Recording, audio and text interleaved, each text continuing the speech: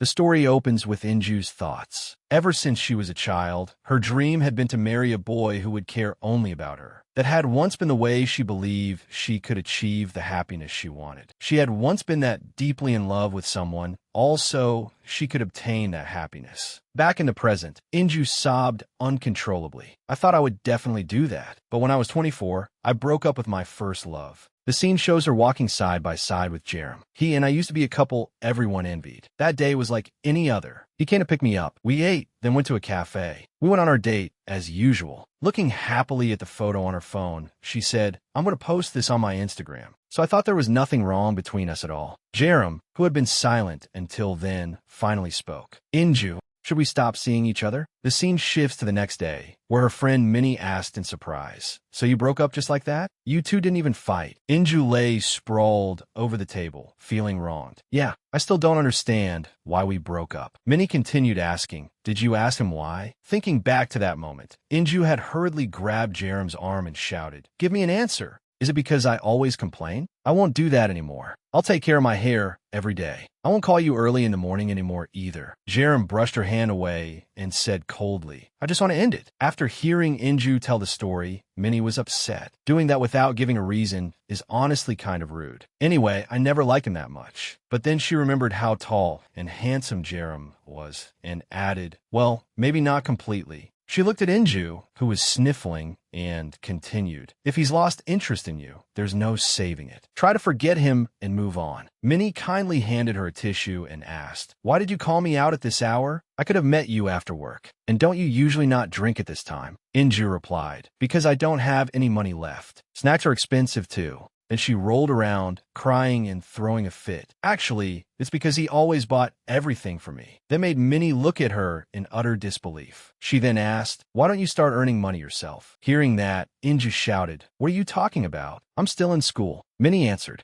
"If you're still a student, you can do an internship or even part-time work. It's not like you do anything at home." Inju froze. "Hey, did you come here to lecture me? I called you because I wanted comfort. Seriously, you heartless thing." Minnie reached out and touched Inju's hair. "I already told you, didn't I? Shift your attention away from him. What is this? When was the last time you washed your hair? You think love is everything, don't you? How can someone like you believe that so easily?" Inju answered seriously, "It is everything to me." Hearing that, Minnie replied, "Then change that love chart of yours. Fill it with something that produces results, like work or things you enjoy doing." After saying that, she seemed to come up with an idea. "How about volunteer work?" Inju asked blankly, "Volunteer work? Isn't that a little sudden?" Minnie continued, "All you ever do is sleep. You need to do volunteer work to prepare for graduation. I know you've never done it before. It's an organization that supports university students like us. This is a good opportunity for you, isn't it?" Inju worried, "I don't think I can do anything yet." Minnie added, "They'll give you a stipend if you work there." Inju immediately changed her attitude. "Then I'll consider it.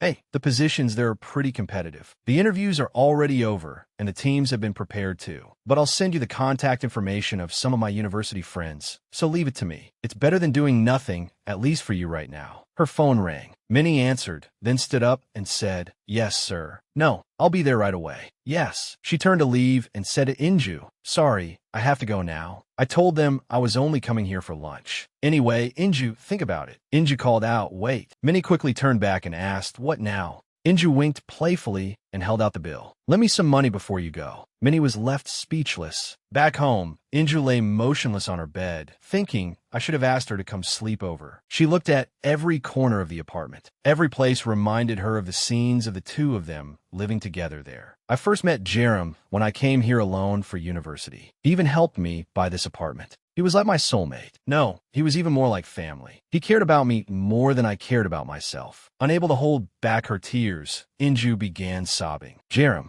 why won't you even contact me? I don't want to be alone." Then another thought came to her. Or is he waiting for me to contact him first? Thinking that, she immediately grabbed her phone. "I'll call him. That must be it." And then she saw a photo on Jerem's social media. It was a picture of him standing with a beautiful woman who looked very mature. In shock, she wondered, what is this? How long has it been since we broke up? I've never seen her before. She can't be his girlfriend, right? Inju grew uneasy. Or is it because of her? Is she the reason we broke up? The world around Inju seemed to go completely dark. So that's why he suddenly broke up with me without a reason? He already had someone new? Suddenly, a notification appeared on her phone and she opened it to check. On the screen was a volunteer group message from Park Min-yi. Okay, see you on Thursday. Inju sighed. Volunteer work? I thought it was him. She was confused. I haven't even agreed yet. But anyway, I'm already in the group. Then she thought, should I at least say hello? So she sent a message introducing herself in the group, but only 3 people read it. Inju became irritated. What? Why aren't they saying anything? Is it because of me? Whatever. I don't care. She scrolled through the chat window, then stopped at someone's profile picture. They're all younger than me, aren't they? It showed a handsome young man with black hair. Seo Yoon. That's a nice name. Inju blushed. He's pretty handsome too. Then an idea came to her. Wait, could I seduce him? She continued cheerfully. Minnie said I should shift my attention to something else. Somewhere else. Minnie defended herself. Hey, that's not what I meant, you crazy woman. Inju then imagined Jerem freezing when he saw her standing beside another man. They say the second love is always a better destination than the first. And if I show him how I've moved on, maybe he'll regret it. Inju stared at the photo on her phone, trembling. Let him get a taste of the heartbreak I had to go through. She stood up, filled with determination. I have to date another guy. The next day arrived. The room was a mess, with clothes thrown everywhere. Inju hummed a song as she looked at herself in the mirror. She picked up a lipstick and applied it to her lips. After looking in the mirror for a while, she became delighted with her own reflection. How can I be this pretty? Now then, which jacket should I choose? She held up 2 options.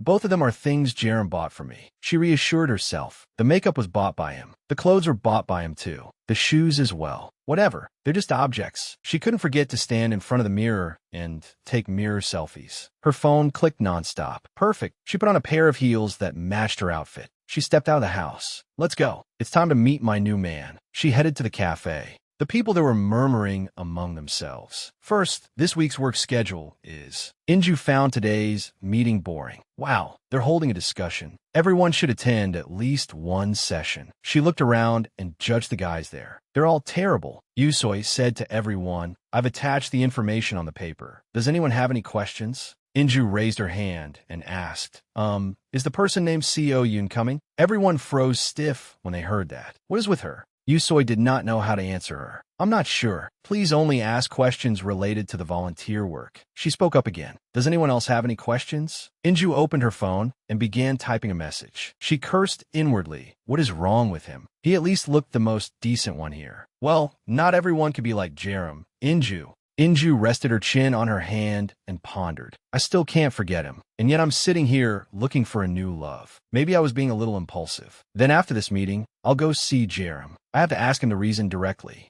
While she was lost in thought, a voice reached them. Sorry I'm late. It was Seo Yoon. He was panting with exhaustion. He had just had to take an exam. Inju's eyes immediately lit up. Looking at how handsome he was, she had to admit it. He's so gorgeous it could ruin my life. He's even better looking than in his profile picture. She assessed him. He's as handsome as Jerem. No, maybe even more handsome. Yusoi did not pay much attention. All right, let's continue. The organization will sponsor everything for us during the work, but everyone should still contribute as much as they can. Everyone will need to use the money earned from the volunteer work for the children according to the plan. If anyone objects, please say so. The issue is the extra expenses for our group, such as meetings like this. She glanced up and asked, does anyone have an opinion? The room fell strangely silent. Inju was a little intrigued too. Oh, we have to spend money on things like that? That sounds great. Yusoi said, I usually use it to pay for dinner. The purpose of both the work and participation seems to be the same, so anyone who isn't good at this might end up losing money. Inju was delighted by the idea of dinner. Dinner sounds great. Let's go for a second round today too.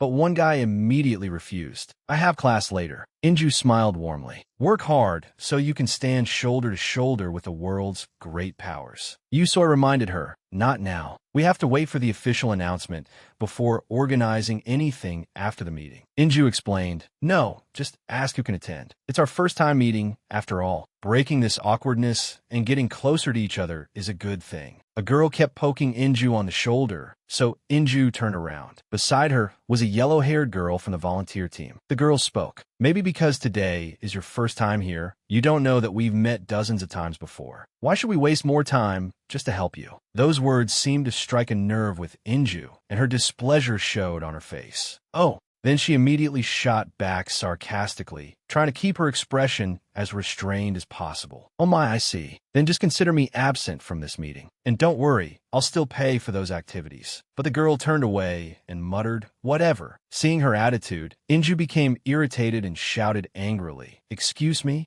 Kim Junayang spoke up to disperse the suffocating atmosphere. All right, anyone who has time today can attend. Seeing that, the two of them stopped talking. They turned and looked at each other as if sparks were flying. Inju was annoyed, but only cursed inwardly. Who asked this brat to jump in? No one wants to hang out with you anyway. Yusoi then brought the meeting to a close. Then I'll end the meeting here. Anyone who wants to go to dinner. Before she could finish, the yellow-haired girl stood up with her friends and announced, we already have plans. After that, they left. Inju watched them leave, furious inside. Have fun going home. Then she focused on the guy who had arrived late. Inju looked at Seo Yoon with sparkling eyes. Excuse me, you're Seo Yoon, right? You're coming today too, aren't you? But he suddenly turned away coldly. I have an appointment. Inju instantly froze in shock. What? The girls who had left the cafe walked outside. As they walked, they chatted. Good job, good job. Hannah looked visibly displeased. What you just did was top tier. She must be really desperate for men. The yellow-haired girl snickered. It's not always good to say things so bluntly. But she had no idea that Inju was sprinting toward them as fast as a leopard. Hannah was startled when she saw how fast Inju was running. Her mouth trembled. What the hell? Then Inju dashed past them, forcing them to dodge out of fear of being hit. Their faces turned pale. They turned to look at each other and asked, what was that? Inju ran over and grabbed Seo Yoon's sleeve. The other girls hurriedly judged her. She's not normal. Yeah, seriously. Seo Yoon wondered, aren't you attending the dinner? She cheerfully answered, oh, it got canceled. Have you eaten anything yet? He hurriedly walked away. Not yet. Inju enthusiastically invited him. Then that's perfect. Let's have dinner together. This is my first time here, so I don't really know much about the volunteer work. Could you help me? Suddenly, he handed her a sheet of paper. I think this will be more helpful than I would. Inju accepted it, while Seo Yoon politely bowed and left. I can't have dinner with you, because I have an appointment. Inju's face completely froze. She asked herself, did I just get rejected? No way. Does he have a girlfriend? Even so, I'm still prettier. She could not believe that was true. No, there aren't many people in this world handsome enough to make Jerem jealous. That person has to be Seo Yoon. She followed after him. As she walked, she wondered, if I keep being noisy like earlier, I'll definitely get ignored again, right? Then she hid behind a tree. It would be better if I just followed him quietly. The sound of her footsteps almost dissolved into the wind blowing through the trees. He walked ahead. His tall, slender figure gradually disappeared into the dim lights. He said he had an appointment with someone at the university, right? At this hour? Inju stood quietly behind a tree, watching Seo Yoon's back as he entered a hot dog shop. I don't think he's meeting anyone here. Seo Yoon went into the shop, bought something, and came out carrying a bag. Standing outside, she rejoiced. Oh, there he is. Inju still stood there, silently following each step he took. Feeling shy and embarrassed, she covered her face with a lock of hair and denied her own actions. I'm not following him. I'm a student at this school too. She stood beneath the trees in front of the campus, silently watching his footsteps gradually disappear up the stairs of the art department building. Oh, the art department? I used to come here a lot because of Jerem. She crept closer, then hid herself behind the large glass door of the building. She saw him entering the door code. Does he study art? Classroom 3F. Seeing that, she thought to herself, no, that would be too ridiculous. Jerem and Seo Yoon are in the same major.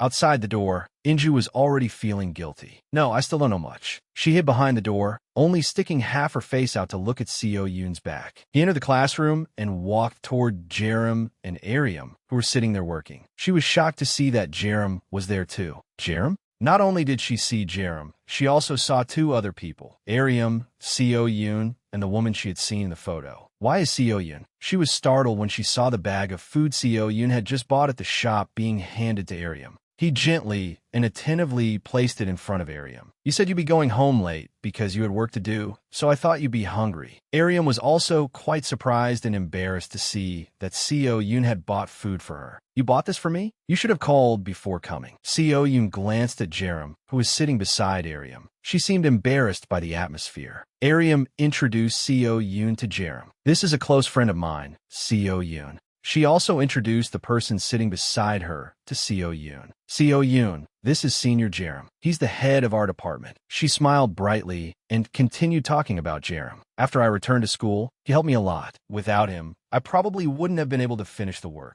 Inju, who had been standing outside, had heard the entire conversation. She began to think. After she came back to school, he helped her a lot? Why am I only finding out now? I was so sure she was his girlfriend. She clenched her fist, her thoughts tangled. If they're simply senior and junior, then why hide it? Is this so important that his girlfriend can't know? Or she imagined a love triangle, with herself sitting in the middle while Jerem and Ariam sat on either side, secretly holding hands. Inju grew flustered and clenched her fists as a dark thought crossed her mind. Is he two-timing me? She shook her head, struggling with herself, pushing that thought out of her mind. No way. She calmed down and thought about Seo Yoon and his actions. Wait, it looks like Seo Yoon likes that girl, doesn't it? Otherwise, why would he buy food for her at this hour? Feeling sad and a little angry, she recalled the image of Ariam smiling and chatting happily. Who does she think she is? Why does she keep stealing everyone from me? In the classroom, Jerem smiled shyly and reached his hand towards Seo Yoon. I'm not that amazing. Haha. Anyway, it's nice to meet you, Seo Yoon. Seo Yoon stood with his head lowered and did not shake his hand. Jerem made things awkward for him. Seo Yoon asked, when are you going home? She did not seem to care about him. With her head lowered, she looked at the book. I'm not sure. Probably when I finish this. I see. Hearing that, Seo Yoon walked away. He still turned back and said to her, call me when you're done. I'll come pick you up. Ariam was displeased. Seo Yoon, what's gotten into you? He walked out and headed straight for the door, startling Inju, who had not had time to prepare herself. Awkwardly, she was about to explain, but before she could speak, he seemed not to notice her at all and simply walked past. She looked into the classroom once more. In the end, she hurried down the stairs after him. Inju called out, and he turned around. He turned back and saw her standing there, bent over and panting. Why do you walk so fast? She lifted her face and looked at him. Can we talk for a bit? He looked at her for a moment, then said coldly, I don't have anything to say to you. Inju anxiously gripped the strap of her bag and asked, aren't you curious why I'm here? But he flatly rejected her. No. She was sad and disappointed. What kind of person are you? Those words made him stop in his tracks. She grabbed his sleeve, but he looked at her coldly and said, listen, this is the first time we've met, and I'm not even interested in what you're about to say. So please, could you just go home? She froze at the words Seo Yoon had just said. She tightened her grip on his sleeve. Summoning all her courage, she looked at him and said with determination, Will you go out with me? She thumped her chest and said it again boldly. Go out with me. As soon as she said it, Seo Yoon turned away. Before she could even finish, he had turned without giving a single answer. Not one glance. It was the secret technique of ignoring the world. She said, at least answer me before you turn around and leave. He turned halfway, not wanting to look back. What nonsense are you talking about? Seo Yoon coldly turned his head and left. As he walked, he asked, do you like me? When she heard his question, she froze. Her eyes widened, her face flushed red, and almost immediately, she nodded furiously. Yes, but his expression was somewhat doubtful. You're lying. This is the first time we've met. We've never even had a proper conversation before. She froze awkwardly when she heard him ask that, but in the end, she decided to tell the truth. I came here to see Jerem. He looked at her expressionlessly. I just got dragged into this out of nowhere. What do you want? Inju was surprised, not understanding how he knew about her relationship with Jerem. How does he know about me and Jerem? Her next confession startled him. You know Jerem is my ex-boyfriend? That was a question that needed an explanation from Inju, and to Seo Yoon it was strange. We only met for the first time today. So how did you know? He calmly explained. Ariam told me. His words stirred Inju's curiosity. She moved closer to him. Ariam? That girl? Why would she tell you that? Does she know me? He became flustered, not knowing what to say. In the chilly late-night air, she and he sat a little apart on a stone bench. He felt shy and embarrassed when she discovered something he had done. Oh, so you checked Jerem's social media. But she did not think it was something to be ashamed of. She smiled and said to him, It's fine. I did that too. After hearing that, he seemed relieved and let out a sigh. Seo Yoon turned to look at her and declared frankly, "Anyway, I'm not the type of person who would talk badly about Aryam behind her back." Inja looked him straight in the eye and asked honestly, "You like that girl named Aryam, don't you?" She felt sad inside. Sitting beside him on the stone bench, she clasped her hands together and looked down at her feet. In a low voice, soft as the wind, she said, "Well, when you like someone, you don't hesitate to do anything for them. Just like me right now." Her eyes filled with bitter sadness. "Jerem dumped me, but I still like him." At last, she finished explaining. "That's why I asked you to go out with me." A faint, fragile, bitter smile appeared on her lips. She recounted everything, trying to appear calm. "I thought that if I had a new boyfriend, maybe he would get jealous." Her voice choked, and a tear fell. Then she turned away and hurriedly wiped the tear from her cheek. Inju looked behind her, because all this time she had only been pretending, acting for him to see. Did he fall for it? But he said, "But it doesn't seem like it would be very effective." She was surprised. "What? Huh?" Seo Yoon believed that what she said was true, and he comforted her. "You came here to see him because you missed him." She still did not turn to look at him. But in truth, she was thinking, "Actually, I followed you here." He looked at her, his gaze carrying a faint sense of guilt, and spoke gently. "I understand your situation, but I still don't think we should go out." In disbelief and confusion, she turned toward him in surprise. He calmly explained, "You already know I like Aryam." Inju leaned her face close to him, her gaze dangerous. Enunciating every word clearly, she said, "That is just my plan. We won't really date. We'll form an alliance." With a dangerous air, she told him her true purpose. She pointed at herself. "My goal is to make Jerem jealous." Then she pointed at him. "And you're worried that Jerem and Aryam will get closer." Imagining the scene of herself and Seo Yoon pretending to be in love, she said, "But what if we form an alliance?" Inju pictured herself and Seo Yoon holding hands and happily going out together, while Jerem and Aryam stood there regretting it, sobbing and calling their names. She felt heartbroken as she thought of the cruel truth. Who did they truly love? Lost in unrequited love, she turned and clutched her small heart. Seo Yoon was hesitant about Inju's idea and said doubtfully, "Wouldn't that be unlike me? Aryam only sees me as a younger brother." She seized the chance and spoke loudly. "That's exactly why. We have to make her look at you differently." She described the image for him. The bread he always gave to Aryam was now given to Inju instead, making Aryam heartbroken. "The boy who had always been pursuing me has a girlfriend now." Inju acted out Aryam's sad voice for Seo Yoon to see. "Sausage bread. You used to buy those only for me." She was proud and confident in her plan. "There's no way she won't notice you after this." Hearing her words, he suddenly realized something and thought to himself, "But why sausage bread?" Still, he was a little worried and could not bring himself to say, "Even so, pretending to date is a bit." She was even more impatient than he was, urging Seo Yoon to act quickly. "Are you just going to sit still? What will you do if Jerem and Aryam start dating?" He sighed sadly. "I'll congratulate them." Congratulate them? She was both surprised and worried about his feelings. That's unrequited love. So you're just going to stand there and pray that she'll be happy. She turned aside and thought to herself, if I persuade him a little more, maybe he'll agree. Meanwhile, Seo Yoon stayed silent and said nothing. Suddenly, her eyes widened in shock, as though she had seen something. It was Jerem and Aryam walking together down the road, smiling and chatting. She urgently pulled on his sleeve and stood up. "What are you doing?" "There's no time to explain." Inju turned back and said to him, "Just for a little while. Do as I say." She stood on tiptoe and whispered into his ear, "Try it and see whether my plan works."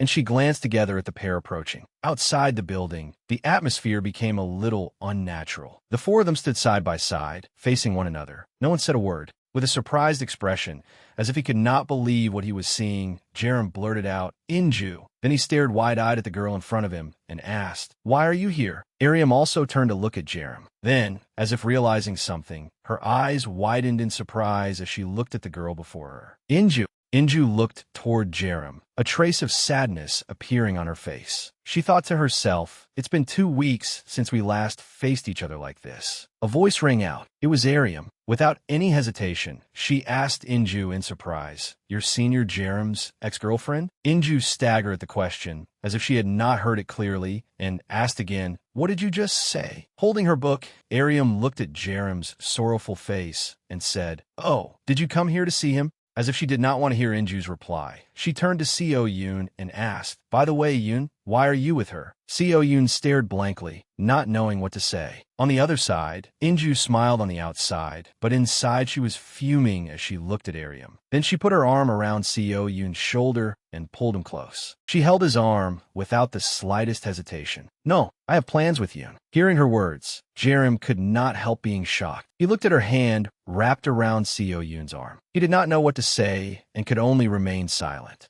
Aryam fell into thought, then looked at Inju with some curiosity and asked, "I don't really understand what's going on. Do you and Yoon really know each other?" Inju answered naturally and firmly, "That's right. But why do you need to know that?" Aryam looked a little uncomfortable. No, just then, Seo Yoon's voice rang out. "Where are you planning to go?" Inju stood beside him, dazed by his question. Aryam was surprised by Seo Yoon's question. A moment later, she glanced at Jerem and answered shyly, "I was going to eat with Senior." When Seo Yoon heard her answer, he froze for a few seconds. He lowered his head, looking a little uneasy. "Then what about the food I bought for you?" "I'm sorry. I'm really grateful that you bought it for me. But I can't just eat alone, and Senior hasn't eaten either." She answered quickly, then ran over, took his hand, and continued, "I'm really sorry. I brought the bag of bread with me. I'll eat it when I get home." His face also darkened when he heard those words. He looked away. Seo Yoon comforted himself. "It's fine." But Inju did not think so. In a reproachful voice, she said, "It's not fine at all. You had to make plans with me just to buy that bread for you. You're being a little too much." Then, as if to mock her, she said, I guess he should have bought two, one for each of you." Suddenly, Jerem's voice rang out, calling her. "Inju." Inju nervously stared at him and thought, "What now?" Suddenly, Aryam turned to her. "Excuse me, did I do something wrong to you?" She did not understand what was happening. Inju fearfully hugged Seo Yoon's arm tightly, stared at Aryam, and thought she's scary as hell. Then she said cautiously, "Well, I think we should go now." Then she hurriedly left Jerem and Aryam behind, pulling the dazed Seo Yoon away in a rush. She did not forget to leave behind one last line, "Have fun." Watching the two of them gradually walk away, Aryam was confused and stunned. She blurted out, "What the heck just happened?" Jerem withdrew his gaze and hurriedly said, "I'm sorry. Because of me." Before he could finish, Aryam cut him off in a panic. It's not a problem. This isn't something you should apologize for, Senior." She also scratched her cheek awkwardly and explained, "I was just surprised that they know each other." Then, somewhat curious, she asked him, "Did you know about this, Senior?" "No." Jerem also quickly answered her question. "No. As you can see, I already broke up with her." Aryam became flustered. I'm sorry." Jerem also waved his hand a little awkwardly. No.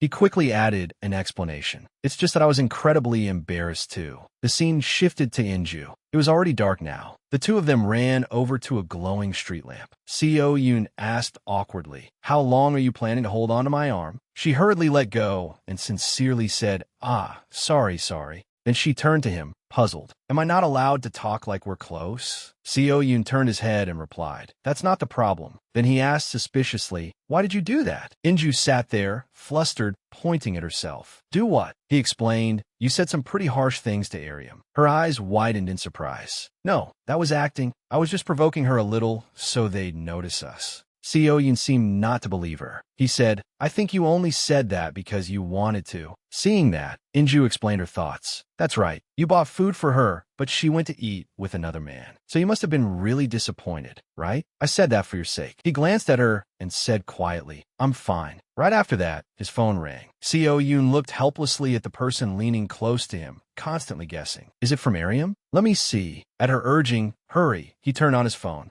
Inside were indeed messages from Aryam. "What was that? Do you two know each other? You acted so strange today." Inju kept saying, "Just as expected. Everything is going exactly according to plan." She happily explained to Seo Yoon, "She's worried because you're with another girl. She must be really troubled right now." He seemed doubtful as he stared at the messages Aryam had sent earlier, as if thinking about something. Then he said in confusion, "Anyway." He looked again at the girl who was so happy. She seemed to be glowing, hands cupping her face as she said something. As expected, jealousy is the only method that works. He turned to Inju and said decisively, "Dating is too much. So let's just call an alliance for now." She listened to the boy speaking. Then Seo Yoon shyly raised his hand to his shoulder, but only to the extent of holding hands. Inju was now surprised, shocked, and a little delighted. Her whole body seemed to light up as she leaned close to Seo Yoon and asked again, Okay. So that means you agree, right? Yes. Seo Yoon refused to look directly at her. The glowing person glanced away. Yes. At that moment, Inju held out her hand and said, Great. Starting today, we're partners. Our immediate goal is to win the love we want. Seo Yoon shyly held out his own hand. He took her hand, not knowing what to say. In a quiet space, Inju's back stood silently within it. Right after that, a voice called out behind her. Inju. The voice continued, as if unable to stop. Hey, Inju. She turned around to check who the voice belonged to. But a figure quickly ran toward her with great force and hugged her tightly, nearly making her fall backward. Inju was dazed, still unable to process what was happening. Her eyes widened as she looked. Jerem hugged her tightly from above, looking down as he spoke in a low, sorrowful, regretful voice. I realized it when I saw you with another man. I realized that I still love you, Inju. Below him, tears welled in her eyes as she also hugged Jerem tightly and listened to his words. For a moment, it felt like my whole world had collapsed. She clutched the outside of his shirt and could not help crying out, Jerem. The scene shifted. Inju was lying on her bed, her eyes soaked with tears. Tears streamed down her face as she hugged the stuffed bear in front of her tightly. Then, as if realizing something, she froze in disbelief. Inju abruptly sat up, grabbed the stuffed bear, and mercilessly threw it straight to the floor. Furious, she said, So it was a dream? Then she immediately lay back down on the bed, sniffling with tears, staring straight at the phone in her hand. On were photos from their dates, sweet memories of her and Jerem. One photo appeared before her eyes. It was a close-up of both of their faces, both of them brimming with energy. Looking at those photos, Inju suddenly choked up, her eyes as though she were about to cry again. She calmly turned aside. She had to stop looking at them. This was a bad habit too, wasn't it? She looked at the glowing phone screen. It was showing a social media profile. There's a new post from this account. There's no need to delete memories with an ex-boyfriend, because even if you delete them, that doesn't mean you'll be able to forget. Besides, forcing yourself to do something you can't do is so painful. Inju quietly pressed like on the post, then began to think, that's true, isn't it? That's also why I didn't delete his photos. Jeremy had another post. Don't try to forget. Time will answer everything. She replied, that's right. In the end, getting back together with an ex-boyfriend is the worst thing you can do. A leopard can't change its spots. Memories should just be left as memories, ladies. After reading this post, Inju froze. Her heart shattered even more, and she pressed dislike. Then she suddenly sat up. Only after a while did she pull herself together and start denying the post. Jerem and I are different. She quickly regained her composure. Right, this isn't the time for this. I have to hurry and carry out a plan. Right after that, a phone call appeared on her screen. It was a call to Seo Yoon. On the other end, Seo Yoon quickly picked up as well and put the phone to his ear. Hello. Hearing the answer from the other end, Inju hurriedly asked, Seo Yoon, it's me. Have you tried talking to Ariam yet? What? Seo Yoon recalled. Yes, yesterday. The scene shifted to inside Cafe Eden.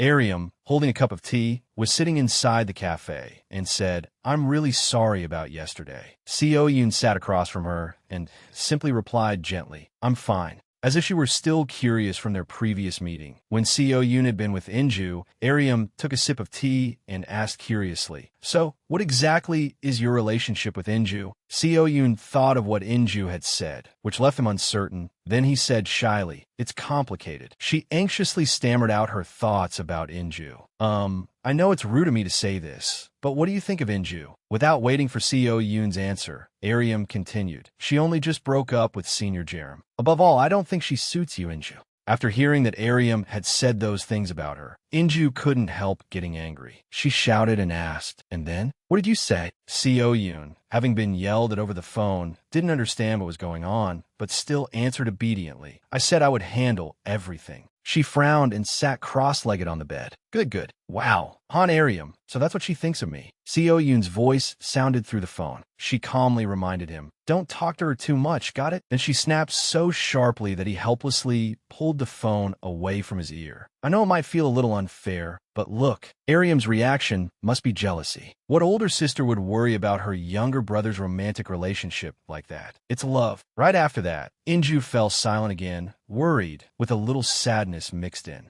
She asked him, "Did you ask how Jerem reacted?" Seo Yoon looked at the phone. "No, I didn't ask." After a while, as though she had calmed her emotions, she reassured herself. "Anyway, we've only just started. Let's discuss the plan more after the volunteer work is over." The scene shifted to a building hidden beneath the shade of trees. Below, Yusoi was holding a notebook and looking around among the young people, who were noisily talking as though searching for someone. She read the card with Inju's name tag, then said, "Everyone is here except Gong Inju." One member of the volunteer group whispered to her friend, "I hope she doesn't come." As soon as she finished saying that, Inju's figure came running in from outside the gate, holding a shirt in her hand. As soon as she arrived, she took several breaths, then checked in. "Sorry I'm late." Yusoi walked over and angrily reminded her, "Don't be late next time." Then she handed Inju the volunteer shirt. The other volunteers behind them started whispering, "How can she wear such a short skirt to do volunteer work? Impressive, huh?" Hearing the gossip from the people around her, Inju turned her head back angrily. "You said that on purpose, so I'd hear it, didn't you?" As soon as she finished speaking, every gaze from behind stared at her. Inju was stunned. With all eyes fixed on her, she became anxious and couldn't say a word. Yusoi stood in front of everyone and announced, "Everyone, let's go inside." Inju thought to herself, is it wrong that I wanted to wear a skirt here? Inside, toys, tables, and chairs were neatly arranged. A voice sounded. It was the voice of the manager there. "There are no classes today. Since it's the first day, everyone can just relax and play with the children." Inju stood silently to one side, watching everyone talk. She was a little worried. "I'm not confident enough to play with kids." The manager's voice sounded again. "Could you let me know if there are 2 people here who want to clean?" "No." Inju raised her hand, wanting to say she wanted to go. But perhaps because she was standing too far away, no one saw her. The 2 volunteer girls from earlier immediately raised their hands. "Leave it to us." Seeing that, Inju's expression became awkward and a little embarrassed. "I guess I'll just play with the kids then." Then, flustered, she walked over to where the children and several volunteers were sitting, wanting to join in. But before she could even reach them, the atmosphere that had been cheerful and full of laughter a moment ago became strangely quiet. Seeing the scene before her eyes, she was stunned in surprise. Inju froze in place. Then she slipped into a corner by the wall and sat silently amid the voices and laughter of everyone around her. She sat there, but no one paid any attention to her. Holding her knees helplessly with both hands, she asked herself, "Am I an outsider? But why? Is it because of my clothes?" Suddenly, one child noticed where she was sitting and said to the child beside him, "That lady is all by herself." The child beside him quickly raised a hand to his mouth and warned him with a shushing gesture. "Chill. We don't know whether she wants to play with us or not." Inju raised her eyes and looked around at everyone, but her gaze stopped right on Seo Yoon, watching him happily play with several children. She thought, Seo Yoon is just doing his work like that. He doesn't care about me at all anyway. Her hand clenched without her realizing it. Well, I guess that's only natural. After all, we agreed we would only act in front of Jerem and Ariam. Her gaze gradually dropped toward her feet, carrying a little hurt. But it still makes me feel so sad. Her head slowly lowered. We even talked on the phone before this. Right after that thought, a sound came from behind her. Inju turned her head and saw that the person standing behind her was Junayang. He stood above her, looking down at the girl in front of him. "It's lunchtime." Then Junayang smiled brightly and said to her, "Would you like to eat together?" Kim Junayang looked at Inju for a while, then smiled and said, "My name is Kim Junayang. I'm a sophomore in the Department of Social Sciences. We haven't talked before, have we?" Inju looked at him, a little bewildered, and could only say, At that moment, she remembered what he had said and thought, "We haven't?" Maybe because he wasn't attractive enough to catch my attention. Seeing that she was silent and said nothing, Junayang sat down beside her, then sighed and said, "Why did you leave so early that time? I want to talk with you a little more. So eat with me this time." Hearing him say that, Inju immediately stood up and said to him, "There's no need. I'm used to being alone." When Junayang heard Inju say that, he looked a little uncomfortable. But after that, he stood up again, stared into Inju's eyes, and said, "Come on, there's no need to be that cold. I just want everyone to get along better." Seeing him like that, she fell silent and thought, really? Maybe I was being a little too much. After talking together for a while, Inju and Junayang sat down at the dining table and talked seriously. He looked at her and spoke. "Oh, the Department of Social Welfare? I registered for extra classes there." Hearing him say that, Inju was a little surprised and replied, "Ah, but why did you choose our department?" Seeing her surprised and curious expression, Junayang smiled again and said, "Because it's related to my major, and I also want to get a social welfare certificate." Hearing him say that, Inju stared at him and thought, registering for an additional field must be exhausting. He seems more sincere than he looks. After that, Junayang spoke again. "I went to the social welfare policy class and the family relationships class. Did you take those classes, Inju?" Hearing him say that, she became flustered and shyly said, "Ah, I'm on leave right now. I took family relationships last year. Isn't that professor kind of strict?" Junayang suddenly sighed and replied, "Right? If you're from a different department, you really do get treated differently. The amount of assignments, I mean." Hearing Junayang say that, Inju smiled happily and said, "Right? Because of that class, my money kept slipping away." He became a little curious and bluntly asked her, "Were you that bad at that class?" Hearing him ask that, Inju said angrily, "What did you just say?" Ignoring the fact that Inju was angry at that question, he still laughed cheerfully and delightedly. Seeing his attitude, her face suddenly darkened and she thought, "Ah, he's so annoying." Seeing her like that, he said, "Your expression is hilarious. I am Kuden. When are you coming back to school? We can say hi when we meet on campus. It would be great if we took the same class too, right?" While eating, Inju said to him, "I'm still thinking about it." They were talking happily when someone suddenly called out, "Teacher Junayang." He turned his head and saw a young student. The child stared at him. Hearing the little girl call him, he immediately spoke. Oni. When little Unji heard him say that, she happily said, "Let's watch the movie you told us about before." Junayang immediately said, "You're not allowed to do that during break. And didn't we agree we'd only watch one movie a day?" Hearing him say that, Unji looked a little unhappy and said, "Ah, then let's play restaurant." Seeing that he said nothing, Unji took hold of his arm and called out loudly, "Hurry up, teacher." After that, the little girl turned to look at Inju and said, "Sister Inju, you join us too." Hearing the child say that, Inju nervously and awkwardly said, "Huh." After thinking it over again and again, both of them decided to go along with what the children wanted. They started playing restaurant. The atmosphere at that moment also became more lively and cheerful. At that moment, Inju smiled brightly and thought to herself, he felt a bit unfamiliar before, but he really is good with people. At this moment, Inju had no idea that a familiar gaze was looking at her intently from afar, as if sinking deep into the pit of love. Seo Yoon stared at her without blinking. In his eyes at that moment, she was like a bright flower in full bloom, a dazzling ray of light that warmed the entire room.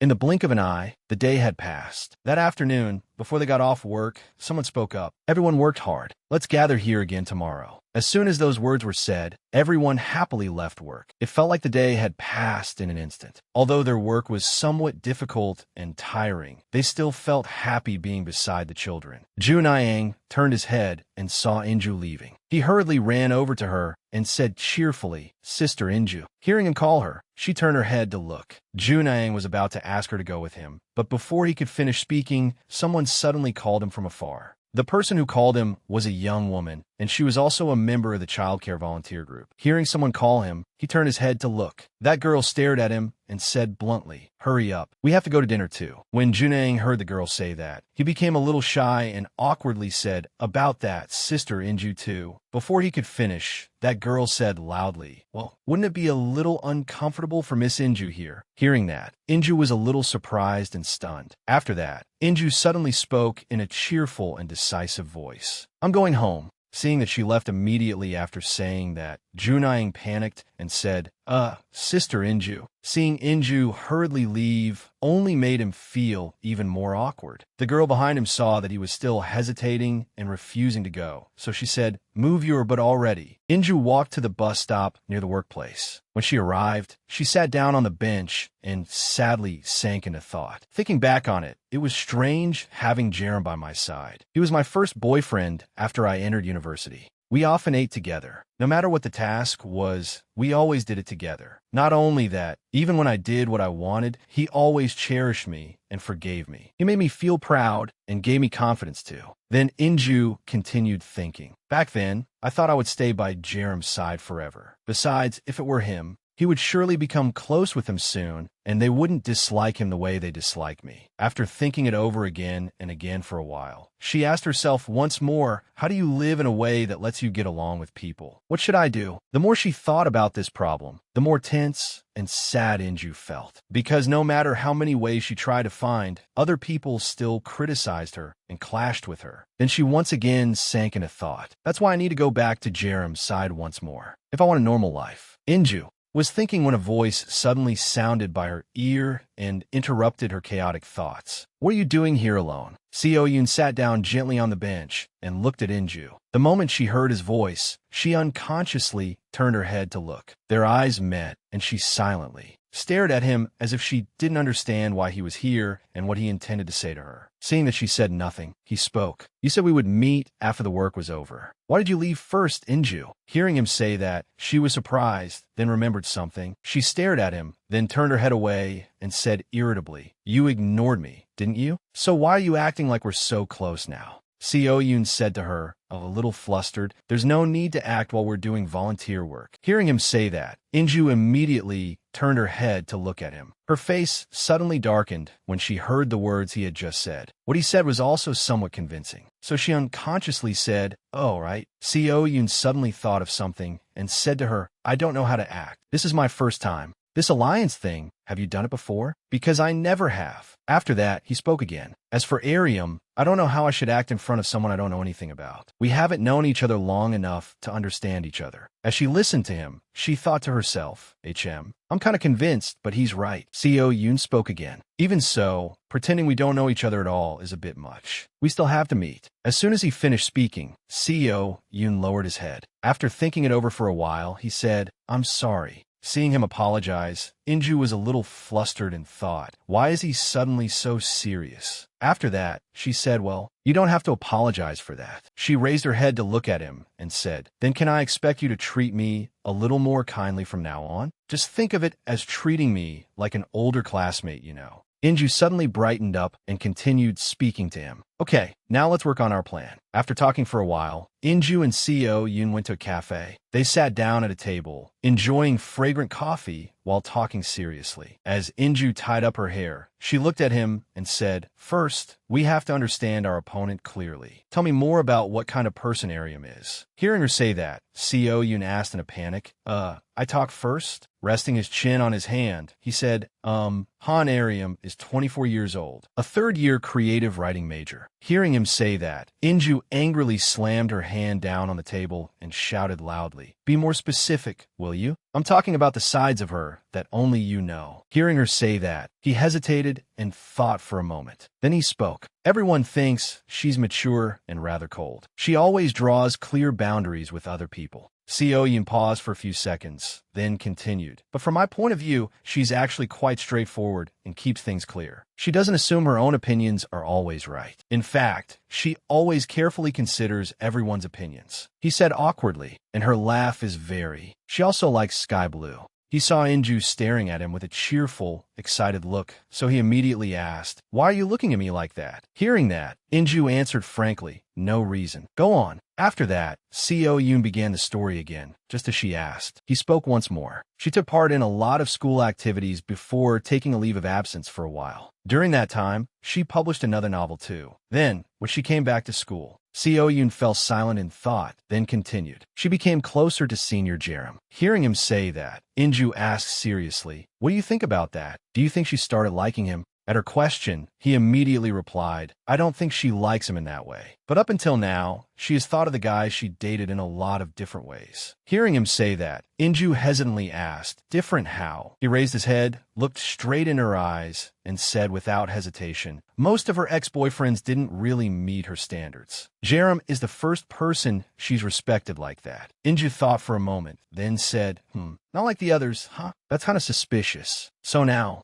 how do we separate them? She pointed at him and said again, I think targeting her would be easier. You're close to her, right? As for us, we're already exes. Inju propped her chin on both hands and said to Seo-yoon, first, you have to run into her naturally. The problem is that we're not in the same year, and I'm currently on leave. Then she asked him, do you buy her food every day? Hearing her question, he immediately shook his head. Seeing that made her hesitate and think even more. After thinking it over for a while, Inju spoke again. Then do that often from now on. Use it as an excuse. What else? If we had her class schedule, that would be perfect. When he said nothing, Inju asked again, do you have it? At that moment, Seo Yoon's face suddenly turned bright red. Meeting her gaze only made him even more flustered and embarrassed. He handed her his phone. When she saw what was displayed on the screen, she was a little surprised. Seo Yoon said shyly, Ariam sent it to me. Seeing his bashful way of speaking, Inju said, I didn't say anything. She stared at the phone and said happily, great. Now we just have to make your schedule overlap with hers. You don't need to act or anything. Just behave the way you usually do with her. Inju suddenly took her eyes off the phone screen, looked at him, and said, there's one thing I want to know about the people you've dated up until now. Then Inju smiled brightly and said, how did she react? I'm usually pretty cautious about this kind of thing. What about her? While enjoying his cup of coffee, he answered her honestly, I've never dated anyone. Seeing her somewhat shocked expression, he said again, I've never gone out with anyone. I've liked her all this time, ever since high school. The words he had just spoken made her freeze.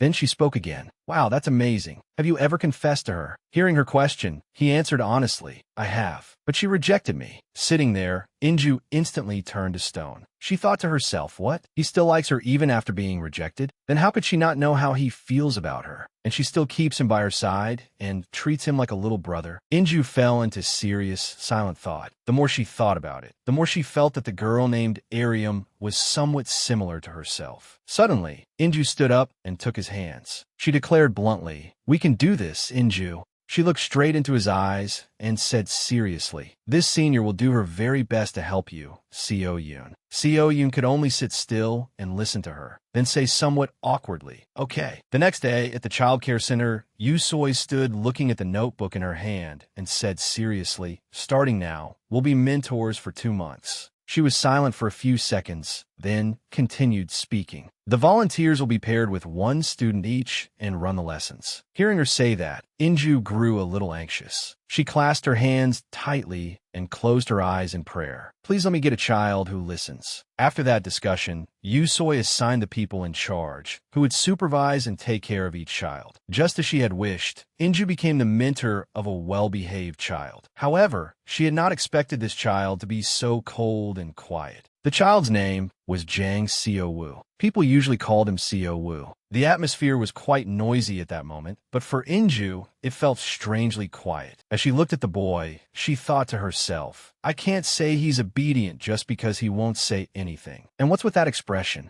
Inju thought for a while, then turned to look at the boy again. She smiled awkwardly and said, hello, my name is Gong Inju. What's your name? Hearing her question, the boy hesitantly answered, Jang Seo-woo. As soon as he finished speaking, Inju became cheerful and excited. All right, Seo-woo, let's have fun together for these 2 months. The boy stared at her and said, please start the lesson. Hearing Seo-woo say that, Inju asked in confusion, huh? The lesson? Your teacher isn't that strict. Since this is the first day, why don't we play? Before she could finish speaking, the boy said, I only want to study. Seeing Seo-woo's serious attitude made Inju's expression darken. She was angry on the outside. Even so, she spoke to the boy normally, as if nothing was wrong. Just do whatever you want. Her words sounded pleasant and gentle, but inside, her thoughts were the complete opposite. This little brat is pretty bold, huh? I'll show you the suffering that comes from studying instead of playing. And just like that, their first lesson officially began. Inju saw Seo-woo studying seriously and rested her chin on her hand, thinking, huh, this kid solves them well. This is a hard question too. While she was thinking, Seo-woo suddenly called her.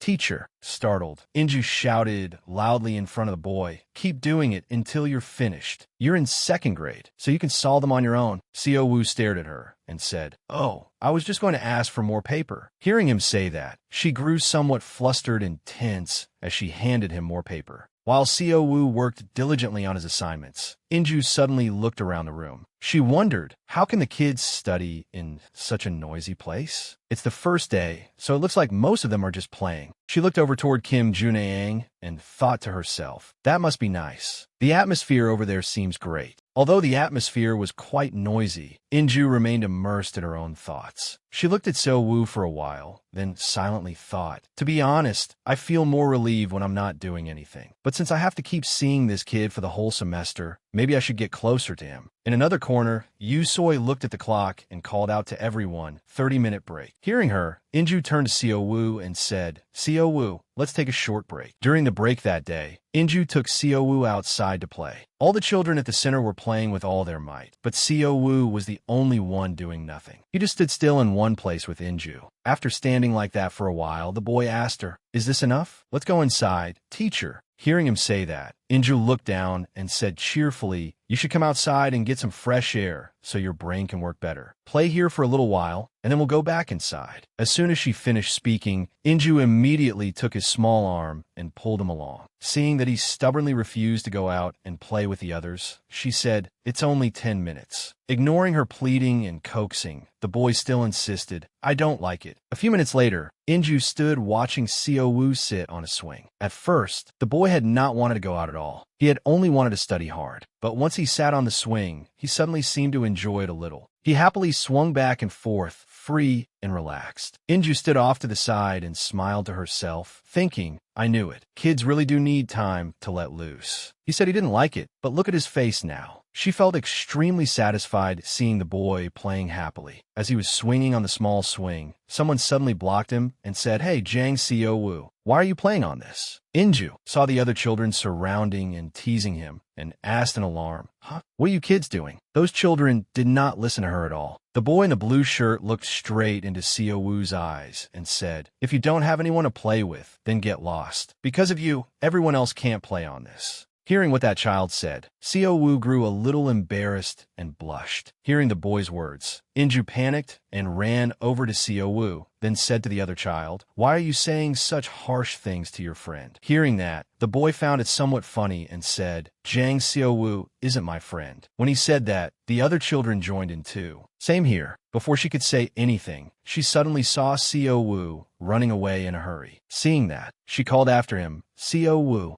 The boy clearly heard her calling him, but he still ran off quickly and did not turn back to look at anyone. Inju suddenly froze when she saw him running away. She thought anxiously, "What should I do? I made him come out here for nothing." Inju said nothing more. She immediately ran back inside the center to look for him. Seo-woo was silent at that moment. The boy sat in a corner and used a book to hide his face. Seeing him, Inju reached her hand toward him and asked Seo-woo. He ignored her and pushed her hand away with his own. Seo-woo angrily and rudely said to her, "Go away." The others saw this and were somewhat shocked and confused. A young man saw it and wondered to himself, "What's going on?" The blonde girl standing beside him also spoke. That kid just shouted. The brown-haired girl beside her saw that and said, "Her again? She can't even take care of one child." Hearing their words, Inju froze. Seeing her looking as if her soul had left her body, Kim Junayang called out, "Inju." She turned to look at him. Seeing that, he said with some concern, "Can we talk for a bit?" As he suggested, Inju and Kim Junayang went outside to talk together. Seeing her gloomy expression, he said,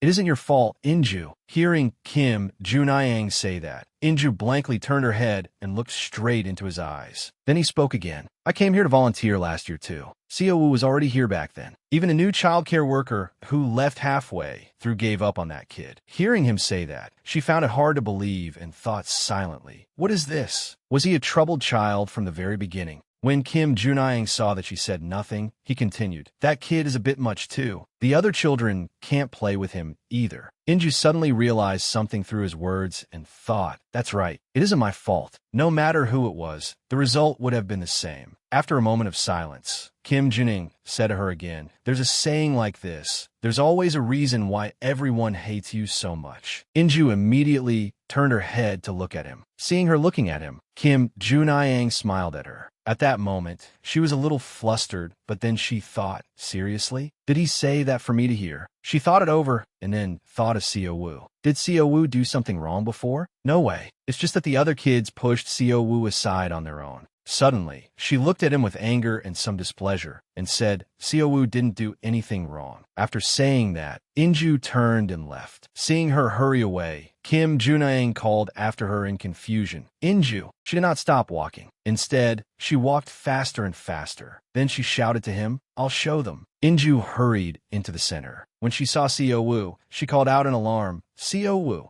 She was calling the boy a little tensely when she suddenly saw a familiar figure. The person she had just seen was none other than Seo Yun. Seeing him sitting with Seo Wu and some little girl, she asked, Seo Yun, why are you here? Hearing her question, he blushed and hesitantly answered, I thought it would be better to put two children of the same age in the same class. Hearing that, Inju thought uncertainly, what? Weren't those two already separated before?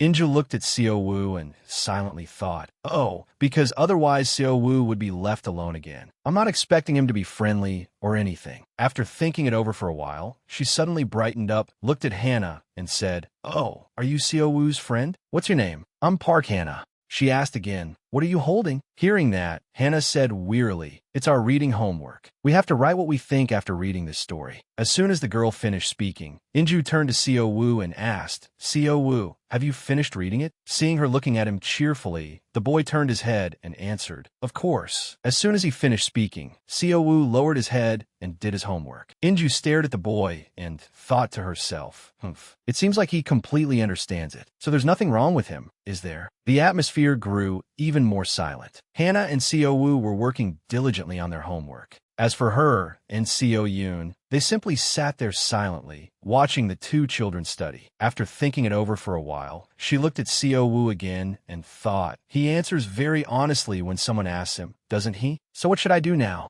Inju felt somewhat irritated and tense. She propped her chin on both hands and thought to herself, have I ever heard about kids being excluded? But I never listened to lectures anyway, so there's no way I'd know. To sum it up, the problem is those mean kids. If I scold them a little, maybe everything will be resolved. Suddenly, a voice rang out and snapped Inju back to her senses. Teacher. When Inju raised her head, Hannah said, I don't want to read. Hearing the girl say that, she froze. A few seconds later, she said to the girl, you don't want to do your homework? Hearing her, Hannah listlessly sprawled across the desk and answered, my head will hurt if I have to read too much. The girl turned to look at Seo Yun and said, teacher, please read it for me. Not long afterward, although Hannah had asked Seo Yun to read to her a few minutes earlier, the person reading did not seem to be him, but Inju herself. She looked at him with a dark expression and said, why is it me? Hearing her say that, he looked somewhat troubled and did not dare look straight into her eyes. After that, she had no choice but to accept it and reluctantly read to Hannah. Once upon a time, the legendary castle of the Dragon King was once a peaceful. Seeing her like that, Hannah looked dissatisfied and said, read it with feeling, teacher. Come on, read it with more emotion. Inju suddenly thought nervously, ugh, we've only just started, and I already feel like I'm going to faint. After that, she had no choice but to reluctantly do as Hannah said and continue reading to the girl. Among those brothers, one of them opened his mouth and said, Inju got into character. She played the role and made a funny face for the girl to see. Then she continued telling the story. I heard that on land, crunchy scorched rice is unbelievably delicious. Seeing how funny she looked, Hannah laughed and said, aha, teacher, you look so silly. Seo Wu suddenly grew angry and shouted, you're too loud. Don't read it in such a weird way. Hearing what he said, Hannah turned to look at him, slapped the table, and said, I don't care. Reading like that is real reading. The two children started arguing just like that. Seeing them, the other children began whispering, look over there. Another child heard that and replied, what is it? A girl saw Hannah and Seo Wu arguing fiercely and said, it looks like something fun is happening over there. The argument came to an end. Hannah sat there again, listening attentively as Inju told the story. Seeing that, the other children also gathered near her to listen to her funny storytelling. Inju looked into the book and said loudly, at that very moment, the Dragon King said. Seeing her flustered and surprised expression, the children grew nervous, wondering what would happen next. She looked deep into the eyes of the adorable children sitting in front of her and thought to herself, wow, I think I'm pretty suited for this. Inju suddenly remembered something. Oh, right.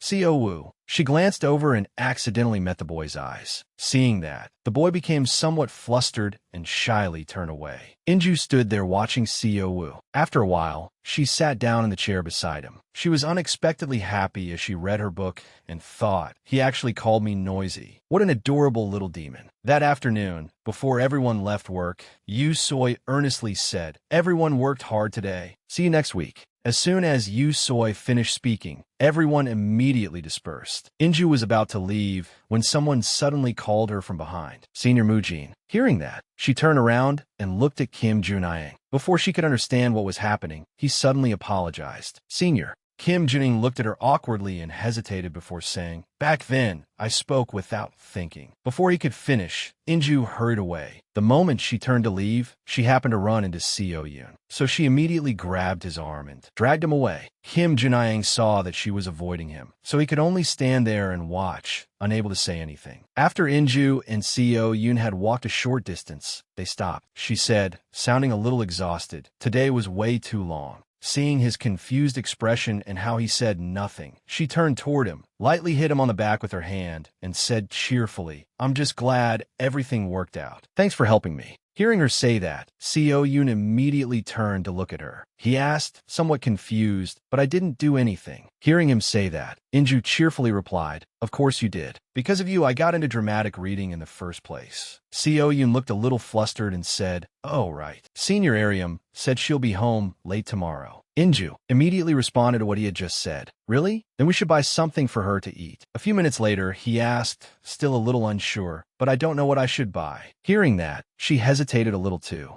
After thinking it over again and again for a while, an idea suddenly came to her, and she said happily, "I got an idea." At the supermarket, Inju excitedly ran over to get a shopping cart. She turned and said to Seo Yoon, "I'll bring a cart with us." He watched her and nodded. "Okay." After pushing the cart a short distance, she suddenly remembered and asked, "But what are you planning to make, Seo Yoon?" Startled, he asked back, "Sorry." He stroked his chin and lowered his head, thinking seriously. "First of all, I think it'd be best if she ate something I can actually make well. So I'll probably make egg fried rice." Inju walked closer, stood in front of him, and asked with wide eyes, "What? Just fried rice? You have no sense at all." She folded her arms and lowered her head. "We can't do that." Inju imagined the entire process of making fried rice in her head. If they were going to fry rice, they had to fry it with big pieces of sliced pork too. And in the end, they would have to stuff the rice into tofu pockets and fry those as well. She shouted out the conclusion to her own thoughts. "It's decided." Inju looked straight at him and said, "We'll make fried rice with pork and fried tofu pocket stuff with rice on the side." Hearing that, Seo Yoon broke into a sweat and asked, "Do you think we can actually make that?" She turned away confidently. "Of course. If it's cooking, this senior here has 4 years of cooking experience." Seo Yoon stood behind her with a face that did not seem convinced at all. Once she decided, Inju began walking through the food section, thinking carefully, and picked up a pack of meat. He hurried over and stopped her. "Wait, why are you buying more meat?" she asked blankly. "Isn't this an ingredient we need for fried rice?" He picked up the pack of meat and said, "Do we really have to buy steak meat?" Inju frowned and said firmly, "Of course. When you're cooking for your crush, you have to cook with amazing, good job level ingredients." Seo Yoon turned the pack of meat over and over in his hands, thinking, no matter how I look at it, this feels a little excessive. After choosing the food, the two of them headed home. Seo Yoon carried 2 bags of groceries in his hands, while Inju walked beside him and said with a smile, "All right, then, for tomorrow's dinner, I'll drop by your place." She walked ahead and waved at him. "Send me the address, Seo Yoon." He nodded. He smiled at her and said, "Thank you for helping me." Inju's eyes were fixed on him as he smiled. Flustered, she turned away and stammered, "What? It's not a big deal. I mean, if it were you, you'd probably do the same." After saying that, she immediately turned and left. In her eyes, she was vaguely thinking, "Damn, he's so handsome. He's so good-looking that he leaves me completely stunned." Of course, the reason is also because he's the person I'm trying to make fall for me. The next day passed into morning. Inju stood in front of the door, waiting for Seo Yoon. She was dressed prettily, and as she stood there, thoughts kept running through her head. Even so, this is the place where a guy lives alone. Did I come here without thinking this through carefully enough? While she was standing there in a daze, the door suddenly opened wide, startling her. He looked at her and asked, "Huh? You're already here?" He was holding a broom and a large trash bag in his hands. "I'm still in the middle of cleaning." Meanwhile, Inju's heart was pounding hard. She waved her hand, gave an awkward smile, and walked straight into the house. You don't have to clean too much. Just act naturally like you usually do at home. Glancing at him as he went outside, Inju thought irritably, he doesn't seem shaken by this at all. Why am I suddenly so annoyed? By the time he came back inside, she was already in the kitchen and had started making the rice dish. Inju showed off her skills, sprinkling salt, gathering the grains of rice together, and mixing them evenly. Seo Yoon watched in surprise. Wow! She turned around and smiled as she asked, "How is it? My cooking skills aren't bad, right?" But she had not expected that what Seo Yoon was paying attention to was the meat container. She used up all the meat. What a shame. She held out her hand and ordered, "Give me the bottle of oil, Seo Yoon." He did as she said. Okay. He stepped close behind Inju to pull open the cabinet door. Wait a second. When his hand brushed past her forehead, Inju briefly thought his hand is so big. After getting the oil, she poured it into the pot. Holding up the pieces, she said, "I think we can put them in now." Seo Yoon watched carefully. Don't push them in with your hand. Use chopsticks. But his warning came 1 second too late. As soon as he finished speaking, Inju dropped a piece into the pot of oil. Ow! He was startled and stepped closer. As expected, Inju had carelessly burned her hand. Seo Yoon frowned, took her hand, brought it to the faucet, and scolded her. "I told you to use chopsticks." Her hand was burned, and when the water touched it, Inju's skin stung painfully. Her eyes filled with tears. It hurt so much. He looked at the wound and said, "We'll probably have to put ointment on it." Leaving her in the kitchen, Seo Yoon told her, "Sit there and wait a little. I'll go get medicine." This time, she obediently sat still in one place. Seo Yoon brought the medicine over, knelt down, and asked gently, "Give me your hand." She held out her hand, her voice sniffling. "It stings so much." He focused on the wound as he applied the medicine. "You burned your hand, so of course it's going to sting. Hold on a little." After applying the medicine and putting a bandage over the wound, he said softly, "It's done." She looked at the bandage on her hand and asked, "Is it okay?" After saying that, Inju looked at their current situation. Seeing that he was still kneeling in front of her made her imagine, why does this pose look like a proposal? After she seemed all right, he finally stood up. "Then I'll finish the rest, so stay here." Seo Yoon went outside and closed the door, leaving her sitting in the room. In a daze, she raised her hand and looked it over from side to side, saying, It won't leave a scar, right?" Looking around the room briefly, she evaluated it. His room is tidy, at least. In one corner of the shelf, a tiger plush toy caught her attention. He even has a stuffed animal. Inju unconsciously broke into a smile. So cute. By evening, she had gotten sleepy and was about to collapse onto the bed when she heard, She hurriedly sat up and wiped the drool from her face when she saw him approaching. You're done." Seo Yoon carefully brought out the fried rice lunchboxes for the two of them. They both sat there looking at the lunchboxes for a long time, not knowing what to say. She stared suspiciously at Seo Yoon's cooking skills. Seo Yoon said confidently, "I tasted it already. It didn't turn out the way I thought it would. Since it's my first time." After saying that, he picked up the lunchbox and was about to throw it away. "There's nothing else we can do. We have to throw it out." Seeing that, Inju was startled and stopped him. She picked out the food from before. "Let's keep the parts that are still edible first." Seo Yoon nodded and replied, "Okay."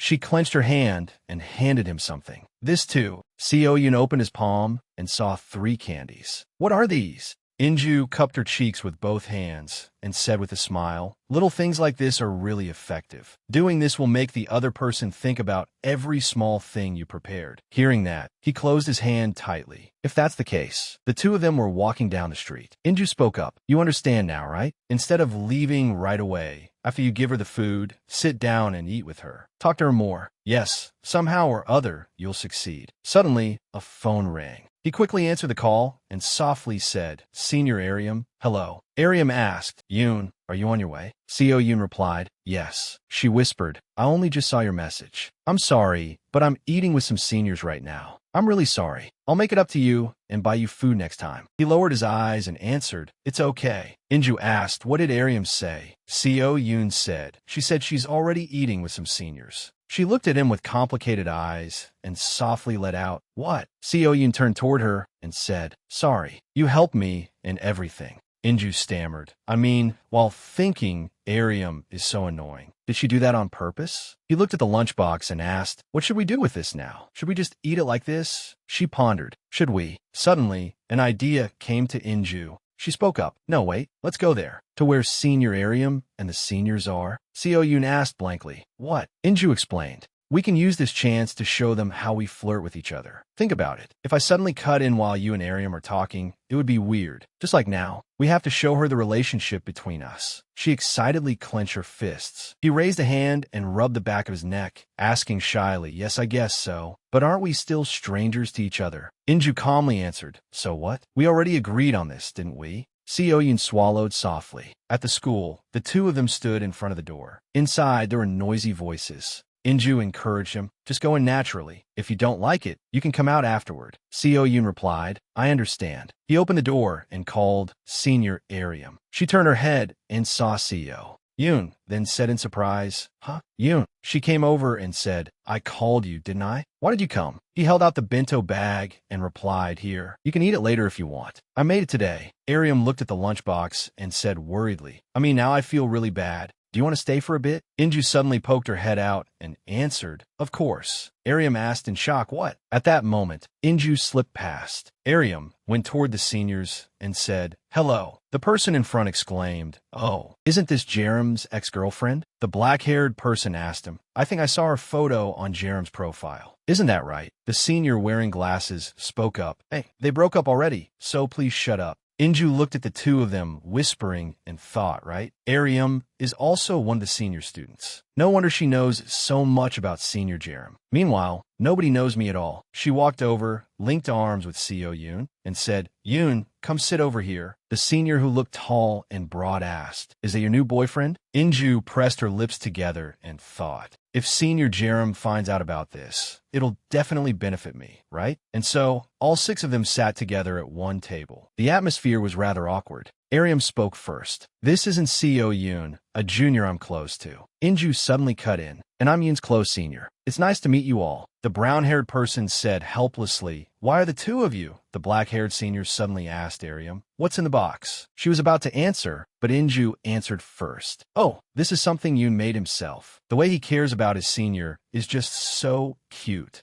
The blue-haired senior said in admiration, you made a lunchbox yourself? The person wearing glasses patted the black-haired guy beside him on the shoulder and teased him. Hey, I guess you'll have to try harder if you don't want to be compared to him. He blushed and shouted, be quiet. Inju thought helplessly, what is this? Don't tell me these guys. The brown-haired guy suddenly asked, you said your name was Seo Yoon, right? How old are you? Seo Yoon said softly, excuse me? The man smiled and said, you're younger than Arium too, so I guess it's fine if I speak casually to you, right? I'm practically an old man now. Inju thought, ugh, these weirdos. She said, what I mean is, speaking casually at a first meeting is a little. Seo Yoon answered honestly, I'm 21. Huh? Inju turned her head to look at him, thinking angrily, I was trying to help you. He shifted his eyes, his face seeming to say, huh? How was I supposed to know? Oh, the black-haired person said, 21? Then you're really young. How many years has it been since we were that age? The brown-haired guy let out a small exclamation. Oh, so you haven't enlisted yet either? Seo Yoon nodded and replied, yes. The man took a sip of water and continued, then it's probably almost time for you to go. Military service is pretty different from before now. It's a lot more peaceful and quiet there. The black-haired guy agreed. That's right. Back when we went, it was so hard. Then the three senior men started laughing and chatting noisily among themselves. Just then, Arium suddenly called out, seniors, can we drink now? She raised her glass irritably. A while later, Inju looked at everyone, who were all dead drunk in despair. One senior said, of course. Back then, the person wearing glasses exclaimed, wow, at that level now, it'd be nothing. My instructor was a total legend. The black-haired guy cut in, hey, I had to endure that 1,000 times. She thought despairingly, huh? What was all that about showing the world? Sitting here is just making things worse. The black-haired senior suddenly moved closer to Arium and asked, Arium,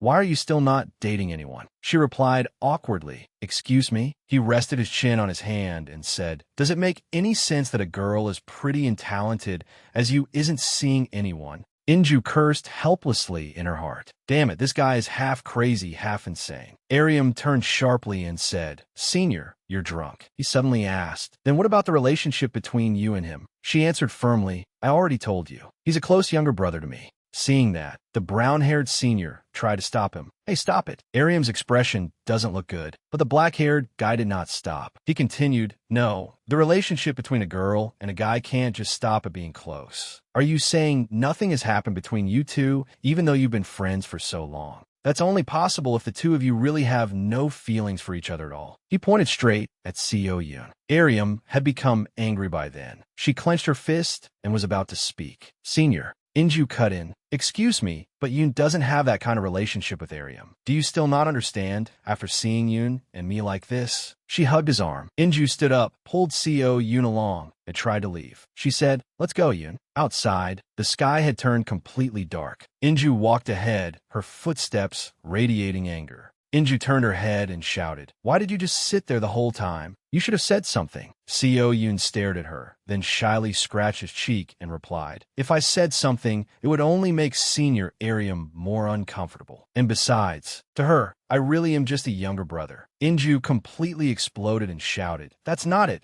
That was just those seniors running their filthy mouths. That guy isn't even strong enough to be put on the same scale as you as a love rival. He shifted his eyes and replied, I know. I don't even care what kind of people they are. Inju looked at him sadly. She took Seo Yoon's hand and squeezed it tightly. Inju reassured him, don't worry. If Ariam rejects you, you still have me. This senior will put her whole heart into helping you. He looked at her with round eyes, a few streaks of pink appearing on his cheeks. Seo Yoon suddenly burst out laughing. Startled, Inju asked, what are you laughing at? Inju slept for a long time. Warm sunlight lit up the entire room. Her biological clock woke her from her long dream. Inju fumbled around for her phone. The phone screen showed that it was already afternoon. Sleepily, she said, what? It's only 1 in the afternoon. She tossed her phone aside with a bored expression. What should I do? Countless options popped into her head. Studying English, studying practical computer skills, or getting a certificate. But the moment studying came up, her head started to hurt. Inju decided to shove it all aside, turn over, and go back to sleep. Suddenly, her phone vibrated. There was a message from Seo Yoon. Sis, she read the message, then muttered softly, what is it, Seo Yoon?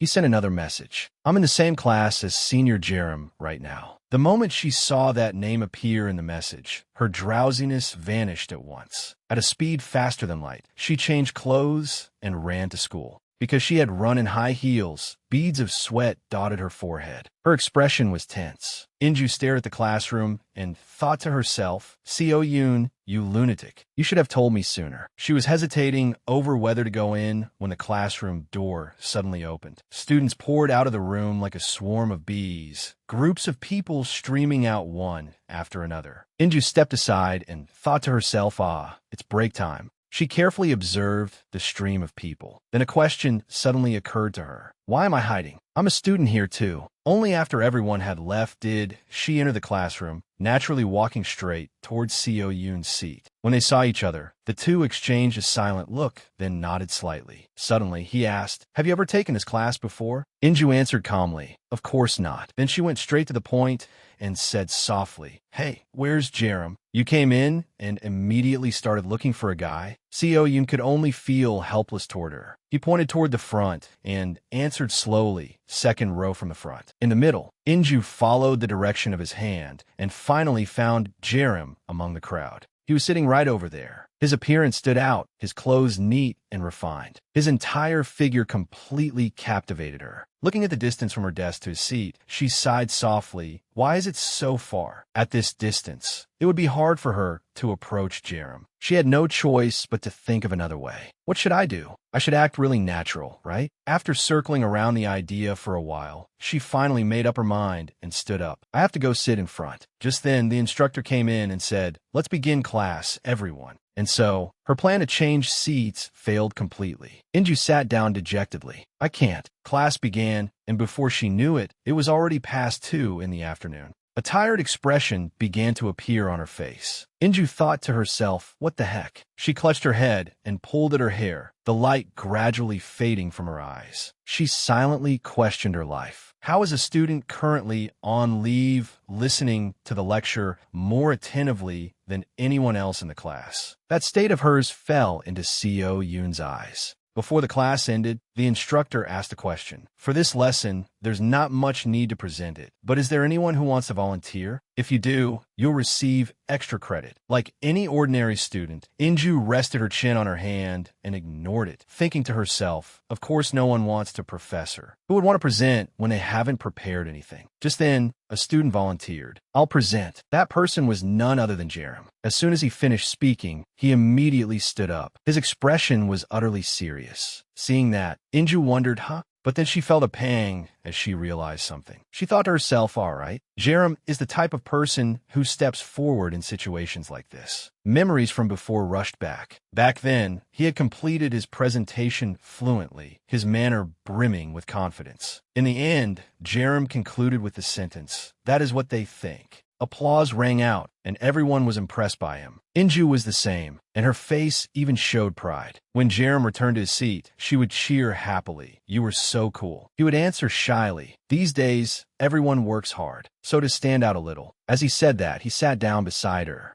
The two of them would hold hands, their feelings so warm and intense. Thinking of this, Inju's hand moved slightly. The person who had been beside her then was no longer there now. She thought to herself, back then, we both tried hard. We attended at least one required liberal arts class. She turned her gaze toward the podium and thought silently. Now everything feels just like it did back then, doesn't it? Yes, Jerem was still the same as before. Even in a situation where he was unprepared, he could still complete the presentation. He calmly said, "That's all. Does anyone have any questions?" A hand rose in the middle of the classroom. Jerem was about to call on that person. "Yes, please." But in the next second, he paused for a moment, his eyes widening slightly. Because the person raising her hand to ask a question was Inju, so he became a little discouraged. Jerem had not expected her to be in this class. His hand turned toward another female student who had also raised her hand, and he continued the sentence he had left unfinished. "Please ask your question." Inju was certain that he had seen her hand, but in the end, the person Jerem called on was someone else. That girl began asking her question. "Earlier, in the middle of your presentation," she tremblingly lowered her hand, her face pale. "What is this?" He ignored me. Her emotions changed at a dizzying speed. Seo Yoon, sitting beside her, silently felt awkward for her. Inju kept watching Jerem on the podium and thought sadly, "We even made eye contact. Does that not matter either?" Anger rose in her heart. She frowned, her gaze determined. "He can't ignore me forever." Then she reached her hand towards Seo Yoon, and he glanced at her. Suddenly, she moved closer to him, her cheeks flushed. Seo Yoon was briefly startled by her action, but Jerem, up front, saw everything, and he was slightly shocked. Inju was still carrying out her plan. She leaned her head against Seo Yoon and said softly, "Just for a little bit. I suddenly feel dizzy." He silently let her lean on him, his face clearly tense. The effect was just as expected. She shot a provocative look toward Jerem. Jerem stood frozen on the podium, unable to say a word. A moment later, the instructor's voice rang out. "Class ends here." The students noisily left. When Jerem came up to Inju, she was slightly surprised to see him. He frowned and spoke, his voice showing no emotion at all. "We need to talk." She had not expected him to suggest talking to her. She exclaimed in surprise, "Huh? Talk?"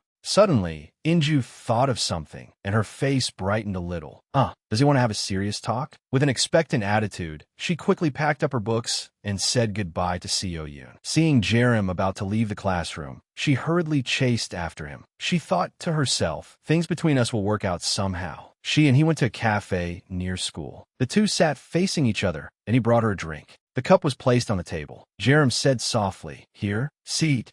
Inju carefully held the cup in her hands. Seeing that it was her favorite drink, she said gratefully, "Thank you." She was secretly delighted. "My favorite drink, a vanilla latte." He must have bought it on purpose, right? Thinking this, she grew even bolder in her expectations. I knew the plan would work. But Jerem's cold voice rang out. "Why did you come to my class?" Faced with that somewhat chilly questioning, she said in surprise, She could not let him know her true purpose. She had no choice but to use Seo Yoon as a shield. Seo Yoon takes that class, so I was just a little curious. Jerem silently looked at her. She could not tell whether he believed her or not. Clearly, he did not believe her, because the next second he sighed and said, "Do you have to make it so obvious? Some of my seniors take that class too." Being exposed to her face, she became flustered, avoided his gaze, and hurriedly tried to change the subject. "Is that really important?" Jerem spoke in displeasure. "Is it not important?" He looked straight at her and asked bluntly, "Did you come to see me?" Sitting there, Inju remained silent and did not answer. Feeling wronged, she thought to herself, what is this? Why is the way he talks suddenly so cold? Is he jealous? In the end, Inju had no choice but to take a deep breath and say honestly, "No, I already told you. I only came to study with Co Yoon. That's that." She gave a forced laugh and asked softly, "Why? Does it bother you?" The moment she finished speaking, Jerem placed his coffee cup on the table. The clack rang out clearly, showing that its owner was about to get angry. He frowned and said firmly, "The relationship between us ended a long time ago, so I don't care." Seeing the person in front of her still stubbornly maintaining such a distant attitude, Inju could not hold back and shouted, "Then why did you ask to talk?" Jerem sighed and spoke lightly. "I wanted to tell you to stop approaching the people around me." Facing her silence, he continued, "Co Yoon is a close junior of Ariam's, and you suddenly became close with him. So what am I supposed to think?" He gave a sneer and calmly stated his guess. "You're curious about the relationship between me and Ariam." Seeing this, Inju frowned, a faint sadness appearing on her face. He did not bother to care about the slightest bit of emotion on her face. He calmly took a sip of coffee and continued, "So, to take revenge, you started clinging to the people around me and Ariam." Inju was utterly bewildered, and her words became jumbled. "Why would I take revenge?" Jerem shrugged and answered softly, "That's something I wouldn't know." She had never expected that in his eyes. She had become such a petty and calculating person. She spoke sadly. "That's not it." Her hand clenched slightly, and her voice was as tiny as a mosquito's buzz. "It's just..." But Inju could not say anything. She bit her lip unwillingly, her sense of grievance surging to its peak. Tears began to well up in her eyes, and her voice choked. "I just wanted to see you again." Tears fell one after another. Along with them came Inju's questioning words. "Jerem, you were the one who ended our relationship on your own. I didn't." She clenched her fists and said resentfully, "You didn't even give me a proper answer. How could you just end it like that?" Her tears could no longer move Jerem. He calmly looked at her, pouring out her feelings, his expression not changing at all. Only after her emotions had passed did he speak. "We already broke up. You agreed to. Do you really need to know the reason?" But Jerem did not hesitate to cut off all her fantasies. "Let's end it once and for all. Inju, of course you'll be hurt if you hear it, and I have no reason to tell you either." Inju looked at him and insisted, "Just say it. I won't leave until you do." Seeing how stubborn she was, Jerem sighed softly. It was unclear how many times he had sighed today. In the end, he gave in and had to speak honestly. "During summer break, do you remember that I was in the middle of preparing for an exam? The exam I had decided to try taking for the first time?" Inju remembered this clearly, so she nodded slightly. "Yes." Jerem asked her coldly, "Do you remember how you acted?" His words brought back her memories of that period. Inju froze.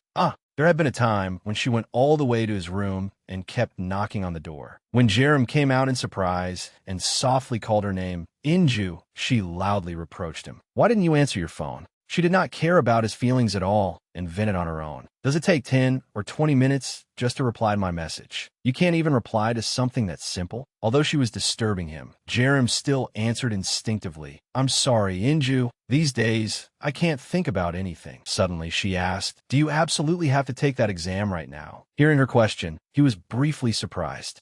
Inju frowned and said irritably, "You're only a student, and you still have to prepare to graduate." Her reproaches seemed endless, making Jerem feel as if he had become a terrible boyfriend in her eyes. "I can't see you for the entire break, just because you're writing that thing? Why am I being cast aside like this? Am I not important?" Jerem answered softly, "I asked you to endure it during the break." Back in the present, Inju felt nothing but regret over that time. But it seemed he had no intention of forgiving her. "You couldn't live without me, and it made me feel extremely suffocated." Jerem honestly spoke all the feelings in his heart. "I felt guilty because I couldn't take care of you. I felt remorseful. But after that, I realized that I would have to give up everything I wanted to do just so I could meet you." Inju burst into tears and choked out, "You never told me that. Then how was I supposed to understand? You pretended everything was fine." Her voice gradually grew smaller, her sobs seeming to drown everything out. If you had told me back then, I would have changed. Jerem avoided her words. Face to face with him, Inju said bluntly, anyway, in the end, you would still choose the things you wanted to do over choosing me. He did not rush to deny it. Instead, he pondered silently. In the end, he stood up and said coldly, yeah, that's right. If it were you, you would do the same. After saying that, he left, leaving her behind alone in a state of turmoil. Inju just kept sitting there. She did not understand why the conversation had reached this point. In the end, whose fault was it? Jerem had already left for quite a long time, but Inju remained in a daze. Her eyes were red from crying, and her emotions suddenly became a tangled mess. I hate being alone. She took out her phone. After searching through her contacts for a while, she decided to send a message to Seo Yoon. At that moment, he was sitting beside Ariam in a cafe. The phone, set to silent, vibrated beside Ariam's mother. Seeing him dazed, Ariam's mother hurriedly reminded him, Seo Yoon, try some more of this. He nodded and answered, thank you. She asked again, how is school? Ariam picked up food while listening to him answer her mother. Inja waited for a long time, but no one replied. She sighed in disappointment. On the screen were the two messages she had just sent. Seo Yoon, where are you? If you're not busy, can you come to me for a bit? Inja murmured softly. He hasn't read the messages. She put her phone down. Loneliness seemed to rise endlessly. It felt as though everyone had abandoned her. Inju unconsciously let out a breath. The meal went very smoothly. After Seo Yoon saw Ariam and her mother off to the car, the older woman cheerfully said, get home safely. It was so good to see you again after so long. With the attitude of an elder, she worriedly instructed him, don't skip meals, all right? Just ask Ariam to buy food for you. Her husband sighed and said, Seo Yoon is already 21, you know. Ariam sat watching her mother and Seo Yoon, who looked teary-eyed as if they were about to part forever, and finally lost patience. Can we go now?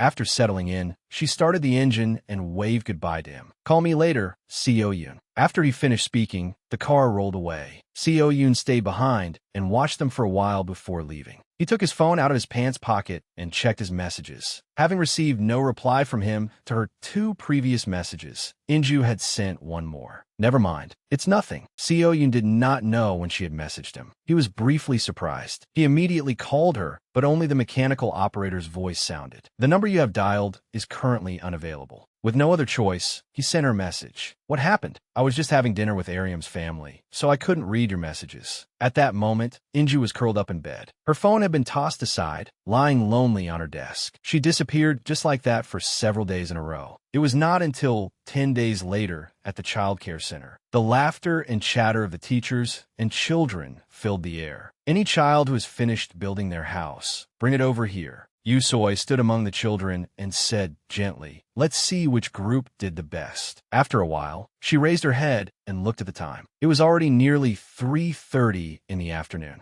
The children hugged her and whined, teacher, it's snack time. Yusoi turned to ask the other teachers, her expression full of worry. Is there anyone here who can get in touch with Ms. Gong Inju? The other teachers were silent and did not answer. When Seo Yoon heard her mention Inju, he was briefly startled. She continued, I don't think she has checked the group messages either. Without realizing it, he checked again the message he had sent her the other day. It still had not been marked as read. He thought to himself, she still hasn't read it. A female teacher suddenly spoke up. What is this? She must be ignoring us on purpose. There are a lot of people who quit, after all. The girl beside her wondered, quitting this soon? Just then, the classroom door suddenly flew open. Inju stepped in, flustered and panting. I'm sorry I'm late. I missed the bus. Yusoi spoke understandingly. Next time, please message us in the group first. The other female teachers gathered together and spoke badly of her. What? She still came. Inju also knew that being late was wrong. She answered softly, I'll remember. I'm sorry. Seo Yoon secretly glanced at her, his expression thoughtful. Everyone worked hard until early evening. Yusoi praised them with satisfaction. Good work, everyone. After he put his work aside, her mood plummeted without warning. She listlessly headed home, and Seo Yoon hurriedly chased after her.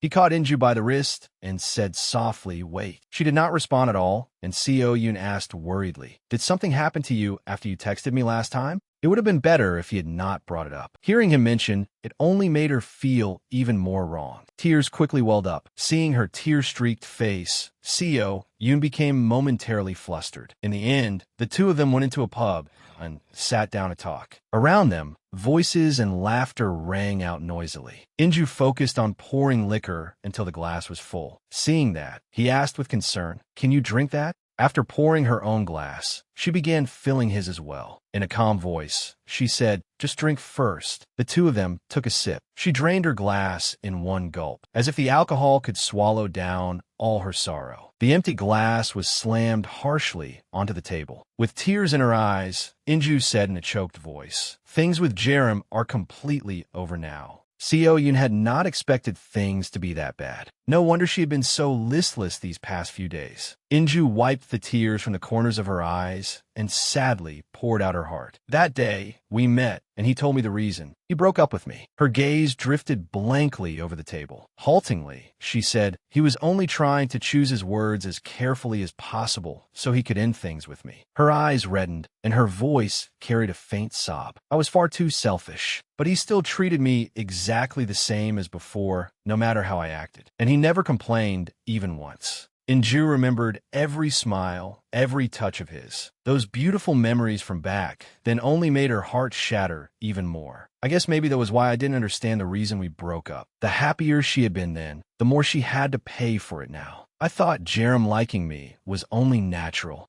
That day, when she saw the emotionless look in his eyes, the confidence she had held onto for so long suddenly broke apart. But that day, when I looked at his expression, tears threatened to spill again as Inju said sorrowfully, "It would have been too greedy if, at that moment, I had asked whether I could see him again." As soon as she finished speaking, the atmosphere suddenly fell still. Even a lively noise outside could not drown out the sadness rising inside her. Seo Yoon lowered his eyes and said softly, "Stop blaming yourself. You should let him go now, too." She stayed silent for a while. Perhaps what he said was the final way and also the only thing she could do right now. Inju answered quietly, "I guess so." He furrowed his brows and looked away with a pensive expression. Seo Yoon sighed, trying to find words to comfort her. "You'll be able to forget him." It was already late at night. Countless stars sparkled outside the window, decorating the sky. At the pub, after successfully persuading Inju to feel a little less heartbroken, Seo Yoon suddenly asked, "Why couldn't I contact you?" She exclaimed in surprise, "Huh?" She hurriedly checked her phone and said apologetically, "Oh, right. I deleted the messaging app because of him. I try to forget what he said, but then I realized I just have to learn to accept it." Inju smiled awkwardly. "Besides, deleting that app is pretty inconvenient." He answered suspiciously, "Yes." After thinking for a while, she decided to give the app one more chance. "Now that I think about it, I still have to keep messaging in the group chat about the volunteer work, so I'll probably download it again." Seo Yoon jolted slightly. If she downloaded the app, she would see the messages he had sent earlier. He hurriedly covered her screen and said in a panic, "Download it when you get home. You have to save your mobile data." Inju stared at him, frozen, and answered softly, "Okay." When she got home, she immediately took a shower to wash off the smell of alcohol. Because of that, her mood improved a lot. The messaging app had finished downloading at some point. As she dried her hair, she checked her messages. Suddenly, her eyes widened in surprise. Then she blushed and let out a soft laugh. It turned out they were messages from Seo Yoon. He had written, "Are you ignoring my messages on purpose? Did you get home? Once the volunteer work is over, I'll come over there. Will the previous messages be deleted?" The next day, Inju continued working as a volunteer teacher at the childcare center. She lay tiredly beside the little boy, Sung-yu, and greeted him weakly, "Hi, Sung-yu." When the boy saw her, he jumped in fright. Sung-yu warily backed away and said in disgust, "Go away. You smell just like my dad." She did not take a child's words to heart and still cheerfully started a conversation with him. "Did you make a gingerbread house yesterday? Was it fun?" Sung-yu frowned and pretended to act like an old man as he answered, "Only little kids like that stuff." Hearing that, Inju clicked her tongue and thought to herself, "Who is this brat trying to lecture when he's a little kid himself?" The boy turned his face away and muttered gloomily, "You didn't even come." Knowing that he had missed her, but was still stubbornly pretending otherwise, she smiled and teased him softly. "Oh my." Inju casually patted Sungyu on the head and said with a smile, "Did you miss me?" The boy immediately swatted her hand away and shouted in embarrassment, "What are you talking about?" Inju laughed and said, "You're so adorable." Seo Yoon quietly watched her. Suddenly, Hannah came over and handed him a sheet of colored paper. "Teacher, help me make this." After work, Inju's mood seemed to have improved a great deal. She wore earphones and swayed to the melody. Suddenly, she sensed someone beside her and glanced over. Seo Yoon stood silently behind her, staring at her without saying a word. Startled, she cried out, "You scared the soul out of me." Inju took off her earphones and said softly, "Goodness, don't just suddenly walk up to people like that." He nodded and replied, "Yeah." But Seo Yoon pondered for a moment, not knowing how to begin speaking to her.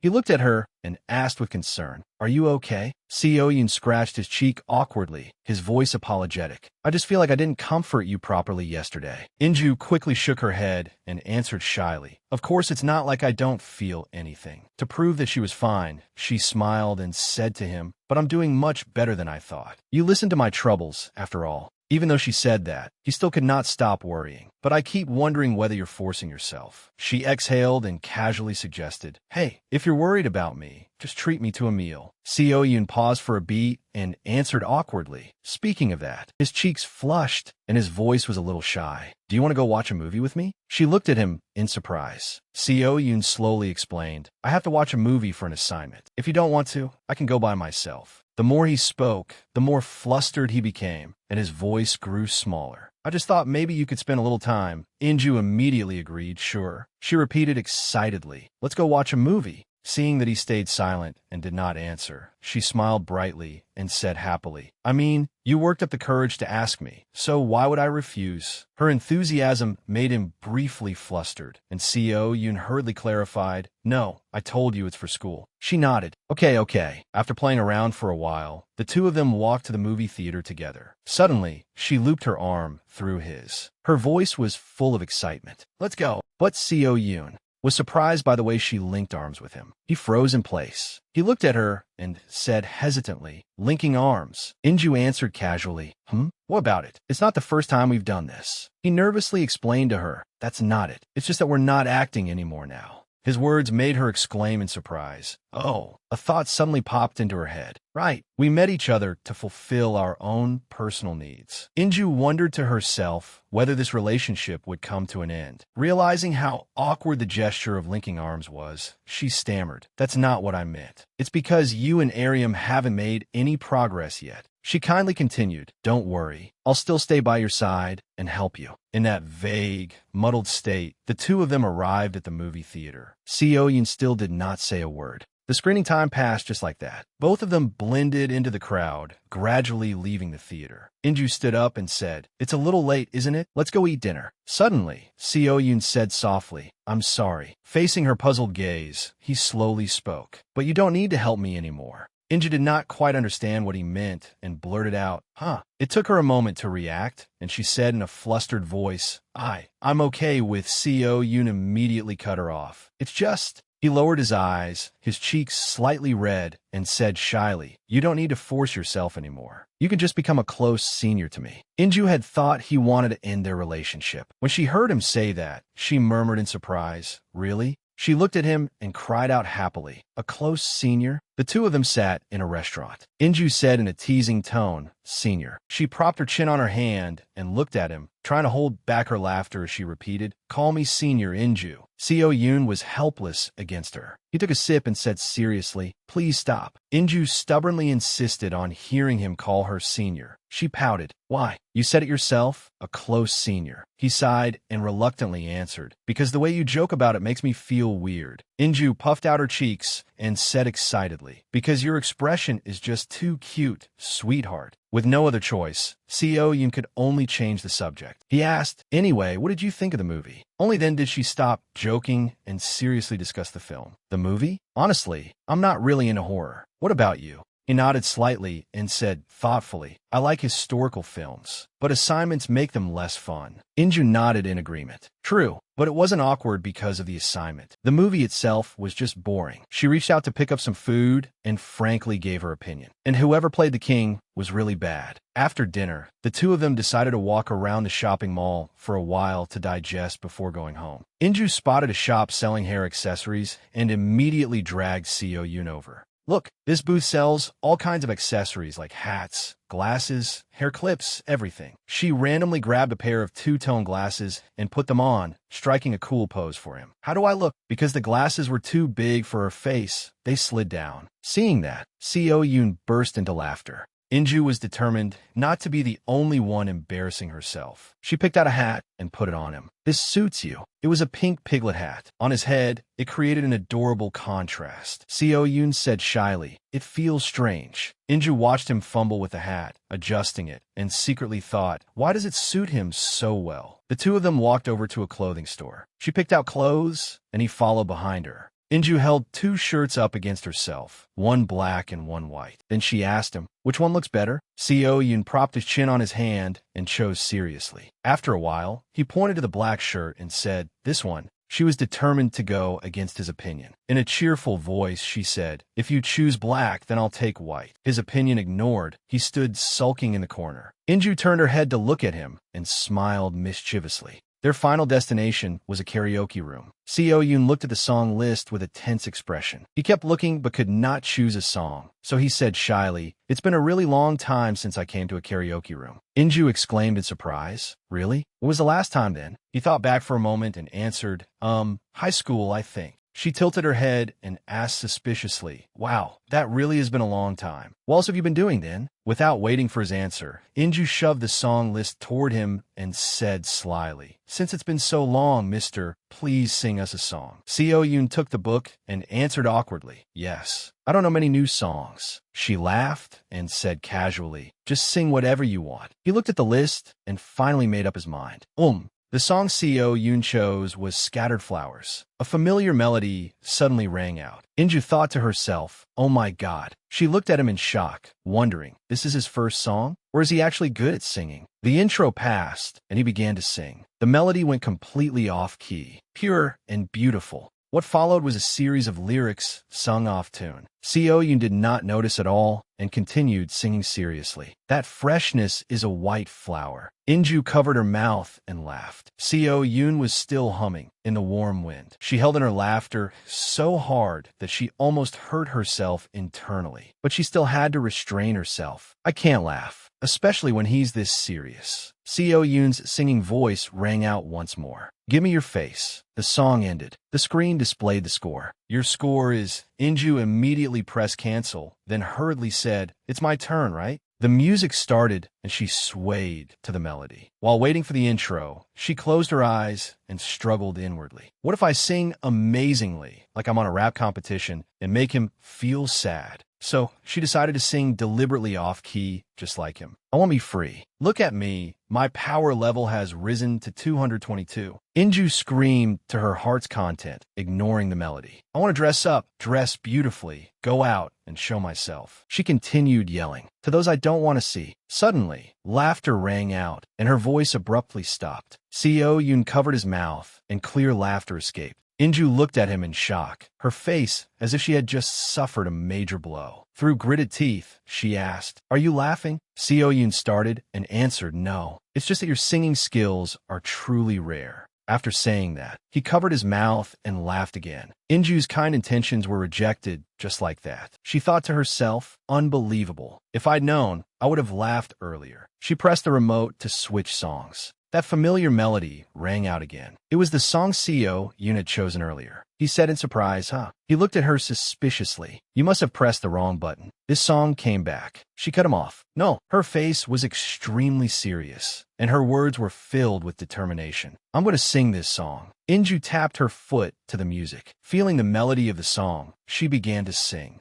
Her clear voice was completely different from the screaming earlier. Pure and beautiful. That freshness is a white flower in a warm wind. Inju hummed along with the melody. I hold back my tears and wait. When the climax came, she surrendered herself to the music. Her voice soared high. Let my body drift away. Let it keep flying far away. Seo-yoon stared at her in a daze. Inju looked at him smugly and thought, how was that? She waited and waited, but the praise she expected did not come. A trace of doubt flashed across her face. Seo-yoon was so stunned by her beautiful voice that he could not speak. His eyes shone brightly, and he sent an admiring gaze toward her. His thumb automatically shot up. Inju froze at this gesture from him. After karaoke, the two of them walked home. Seo-yoon said excitedly, "You were really good today." He could not stop praising her singing. "I didn't know you had such a talent for singing." Inju smiled shyly. It was rare for Seo-yoon to be this enthusiastic, and he kept talking nonstop. "That's one of the songs I like too." She looked at him and secretly thought, "Was my singing so amazing that you had to say that?" Suddenly, both their phones vibrated in their pockets. She opened her phone, her expression briefly surprised.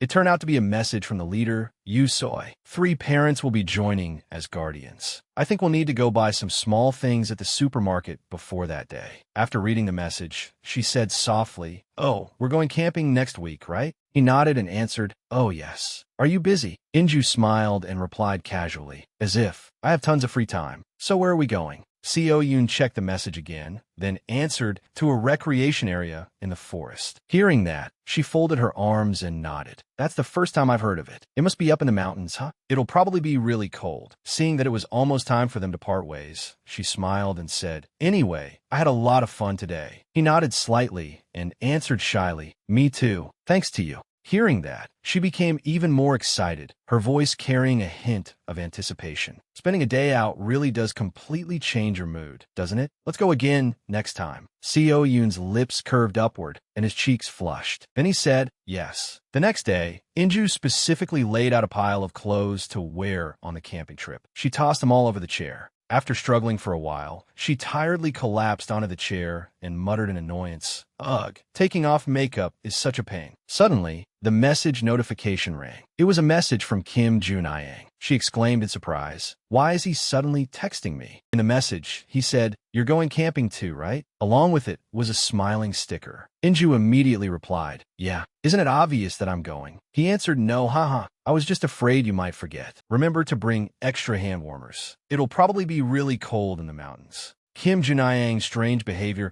made Inju mutter to herself despite herself. He could have just posted it in the group chat. Why did he have to message me privately? Though that was what she thought, she still replied, "I'll remember." Suddenly, Inju recalled the day the two of them had clashed. She thought to herself, "Now that I think about it, after that day, we haven't greeted each other even once." She nodded to herself and thought, he probably wants to resolve what happened that night, right? Kim Junayang sent another message. "We'll have some free time to walk around too. It would be nice if everyone became closer after this trip." She immediately replied, "Yeah, thank you for thinking of me."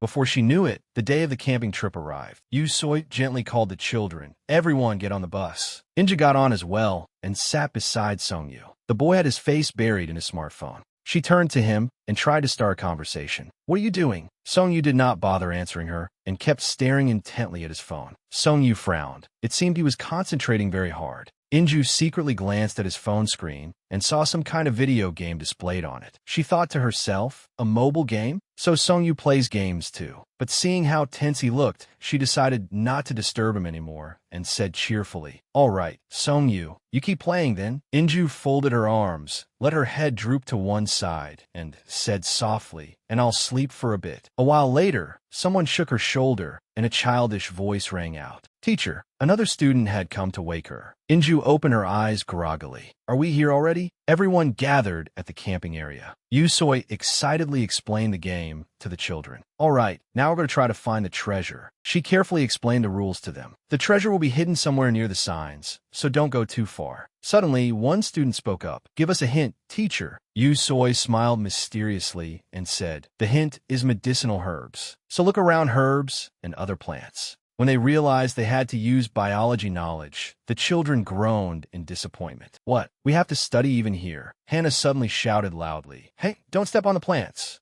Soy clapped twice and announced, the challenge begins now. All right, start. As soon as she finished speaking, the children rushed off together. She turned and reminded the volunteer teachers, Team 5 teachers, please spread out and supervise them. Everyone nodded and answered, yes. Only Inju gloomily muttered to herself, but I wanted to search for treasure too. She looked around. The children had vanished in every direction. Inju wondered, Song-yu is participating too, right? Thinking of the boy's abilities, she confidently told herself, Song-yu already knows the names of all those plants, so maybe he already. Suddenly, a shout rang out. It's mine! Inju immediately turned her head. Song-yu was arguing with another student. The other boy shouted, I saw it first. She immediately ran over and, flustered, stopped the two of them. What's going on? Don't fight. The other boy looked at her, his voice full of grievance. We're not fighting. This is so unfair. The boy pointed at Song-yu's phone and insisted on explaining. I found this monster card first, but Song-yu stole it from me. Only then did Song-yu speak up irritably. Stole it? I'm the one who found it. If you thought it was unfair, you should have taken it first. Those words officially made the boy beside him flare up in anger. The boy shouted, Listen here. Inju hurriedly intervened. Stop, stop. She spoke gently to both of them, hoping the two children could calm down. Hun, no matter what, it belongs to Song-yu now. Can't you let it go this time? Then she turned to Song-yu and spoke to him too. Song-yu, you shouldn't say harsh things to your friend either.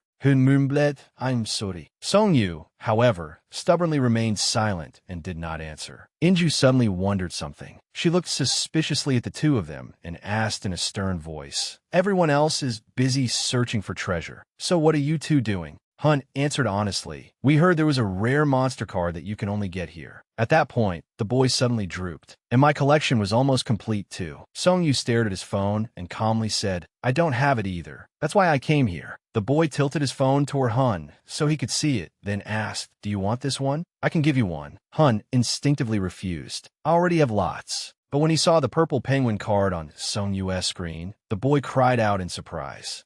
This is the limited card released last year. Seeing that Hun seemed interested in the card in his hand, Song-yu pretended to think and said, Should I give it to you or not? I have another one anyway. The boy nodded excitedly again and again. Hun looked at him with admiration, his voice turning flattering. Wow, Song-yu, don't you have everything? You've got so many. Very quickly, the children stopped arguing and began talking about the game instead. Did you know there's a card coming out this December? Watching the children make up from the side, Inju secretly breathed a sigh of relief. Looks like those two solved it on their own. It was now late afternoon. A loud call rang out. Everyone, gather over here. Yusoi shouted with a faint smile. Those who found treasure, come here. Hannah raised her hand and called loudly, Gather up. At that moment, the boy with the adhesive bandage on his face looked at the person in front of him. How many did you find? The other boy smiled lightly. Me? None. The first boy immediately ran over and threw an arm around his neck, chatting happily. What? They were hidden in really obvious places. You idiot. The boy held up his phone to defend himself. I found something way better. Look at this picture. Looking at the phone, the other boy could not help getting excited. Whoa. His mouth fell open in admiration. How could you find this here? This only came out last year. The other boy put his hands on his hips proudly. I have my own ways. The other boy immediately shoved his face close and threatened him. Hurry up and spill it. The boy did not seem to care much. He glanced toward another corner. Looking at Song-yu sitting alone, he thought, Is it okay if I tell them? The other boy walked toward Song-yu and called loudly, Hey Kong Song-yu. Song-yu flinched slightly and looked up at the group in front of him. Seeing this, Inju grew a little worried. What is this? Are they planning to bully him again? Should I step in? But what if that ends up affecting him badly like last time? The boy with the adhesive bandage looked a little embarrassed. Can I see your monster cards? Song-yu was slightly surprised. What? The boy quickly smiled brightly and came over to sit beside Song-yu. Do you have a lot of unusual monster cards? Let me see them just once. Another boy also rushed over. Me too. The other boy was full of excitement. Why didn't you tell us you had so many monster cards? Give me one. Song-yu tilted his head slightly and looked at him. What? Watching from a distance, Inju silently cursed. Damn it. Those kids are only trying to steal from him. They've been ignoring him this whole time.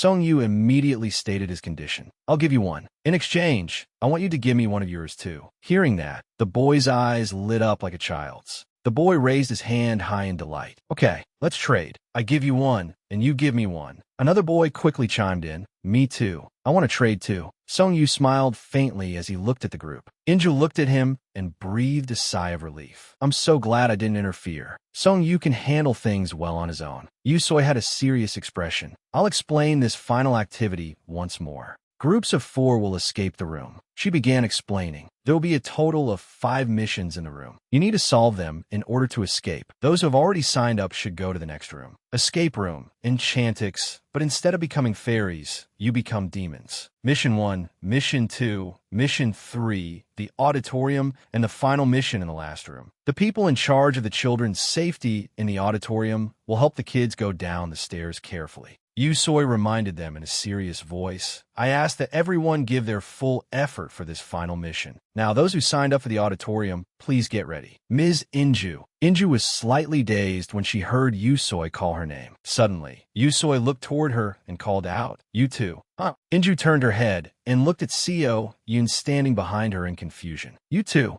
Seo Yoon smiled and answered, I thought it would be pretty fun to try for the first time. Better than sitting around waiting. Inju thought with a satisfied expression. Our minds are connected, Seo Yoon. Inside the row of rooms, the surrounding space was terribly gloomy. A strong wind blew in from outside, making the curtains billow. Standing in the corner, Inju saw the curtain move and jumped in fright, screaming, Ah! Inju gaped blankly. Not far behind the curtain, Yusoi heard her scream and poked her head out to look. At the same time, the pen on the desk fell to the floor. Seo Yoon helplessly reminded her, You should stop wandering around before the kids arrive. Inju turned around and stammered an explanation. The window was open. That's why I got too cold, that's all. Seo Yoon did not really believe her, but he still acted like he understood. Okay. Inju cried inwardly. This room is too scary. Seo Yoon encouraged her. Oh, come on. The children's voices could already be heard from far away. This one has a fire attribute. Inju rushed out, trying to look fierce. Boo! The children stared at her blankly, as if they had seen some strange creature. A few seconds later, they turned away to another corner and continued talking. That's why it doesn't go near water much. It has to stay with its own type. Inju shouted angrily, Hey!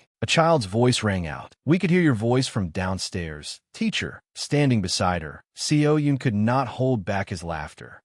Inju looked up at him gloomily. Did you just laugh? Seo Yoon was frightened by Inju's gaze. No. She patted her own head and let out a sigh. The kids just keep playing around, even during activities like this. Seo Yoon signaled for her to lower her voice. Chill. Another group is coming. From behind the curtain, another group was also cautiously stepping in. All of a sudden, Inju jumped out from inside. Boo! The group was startled and ran away in panic.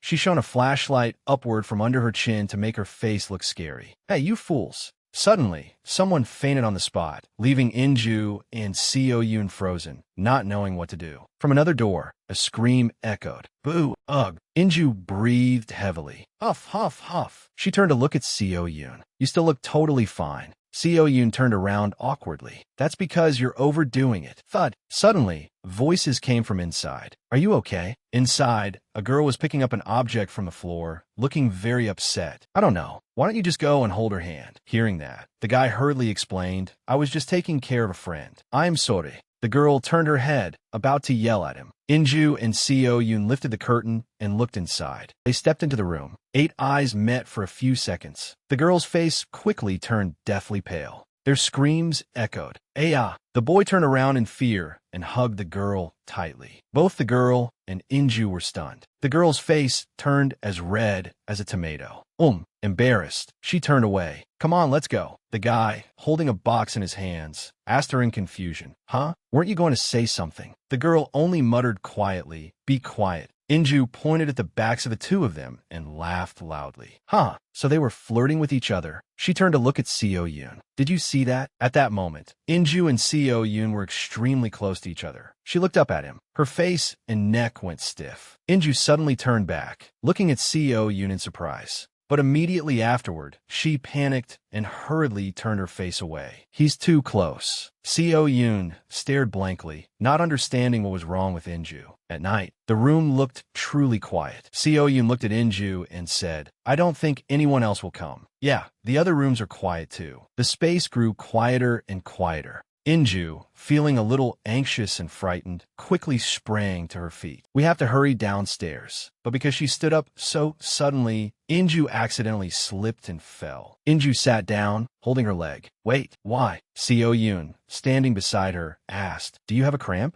Get on my back. You won't know when it'll go away. Although Inju was in a lot of pain, she still refused his offer. No, there's no need for you to carry me, Seo Yoon. Seo Yoon lowered himself and offered Inju his back. Come on, unless the cramp isn't that bad and you can walk. Inju looked at Seo Yoon for a moment, then finally agreed to let him carry her. Okay. After that, the two of them went downstairs together. Inju smiled comfortably, since she did not have to walk and was being carried by Seo Yoon. This is really comfortable. Now that I think about it, Jerem never carried me even once. As Inju thought this, she rustled slightly on Seo Yoon's shoulder, which startled him a little. Seo Yoon's body is pretty firm, and his shoulders are broad too. Inju hurriedly apologized. Seo Yoon, sorry, but why do you like Ariam? Seo Yoon was a little surprised by Inju's question. What? I mean, what made you start liking her? I blurted it out, but now I'm really curious. Seo Yoon said nothing and fell in a deep thought. After a while, he finally answered Inju's question. Middle school was when I first realized I liked her. My family and her family had been close since I was little. And besides, we were neighbors. When we were young, she was the one who often played with me. We were very close because she stopped by to play with me every day. But as we grew up, we each had our own friends and started growing apart. After that, because of some family problems, there was a time when I felt lost. I didn't have any dreams, so I stopped going to school too. And I just kept living like that. Back then, the person who came on my side was Ariam. She was the only one beside me. She stayed with me during my homeschooling sessions. Ariam would think deeply while looking at the solutions. Back then, Seo Yoon felt happy that someone cared about him. The only person I could rely on at that time was Ariam. Not long after that, we started homeschooling together, and I seized the chance to confess to her. But I was rejected immediately. She thought my feelings weren't love, that I didn't actually feel that way. Because she said that, I wanted to believe it. But after she became the only person in my heart, it was still Ariam. I thought carefully about it again, and I still liked her. Maybe she was a little shocked. Ariam awkwardly refused Seo Yoon's confession. I'm sorry, Seo Yoon. Her face showed a trace of sadness. You're very precious to me, but to me, you're only like a younger brother. You should understand that. Afterward, she moved away, while he kept obsessively searching for the remaining traces of their relationship. Ariam's parents helped me a lot and created very natural meetings for us. Because I was close to her family, the two of us couldn't just easily end this relationship forever. And I didn't want to end it that way either. Even if she saw me as a younger brother, I still wanted to stay by her side. Inju looked at Seo Yoon with worry and sadness. Seo Yoon sighed and continued. Now that I'm talking about it, I can't really understand it myself. Inju began to speak about her own feelings. No, I've had feelings like that too. No matter what happens, you still want to stay by their side. I think you're brave. Liking someone for a long time without caring what might happen. Inju, me? No, I only liked what Jerem did for me. He cared about me, so I wouldn't feel lonely, listened to what I said, and spent money on me too. Those are things lovers do for each other. That's true. The problem is, I thought he was obligated to buy me everything just because we were dating. So my thinking was way too narrow-minded. Inju's eyes grew thoughtful. There's no reason to regret it anymore now, right? The past is the past. Anyway, objectively speaking, that's why I signed up to volunteer here. I just wanted to do well in my own way. I wanted to break free from depending on Jerem, but I still keep wondering whether this is really the best way. The other volunteers are. I'm not good at dealing with the kids. To be honest, my goal was for Song-yu to become friends with the other children. But thinking back on it now, I don't think I did it for Song-yu. I did it more for myself. I wanted to change Song-yu, who is completely different from me, so I could prove myself. But earlier, when I saw Song-yu bravely face the children who used to bully him, I felt ashamed of myself. Even a child could do that on their own. But you can't even manage that, can you? I don't know why you're saying that to me, Inju, but is that what you think? He turned to look at Inju's sorrowful face. But I think you've done well, too. I think you're doing really well. Inju couldn't bring herself to look Seo Yoon in the eye. Whatever your purpose is, I don't care, and no one else cares either. The only thing that matters is that you did your best. At least, that's what I saw. Inju felt a little embarrassed and added, but sometimes just trying hard isn't enough, you know? And besides, I've made a lot of mistakes too. Seo Yoon looked at Inju and smiled. Even now, Inju stared blankly at Seo Yoon. You pretended to be a ghost today, didn't you? Inju felt a bit awkward and tried to dodge his words. Well, maybe that sort of thing suits you pretty well. Instead of dwelling on the past, focus on the present, because I know you always do your best. Seo Yoon fell into thought for a moment. He turned his head to look at her. Is it a little strange for me to say things like this? In the end, I can't really do anything else either, right? Seo Yoon was a little puzzled by Inju's blunt words. Why do you never take teaching the kids seriously? You just rely on that handsome face of yours. Seo Yoon was a little surprised by Inju's words. Seo Yoon looked at Inju and threatened her. Do you want me to let go? Inju panicked and quickly clung tightly to him. No, but I'm right. Look at the kids. Having a good-looking face really does make them listen better. You should have said that from the start. How was I supposed to know? What are you implying? I'm carrying you right now, Inju. Inju shouted angrily. See? You know perfectly well how effective your looks are too. Hearing Inju's praise, Seo Yoon unconsciously blushed. Inju grumbled in dissatisfaction. It's so unfair. The kids always listen to you, but I have to repeat myself over and over. Seo Yoon, put me down already. What now? We're here. The two of them looked toward the noisy place beyond the door. Inju was still right there, watching Seo Yoon go in. After taking a few steps, Seo Yoon turned back to look at her. Are you mad? Is your leg all right now? Inju flinched slightly. Yeah. Inju looked sadly at Seo Yoon as he walked inside. We had gotten closer, so why does it suddenly feel like there's distance between us now? After a while, everyone finally returned to their own rooms. That night, in a small room, the ticking of a clock could be heard. Inju tossed and turned, unable to sleep. As if I could sleep. Inju kept rolling back and forth, thinking about Seo Yoon. Is he really mad? I kept saying nonsense because I was embarrassed. Suddenly, Inju sat bolt upright. Maybe I should try going for a walk. Inju carefully stepped out of the door and looked outside. She was startled when Hannah suddenly appeared outside her room. Inju looked at Hannah in surprise and confusion, unable to understand why the girl was standing in front of her door so late at night. Hannah, why are you?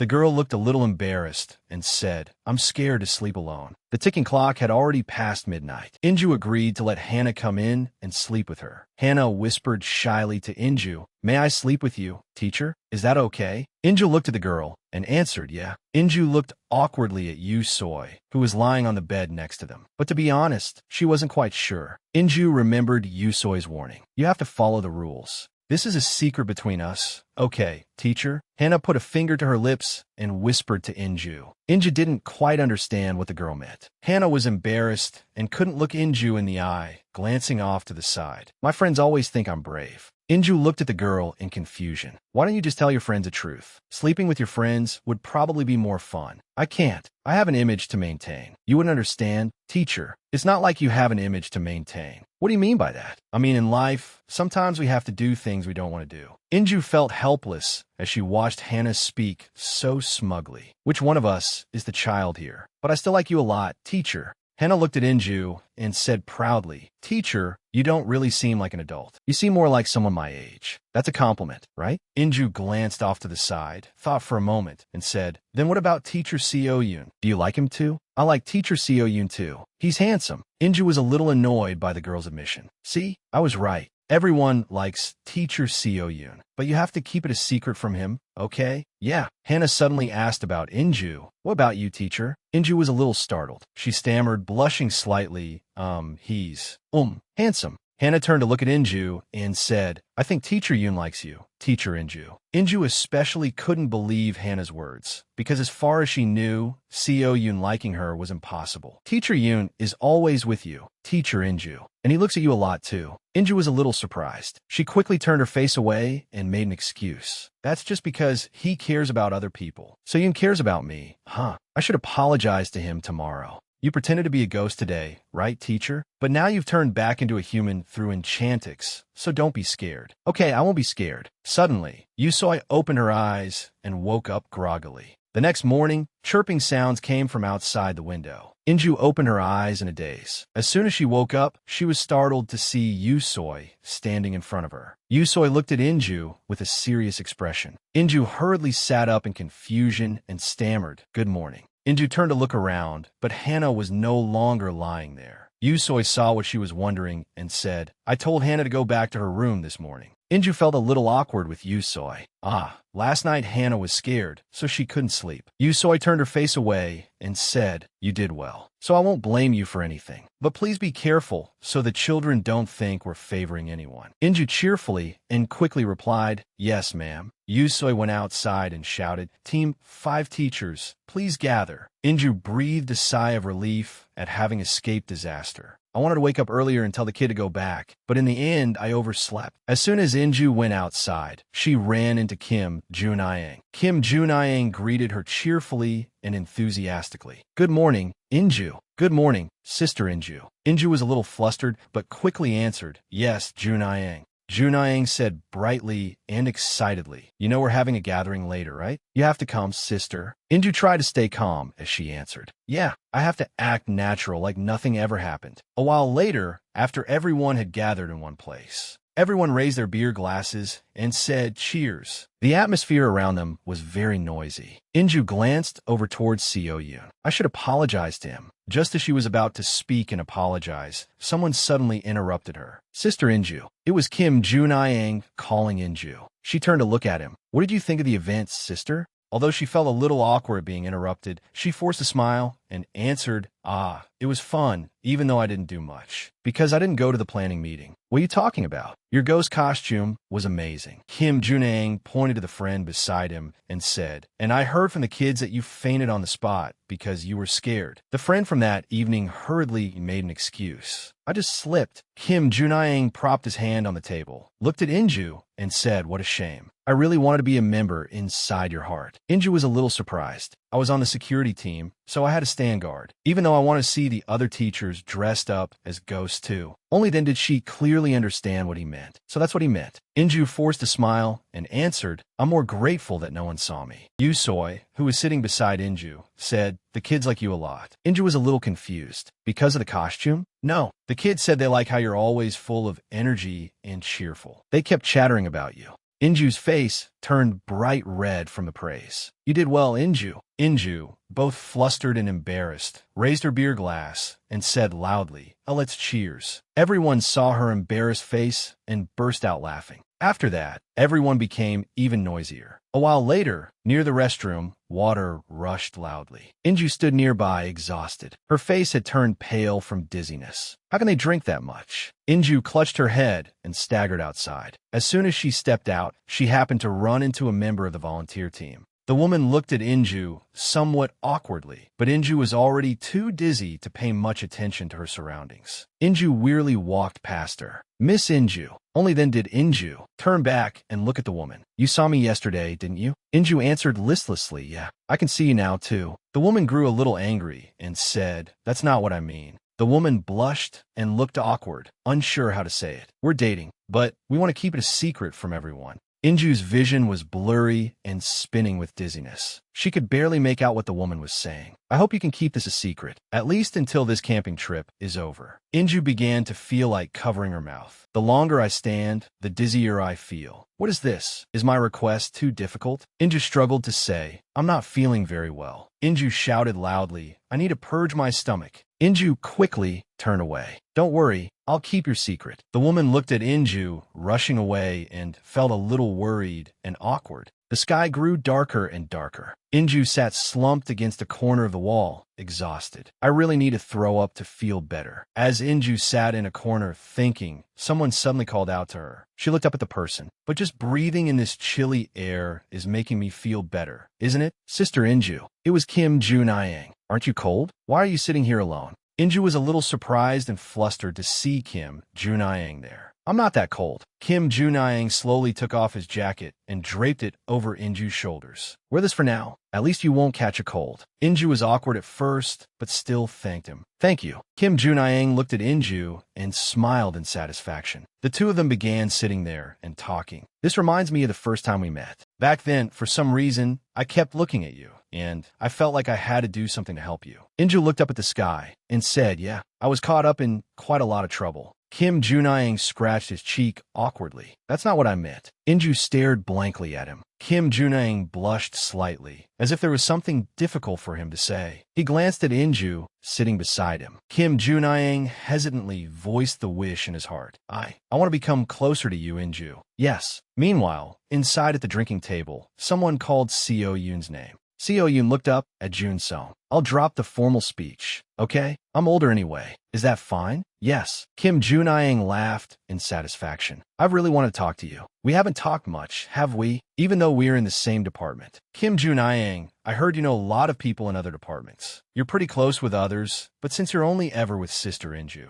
you two have been close for a while now, right? Even before this event. CEO, you didn't pay much attention to what Kim Junayang was saying and kept drinking his beer. Yes. She doesn't have a boyfriend or a crush, right? Yes. What a cold answer. I guess you're only kind to your girlfriend. Seo Yoon said nothing and only looked at him with indifferent, cold eyes. Kim Yoon hurriedly corrected himself. I'm kidding. Okay, we're just friends. Seo Yoon smiled in satisfaction. Really? The volunteer team member who had just spoken with Inju earlier gradually walked over to the two of them. Jun Sung turned to look at the woman and asked, "Where is Sister Inju?" She just went out the back door. Seo Yoon was about to go look for her, but Kim Junayang stopped him. It's okay. Just sit. I'll go find her. Seo Yoon looked a little puzzled as he watched Kim Junayang leave. The colleague sitting near Seo Yoon began offering him another glass. He awkwardly tried to stop them. Wait, your glass is empty, little brother. Returning to Inju and Kim Junayang's situation at that moment. I want to become closer to you. Inju looked at Kim Junayang in surprise. What? Kim Junayang blushed shyly and couldn't look at Inju. Seeing his complexion, Inju thought he was drunk. Are you drunk? He hurriedly denied it. Not at all. I only pay attention to the person I like. Inju remembered what Kim Junayang had said when the two of them met that morning. You're going on a camping trip too, right, sister? Only then did Inju realize the hidden meaning in his words and answer awkwardly. I never thought that. Kim Junayang couldn't face Inju's words, afraid she would reject him. As he spoke, he slowly stood up. It's okay. Think about it first, then answer me. After that, Kim Junayang immediately left. Inju said nothing more and only watched him go. Now she was the only one left sitting there. What was that? Inju looked at the jacket draped over her shoulders. Only then did she realize it was Kim Junayang's jacket. He had just left, and she hadn't had a chance to return it yet. Your jacket. Inju hurriedly called out in confusion to return the jacket. Suddenly, a figure appeared behind her. Sister Inju. It was Seo Yoon. Inju turned to look at him. Yoon, did you hear what we were talking about? Seo Yoon asked blankly. What were you talking about? Only then did he lower his gaze to the jacket draped over Inju's shoulders. Nothing. I felt a little nauseous, so I came out here to get some air. I was about to go back in now. Seeing him keep staring at the jacket on her shoulders, Inju hurriedly explained. This jacket belongs to Kim Junayang. He lent it to me, but I forgot to return it. The atmosphere suddenly became quiet. All right, to be honest, he just confessed to me. You haven't said anything, though. But you noticed, right? Inju said this while looking at the jacket on her shoulders. If I return this jacket now, will he misunderstand? Don't tell me he's waiting for my answer through this jacket. Seo Yoon asked in a low voice. Then what are you going to do now? Inju answered wearily. I just want to go home. I don't have the strength to do anything else. Seo Yoon stepped forward. All right, just go home first. You can think about it later. Seeing that he was walking too, Inju asked blankly, Are you going home too? I don't want to go back inside either. After that, the two left together. As they walked, she turned to him and asked, Were you avoiding me? What? I just had that feeling after you carried me down the stairs. Seo Yoon stammered as if she had hit the nail on the head. He turned his face away again. No, I was just embarrassed. Inju looked at him being embarrassed and could only feel helpless. What is this? I'm supposed to be the one who's embarrassed. The more Inju spoke, the more embarrassed Seo Yoon became. Inju suddenly apologized first. I am sorry. Seo Yoon looked at Inju in confusion. Honestly, I thought you were upset because I said that. The thing about you having nothing but your looks. You were so serious back then that I felt awkward, so I just blurted it out. It's not like you were completely wrong. What do you mean? Seo Yoon bashfully turned his face away. I was embarrassed because you said I was handsome. Inju looked helplessly at Seo Yoon. What is this? Well, it's true. Just go home and look in the mirror. Have I never complimented him before? Everyone knows it. It's such an obvious thing to say. Inju kept staring at Seo Yoon, making him wonder what is it? You're incredibly good-looking. Seo Yoon, already blushing, turned even redder after Inju's compliment. Embarrassed to the point of melting, he hurried ahead. Don't tease me. Inju quickly chased after him from behind. I'm not teasing you. It's the truth. 10 out of 10. You're the most handsome person on earth. Seo Yoon was both embarrassed and helpless hearing those compliments from Inju's own mouth. I said stop. By the next morning, light shone through the window. It fell on Inju, who was sound asleep. Suddenly, she dreamed of Kim Junayang confessing to her the night before. I want to become closer to you, Inju. Inju jolted awake. Startled, Inju hurriedly sat up. She looked at the jacket hanging in front of her. It was the jacket Kim Junayang had draped over her last night. He really did confess to me yesterday, didn't he? Inju sat up, tied her hair neatly, and focused her thoughts. Now I have to think of how to answer him. Inju, when she looked around her room, everything was a mess. Feeling a little helpless, Inju decided to clean first. After spending the whole morning tidying up the house, the clock now read 2:15 in the afternoon. Exhausted, Inju flopped onto the bed to rest. All right, now let's think. But before she could, her stomach suddenly growled from hunger. Should I eat first, so my head will be clearer? As soon as she thought it, Inju sprang up, made breakfast, and sat down to enjoy it. Inju was focused on eating when she suddenly remembered something. That's right. Inju immediately opened her tablet. Today we'll be baking a vanilla cake. We'll use vanilla to... Inju looked a little dazed, unable to focus on the program she was watching. Add 1 drop to the whipped cream. After that, she went in the bathroom and filled a cup with water. As Inju brushed her teeth, she kept thinking, this monkey brain of mine has 2 completely opposite thoughts. Inju, think carefully. This is something important. It's about someone who confessed to you. Why think so hard? I only care about the person I find interesting. Good grief, just reject the guy. Why hesitate? But I'm looking for a boyfriend right now, aren't I? Give him a chance. Don't be so careless. Remember why I liked Seo Yoon at first? Because he was handsome. Suddenly, she thought of Seo Yoon, right? What about him? I still have to help him, don't I? I can't date you because I have to act as your advisor. What a perfect excuse to reject someone.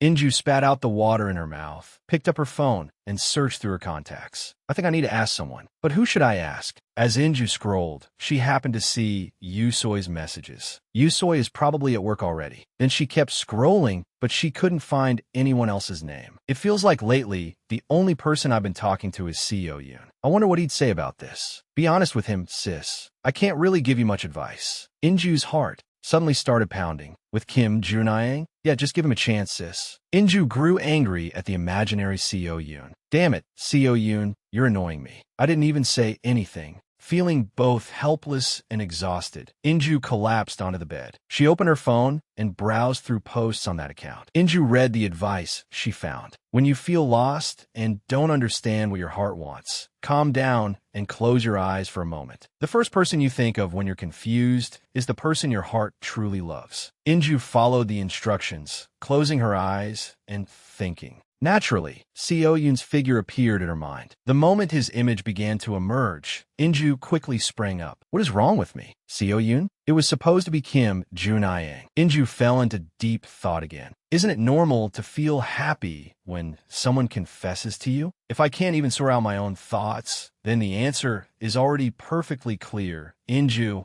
She walked closer and looked at Kim Junayang's jacket. If you've made up your mind, answer him quickly. After that, Inju quickly left the house. Outside, dusk had already begun to fall. A figure was slowly walking over. Kim Junayang cheerfully approached Inju, who was sitting there. Sees Inju. Inju looked at Kim Junayang with an awkward expression. She handed the jacket to him. Thank for the jacket. He happily took it from her. No problem. Inju hesitated slightly, unable to say it. Kim Junayang looked at her troubled expression. I am sorry. I thought about it, and I can't see you as more than a friend. Thank you for the feelings you. Before Inju could finish, Kim Junayang interrupted her. Is it because of Seo Yoon? Inju looked up at him in surprise. I noticed it myself. After all, the two of you went home together yesterday. Inju hurriedly explained in confusion. No, Seo Yoon has nothing to do with this. He was only worried about me yesterday. Maybe other people misunderstood our relationship. But you like Seo Yoon, don't you? Inju froze slightly. I should have said no. I should have simply said that we're close friends. Inju clenched her hands tightly. If I don't have feelings for him, then why have I been thinking about him non-stop since yesterday? Seeing Inju hesitate and say nothing, Kim Junayang already understood everything. So that's how it is.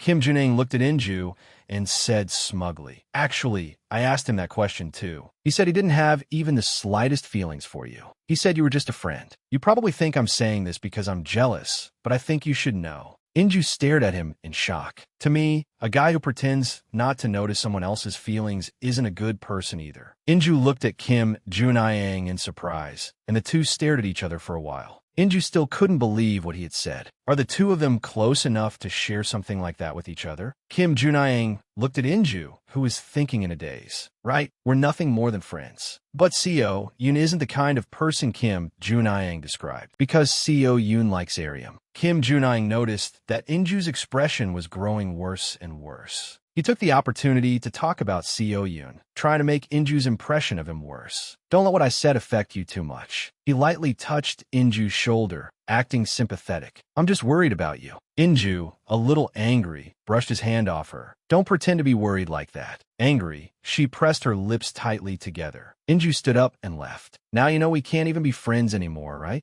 Kim Junang looked at her in surprise as she walked away. Inju felt deeply uncomfortable. She couldn't believe Kim Junang would speak about Seo Yoon like that behind his back. How irritating. When she returned home, Inju began removing her makeup. As she did, she angrily cursed in her heart. "Why am I so upset? Why did I bother putting on makeup to meet someone like him?" Inju clenched her fists, resenting Kim Junang as she recalled what he had said about Seo Yoon. "He said he didn't have even the slightest feelings for you. You're just a friend." Inju threw the cotton pad into the trash. "What is this? I wasn't even the one who confessed. So why does it feel like I'm the one who got rejected?" She leaned back tiredly. She began thinking about Kim Junang's words. Did Seo Yoon really say that about me? You should have at least said I was a close senior. A close senior. Inju clutched her shirt tightly. "Looks like I really do like Seo Yoon." Inju fell into deep thought, looking down at her own hands. "Even if I realize it now, what good does it do? There's no way for me to confess." Inju thought hard. Besides, I still have to help Seo Yoon with Ariam.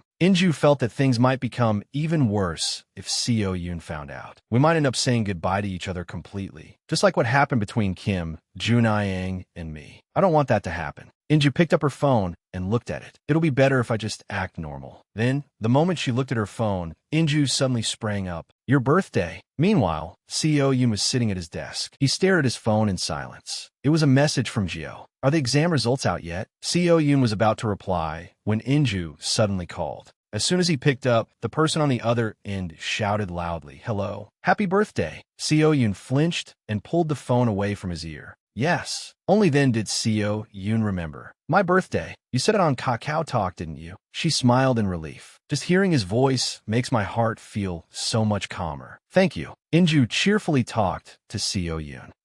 I'm the first one to wish you happy birthday, right?" "Yes." "Great." Inju suddenly fell silent, thought for a moment, then said, "Let's meet tomorrow." "No, I mean today." "Wait, do you have any plans? Why didn't you say anything about your birthday?" Inju excitedly talked to Seo Yoon about his birthday. "I was so surprised when I saw the notification." Seo Yoon was a little flustered by Inju's excitement. "Calm down, sis. Why are you the one getting so excited about it?" Hearing him say that, Inju realized her behavior had been a little too obvious. "What about your schedule?" "I don't have plans with anyone." Seo Yoon had said exactly what Inju wanted to hear, and she had already mapped out the next plan for his birthday. "I rarely celebrate my birthday. If I do, I usually just eat at Ariam's house, though they don't prepare anything in advance." Inju was a little disappointed. "Eat with Ariam's family? Are you their son-in-law or something?" Seo Yoon didn't understand what she meant. "No, it's nothing. So that means you're not busy, right? Then let's meet." "Okay, I'll be free by 4 in the afternoon." "Okay, then let's have dinner first." "All right."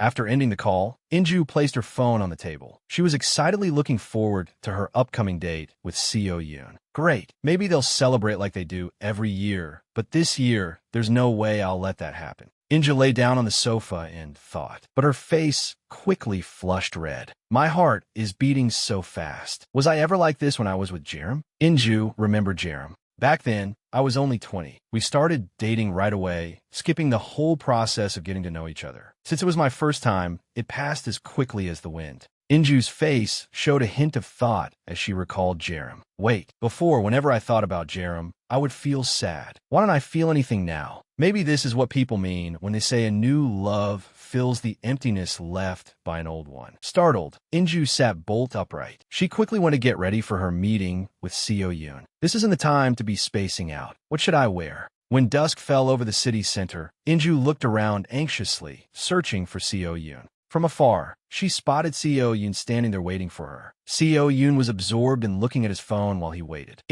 When Inju saw him, her heart pounded, and both of her cheeks flushed red with shyness and nervousness. Come on, Inju, why are you so restless? She walked step by step towards Seo Yoon. When Seo Yoon saw that Inju had arrived, he turned to look at her. You're here. Seo Yoon scrolled on his phone, searching. What should we eat? What do you want to eat? Inju was still a little nervous. I don't know. What about you? I can't think of anything either. Then, brightening up, Inju introduced a restaurant she often went to. Then let's go to a place I usually eat at. I'll treat you to a proper meal. After that, the two went to the restaurant Inju recommended. But when they arrived, there was a closed sign hanging on the door. Inju was disappointed. She peered into the restaurant through the glass door from outside. I don't have a backup plan. Then should we just go home? No. Inju ran ahead, turning back as she called to him. I guess there's no other choice. It's still a little early, but let's eat cake first. Soon after, the two arrived at the bakery. Seo Yoon looked at the cake in amazement. Seo Yoon blushed, moved, and covered his mouth. I'm so touched. Deeply moved, Seo Yoon turned and asked Inju, when did you order this? Just this morning. Inju had imagined the two of them going to pick up Seo Yoon's birthday cake together, so she felt a little awkward. Inju's original plan had been for them to eat together first, then for her to bring out the cake as a surprise and give it to Seo Yoon. Picking up the cake together is kind of weird, but Inju happily watched Seo Yoon excitedly receive the cake. Still, seeing him this happy is enough for me. After that, the two left the bakery. Seo Yoon happily looked at the cake in his hands. Let's blow out the candles at the restaurant. Inju pointed at the park beside them. Wait, let's blow out the candles in the park. Inju said excitedly, sit over there and hold the cake. I'll take a picture for you. Isn't that a little dangerous? Inju didn't pay attention to what Seo Yoon said and quickly pulled him over. It's fine. We're not children. The two sat on a nearby stone bench and took out the cake. This cake looks amazing. I made the right choice, didn't I? Yes. Inju placed the cake on her lap and turned to the side to take out a knife to cut it, but she accidentally made the cake slide off her legs. Wait, the knife. Inju shouted in panic. Catch it! Seo Yoon quickly caught the cake, but it was already ruined. The cake was saved. Inju looked at the cake she had ruined in disappointment and blamed herself. Gong Inju, you idiot. That cake was expensive. She stammered an apology. I'm sorry. Seo Yoon licked the cream from his hand. He smiled and comforted her. It's okay. It tastes really good. Inju looked at Seo Yoon with tears in her eyes, touched. Do you have any tissues? Wait, I'll go find some. She immediately dashed off to find napkins. Why is nothing going right today? I just wanted him to have a happy birthday. It's all because I've never taken the initiative before. Jerem was always the one who took care of me and handled everything. Inju ran into the public restroom. Only then did she suddenly realize that even on Jerem's birthday, she had been the one he took care of. Inju comforted herself. It's fine. I'm just not used to it. The most important thing is that I change from now on. Then she returned to the same spot and handed the tissues to Seo Yoon. Here are the tissues. Thank you. Actually, I already ate a little. Here. Looking at Seo Yoon, Inju felt somewhat comforted. Then let's save cutting the cake until after we taste it. It's really good. He's saying that on purpose, so I won't feel embarrassed, isn't he? How about we go to a place I like? After that, the two went to a restaurant called Vinoretta. It was a very elegant restaurant. This place looks great, right?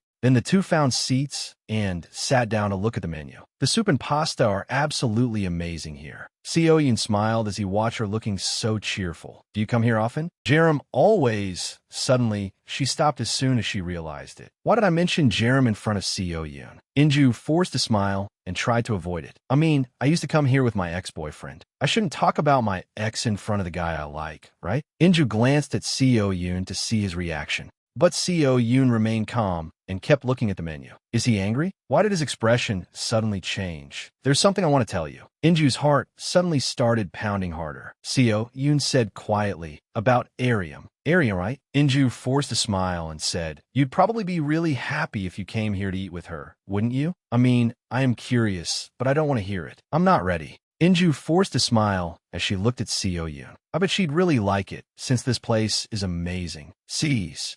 From now on, you don't have to help me anymore. You're saying I don't have to help you anymore? Inju grew more anxious when she heard Seo Yoon say that. Fine, I won't pretend to be your girlfriend anymore, but I can still give you advice, right? Seo Yoon said calmly. You don't have to do that either. The atmosphere between the two suddenly grew silent and suffocating. Inju felt uncomfortable and wronged inside. What is this? Do you think I help you because it makes me happy? I'm doing it for your sake. Inju looked at Seo Yoon unhappily, but Seo Yoon only sighed. He looked at her and said, I don't like Arium anymore. Inju froze in surprise. Suddenly, a server came to their table. Are you ready to order? Inju stopped the server. We're not ready yet. Then Inju panicked and shouted loudly in front of Seo Yoon. What do you mean you don't like her anymore? Why so suddenly? Are you serious? Seo Yoon. Seo Yoon answered awkwardly, yes. Inju covered her mouth in surprise, as if she couldn't believe it. Although she appeared sad and shocked on the outside, deep down,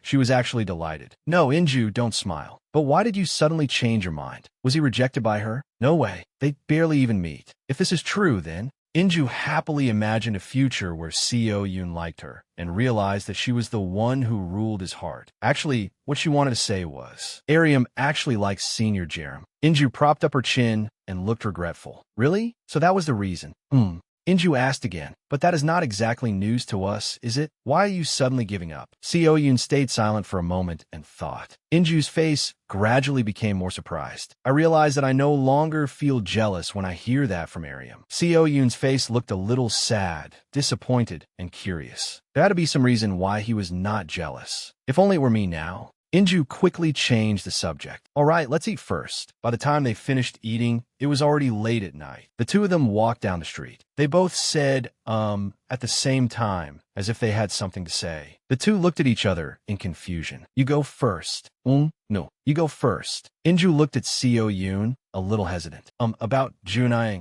You turned him down, right, Inju? Inju looked at Seo Yoon in surprise, not understanding how he knew about it. How do you know that? Obviously, because you're not comfortable around him. Inju gave an awkward smile as she understood. Oh, I see. Inju found it a little hard to say. Actually, when I was thinking it over, I kept thinking about you. Seo Yoon looked at Inju with surprise, mixed with embarrassment. Inju forced a smile and hurriedly explained, trying not to let Seo Yoon misunderstand. I mean, it was nothing. It is just that I had promised to help you before. You understand, right? Yes, I understand. That is how it was. Oh, and Junai also said some unpleasant things. He said he had talked to you before. What did you two talk about? I did not know the two of you had that kind of conversation. Yes, we talked at the party. Inju turned back in surprise and asked, what? Then why did you not tell me? Was it on the day he confessed? Yes. I knew he wanted to confess to you when he asked me about you, because he thought we seemed close. Inju waited for Seo Yoon to continue. So what did you say? I said that we were just friends. Inju felt a little disappointed that Seo Yoon, the person she secretly liked, only saw her as friend. So what Junai said was true. What was I even expecting? I thought Seo Yoon would not talk about me to someone else. Inju tightened her grip on the strap of her handbag in discomfort. I did not know which part disappointed me more. The fact that he said I was nothing more than a friend, or the fact that he talked about me with someone else. Inju looked to see Seo Yoon's reaction. But it is not Seo Yoon's fault. It is my fault for expecting too much. The two fell silent again, and neither of them said another word. This is hard. Just a few days ago, we were still talking happily with each other. After realizing I liked him, I kept hoping, and now those very expectations are making me suffer. They're making me regret what I said. Seo Yoon. He looked at her, who remained silent and said nothing. Then he spoke first. Inju, thank you for celebrating my birthday with me. I was really happy. Inju forced a smile and waved goodbye to Seo Yoon. It was nothing. Then make sure you finish the rest of the cake. After that, the two parted ways there. Inju watched Seo Yoon leave first, carrying the cake box. A while later, Inju also returned home. She tossed her handbag aside and collapsed tiredly onto her bed, staring up at the ceiling. Calm down first. He no longer likes Arium. That means this is my chance to get closer to him, slowly but surely. I will just text him normally first. Inju took out her phone and sent Seo Yoon a message first. You got home, right? A while later, Seo Yoon replied, yes, I just got home. Inju smiled happily as she looked at the message Seo Yoon had sent her. Let's start over. Meanwhile, on Seo Yoon's side, he was still holding his phone after replying to Inju's message. His face was full of thoughts he could not say aloud. His cheeks were slightly flushed as he looked at the message Inju had sent him. 3 weeks later, at the bus stop. Just as Inju arrived at the stop, the bus stopped to pick up passengers and then began moving again. Inju looked at the messages on her phone. I cannot come today. Why? I have exams this week. If I had known, I would have just stayed home too. Inju looked exhausted, drained, and lifeless. His replies are short, and he takes forever too. Is there any hope left for me? The next day, the bus came back the other way. Out of habit, Inju looked up toward the door of the bus and accidentally saw Kim Junai. When he turned his head, he also met Inju's eyes. But both of them acted as if they did not know each other. He quickly brushed past Inju. Inju did not even bother glancing at him. I do not want to sit near you either. Inju looked out the window, tired and gloomy. It reminds me that June was not always so cold to me either. It was like that during the volunteer work too. Inju recalled the time they volunteered. She had been happily taking care of child there. Then suddenly, a hand held out a card to her. Inju. She turned around in confusion and looked at Kim Junai as he said cheerfully, "Can you buy some more origami paper?" Inju got angry that he dared to order her around. Who do you think you are, telling someone else what to do? That jerk. Seo Yoon picked up the card on the table and took the responsibility upon himself. I will do it. Then Seo Yoon left. Kim Junai looked a little disappointed that Seo Yoon had interrupted. Inju looked awkwardly at Seo Yoon as he left. After that, she sent him a message to thank him. Thank you. Yes. Another short reply. He keeps ignoring me, except for the things he has to do. It is as if the distance between us is growing wider and wider. How did things become like this after his birthday? I do not understand him. Inju clenched her hand in frustration. Is it because my feelings are too obvious? He must have noticed and started avoiding me. It hurts so much, but what can I do? It is not Seo Yoon's fault that he does not like me. If I hide these feelings, can our relationship go back to the way it was before? A while later, at the childcare center, everyone in a room looked serious. Yusoi looked at everyone solemnly. The reason I called everyone here is... Inju looked tensely at Yusoi, waiting for her next words. Yusoi slammed 2 posters onto the table. Because Christmas is in 2 weeks. Coincidentally, our volunteer work will also end on Christmas Day. So I want everyone to do their best and contribute ideas. For Christmas or for class activities? For both. We still have activities on Saturday, and the Christmas party is on Sunday. Kim Junai took out his phone to search. How about decorating the classroom? We can use candles. One member of the volunteer group also spoke up. Or make gifts for the parents. Not just ordinary cards, but something a little different. Yusoi listened to everyone's opinions and wrote them down. That sounds good. Maybe we can make paper decorations too. Yes. Yusoi turned to look at her and asked, Inju, what about you? Inju was startled when her name was called. Do you have any other ideas? Inju thought for a moment. For what I have seen, the kids seem happier when there is food. So what about waffles or some kind of cake? It suits Christmas, right? Kim Junai propped up his chin and looked unconvinced. Is that not a bit too? We do not even have an oven here. But the female volunteer next to her agreed with Inju's idea. I think that is a great idea. Kim Junai looked at the girl who had just spoken in confusion. We do not need to actually make it. To keep it simple, we can just buy cakes and decorate them together. Yusoi also agreed with that idea and wrote it down. Right. The children will be happier if they get to eat cakes they decorated themselves. Inju was surprised that she supported her. What? She is supporting me? Does anyone else agree? Everyone raised their hands at once. It is my idea anyway, so why vote? There are only 4 people here. Well, we cannot do anything about that. Everyone else is absent because they have exams this week. All right, then we agree on buying cakes. As for the gifts, everyone discussed it together. They did not finish work until late. Inju, Kim Junai, and the others walked down the street. Christmas gifts, huh? How cute. I also want to buy something for Songyu. Inju thought deeply. What should I buy? He would probably like something related to the game he plays, right? Inju suddenly stopped as she remembered. I should ask Seo Yoon to go shopping with me. Inju happily and excitedly took out her phone and prepared to message Seo Yoon. It might be a little awkward to talk about personal matters, but this is for work, so it will not be awkward. Inju sent Seo Yoon a message. I just finished. We had a meeting about Christmas today. We need to buy gifts for the kids. Do you want to come with me? Seo Yoon. Seo Yoon replied immediately. Yes. When? Also, what kind of gifts? Inju breathed a sigh of relief. Thank God. He still replies when it is about this. Inju's expression suddenly became gloomy as she thought about Seo Yoon. Still, it really makes me sad that he only replies when I talk about things like this. Inju comforted herself and quickly returned home. It is fine. Just going back to being close friends like before is enough. At a stationery store, items were displayed on the shelves. Get 70 off when you bring your membership card. Inju was hesitating as she chose gifts for Christmas. She was torn between a mug and set of cards, not knowing which to buy. Personally, I like the mug more, but the kids would probably like the cards, right? Wait, Seo Yoon appeared. He asked her, why did you not answer your phone?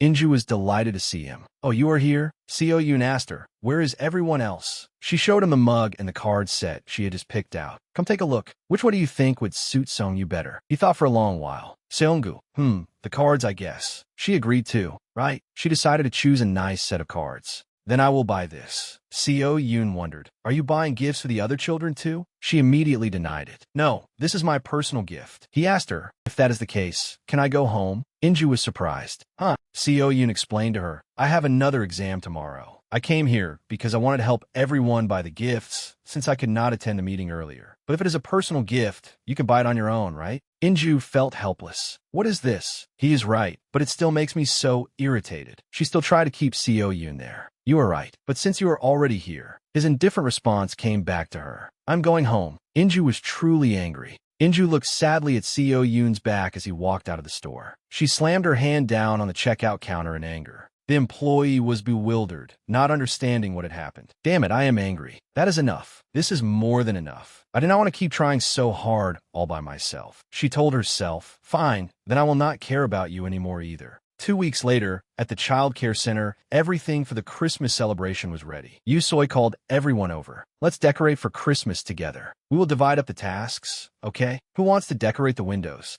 Everyone volunteered for their tasks. Me.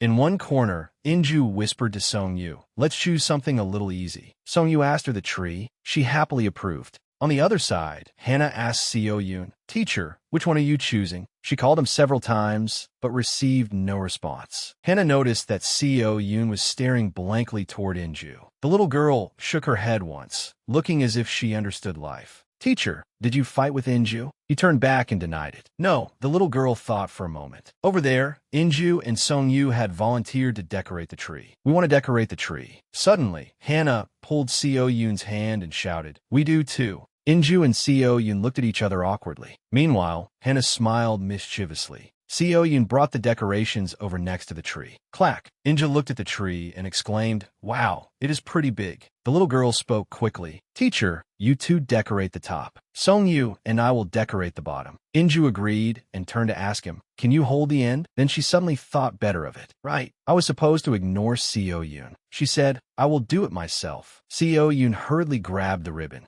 Let's do it together. She looked at Seo Yoon and thought, why do you have to be so dazzlingly handsome? Do you know your face makes it hard for me to ignore you? Hannah smiled brightly as she watched the two of them decorate the tree. Over here, Seo Yoon asked for confirmation here, a little higher. After some time decorating, the tree was finished. Whoa, it is done. Inju felt that all their effort had been worth it. It is so pretty. Everyone called them over. Kids, snack time. Seongyu and Hannah ran off. Yes, we are coming. Inju turned to Seo Yoon and said, the tree is really pretty, right? Seo Yoon replied, yes. Oh, I almost forgot the most important thing. She took a star out of the box. She kept standing on tiptoe, but could not reach the top of the tree. I cannot reach. He took the star from her hand. I will do it. With his height, he easily placed the star on top of the tree. Inju tugged on Seo Yoon's sleeve. There is something I want to tell you. Inju was tugging on Seo Yoon's sleeve when Hannah and Seongyu suddenly came running over beside them with a plate of sweets. Hannah said politely, teacher,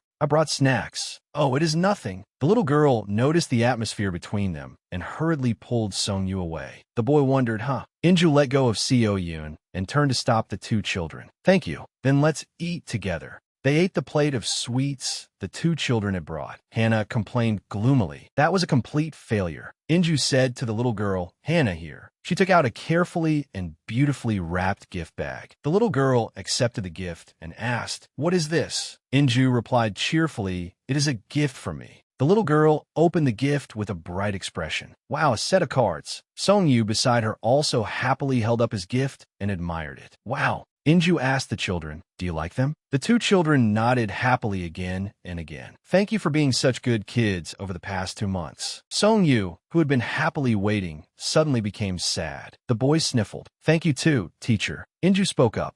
Thank you. Inju took out her phone, wanting to record him. Wait a second. Let me record it first. Say it again. Song-yu shyly refused. No, she still wanted to tease Song-yu. Why not? Just once. Seo-yoon had been sitting there silently listening the whole time. Time gradually passed. Everyone finished decorating everything for the Christmas celebration. The room became dazzling. Everyone chatted happily and ate sweets. Yusoi spoke up, drawing everyone's attention. Everyone, may I have your attention? Today is the last day the teachers will be here. We have made so many good memories together over the past 2 months, right? We all want to stay with you longer, but unfortunately, our time is up. So now it is time for us to say goodbye. The children, who had been happily eating sweets, looked surprised. The children's faces were blank. One by one, the little ones rushed into Yusoi's arms and cried, do not go, teacher. No, postpone it, teacher. Inju threw down a bag of gifts with a thud. She was dressed as Santa Claus and laughed loudly. Ho, ho, ho. Any child who cries will not get a present. The children fell silent at the sight of this special Santa Claus. They whispered to one another, that is teacher Inju, right? Who else could it be? Then should we call her Grandma Claus? Inju remembered the day they drew lots to decide who would take on the role of Santa, and she was furious. This is exactly why I did not want to be Santa. Still, she laughed cheerfully and played her role properly. Any child who keeps guessing the identity hidden behind this white beard will not receive a present either. Yusoi introduced her. Now then, Santa, the Christmas fairy will hand out presents to you. Line up, everyone. Inju handed out the gifts to the children one by one. Here, thank you. A child stared at Inju. She wondered, can I hug you, teacher? Inju was moved. Of course. Come here. She gave the little girl a loving hug. Inju continued handing out gifts to everyone. When she turned around, she saw the children clinging to Seo-yoon. I want to hug you too, teacher. Me too, Inju said sulkily. Hey, only Mrs. Santa Claus gives out free hugs. They all took photos together as keepsakes, with very cute captions. A star-filled night sky had fallen. They held a party at a pub. One member of the group noticed Yusoi. She looks like she's about to cry. Do you need a tissue, leader? Yusoi answered, no, not over here. Inju was draining the glass of beer in her hand. The person beside her said cheerfully, what a relief. It's finally over. Inju set the empty beer glass down on the table with a clack. She was pouring more beer into her glass when Seo-yoon stopped her. Don't drink anymore. Drunk, Inju protested. Who do you think you are? The girl beside her took the beer bottle from her hand and said, give it here. I'll pour it for you, little one. Then she poured beer into Inju's glass. Inju said to the girl, you're younger than me, you know. A guy sitting beside the girl stopped them. Don't drink anymore. Hey, give that back, Seo-yoon. Seo-yoon looked at them and sighed helplessly. One member tried to comfort Yusoi, who was sniffling and crying. We can go there again next year. Then they asked Seo-yoon, Seo-yoon, you'll join again next year too, right? Seo-yoon answered, no, Inju immediately asked, why not? She leaned in, grabbed him by the collar, and asked, why won't you join? He realized she was drunk. Are you drunk? She asked him, is it because of me? He was startled. What does that have to do with you? Inju, looking as if she might cry, asked him, you're not going to see me anymore after this volunteer work is over, are you? You don't want to see me at all anymore, right? I'm right, aren't I? The atmosphere around them suddenly went silent. Completely drunk, Inju clung to Seo-yoon. You don't want to see me anymore at all, right? Gripping his shirt tightly, she sought confirmation.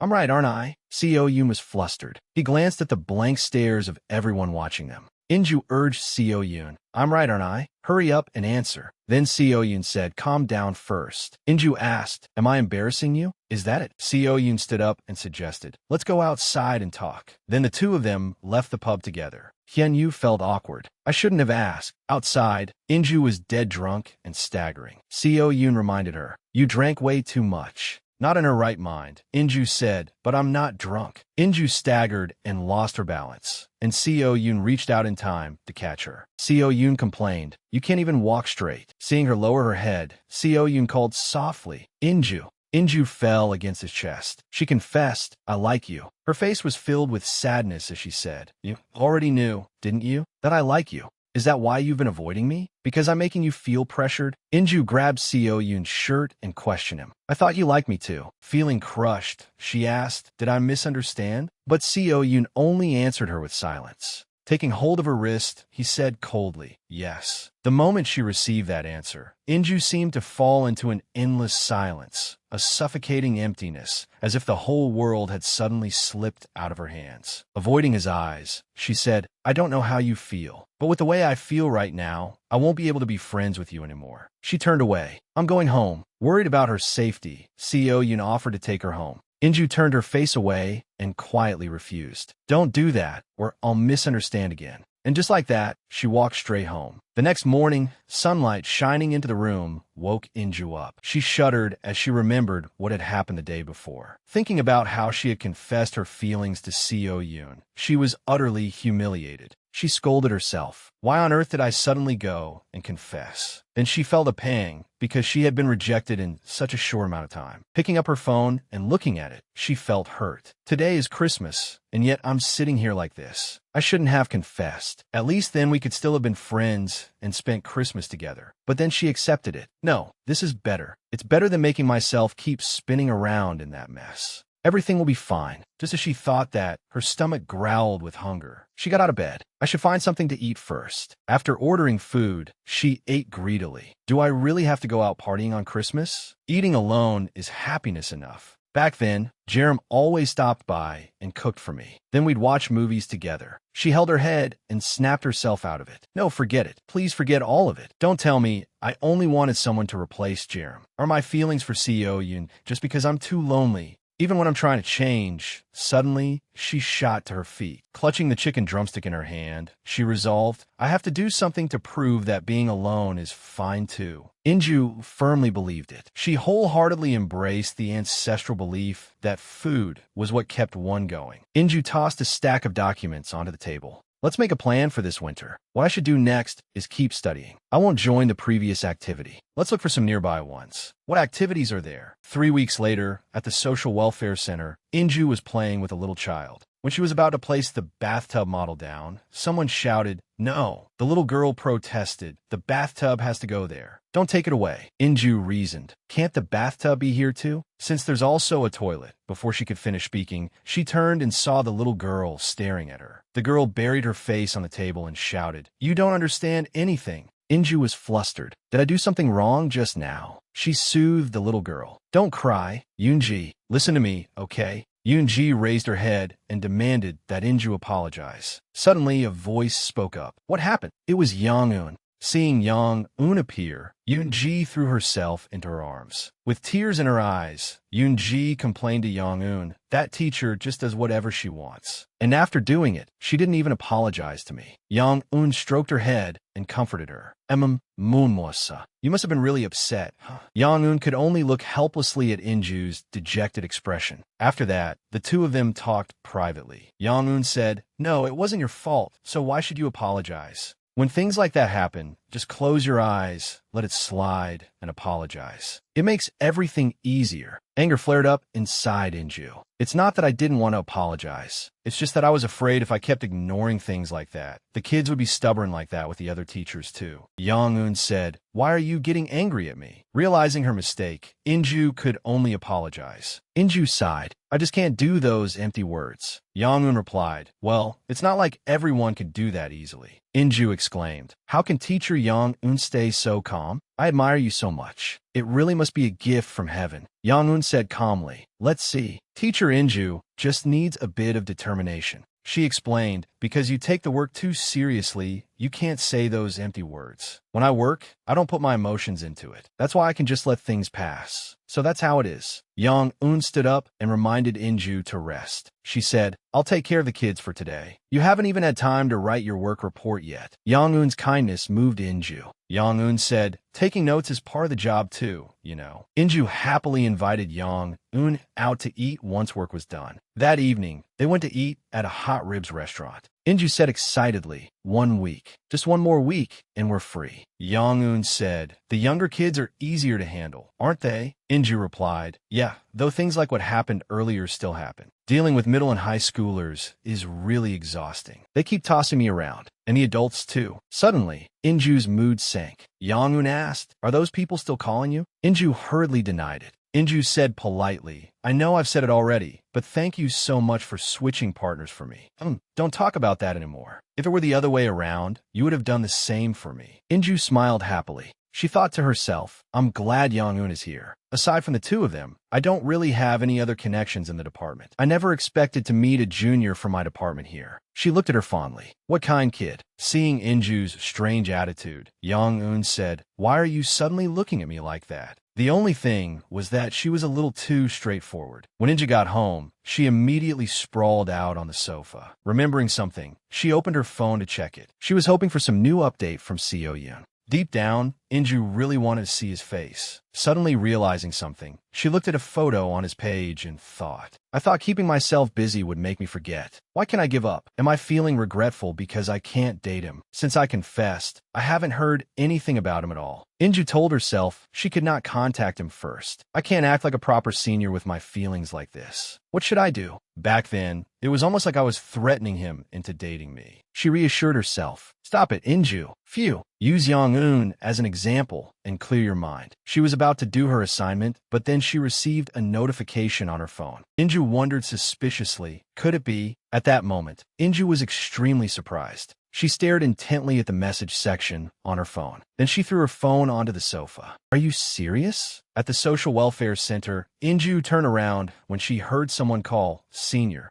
It was Young-un carrying a box behind her. She asked, are you going to the freshman welcome party? While wiping down a cabinet, Inju said, there's still some time before the semester starts, isn't there? Young-un looked at Inju and said, true. A friend of mine is on the student council, so she keeps asking me to come. Do you want to go with me? Still wiping the cabinet, Inju answered hesitantly, well, I've never gone to department student events before. I don't want to make things awkward for myself. Young-un turned around, carrying the box, and said, oh, that'll be fine. People from other universities will be stopping by too, so you could just come hang out. Inju just said, Then she said softly, I guess that's fine. Young-un looked at Inju and said, we're going to eat grilled entrails. As soon as Inju heard that, she said, I love meat. And so, 1 month later, at the heavenly beef tripe restaurant, Inju sat inside the restaurant with her eyes wide as she looked behind her. Before her was a group of people sitting and eating. Among them was Seo-yoon. That's Seo-yoon, right? His face looked faintly sad, his eyes lowered. Inju thought, it's true that I wanted to see him again. But in a place like this? Young-un spoke up then. He's dazzlingly handsome, isn't he? She looked toward Inju and teased. Are you totally smitten with him? Why don't you go over and talk to him? Inju suddenly blushed.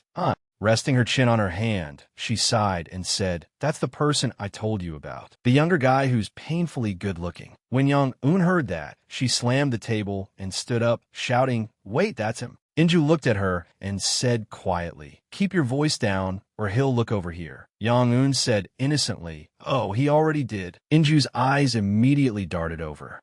This way. Seo-yoon had seen her. Surprise was clear on his face. But Inju could only stay silent, her eyes still unable to leave him. Young-un sensed that the atmosphere between them was somehow unusual, so she said, oh my gosh, why are you still sitting there? Go talk to him. Inju quickly turned back and said, I can't. Did you forget? I got friend-zoned. While drinking water, Young-un said, so what? Young-un calmly drank as she spoke, then shrugged. You're acting like you committed a crime. If you like him, then you like him. A girl accompanied by another guy walked over. She said, are you sitting alone? Young-un turned around and smiled brightly. Oh, you're here. She immediately gestured toward Inju and introduced her naturally. I'm not sitting alone. Senior Inju is here too. She's in our department. Hearing that, the girl tilted her head in confusion. Senior? Then she raised a hand to her chin, looking as if she was thinking. Inju? Then she suddenly exclaimed as if she had realized something. Pointing at Inju, she asked, oh, I know. You're the pretty senior who's always sleeping and looking at her phone, right? Being praised, Inju was a little surprised. She raised a hand to her face to hide her reddening cheeks and replied politely, oh, pretty? Thank you.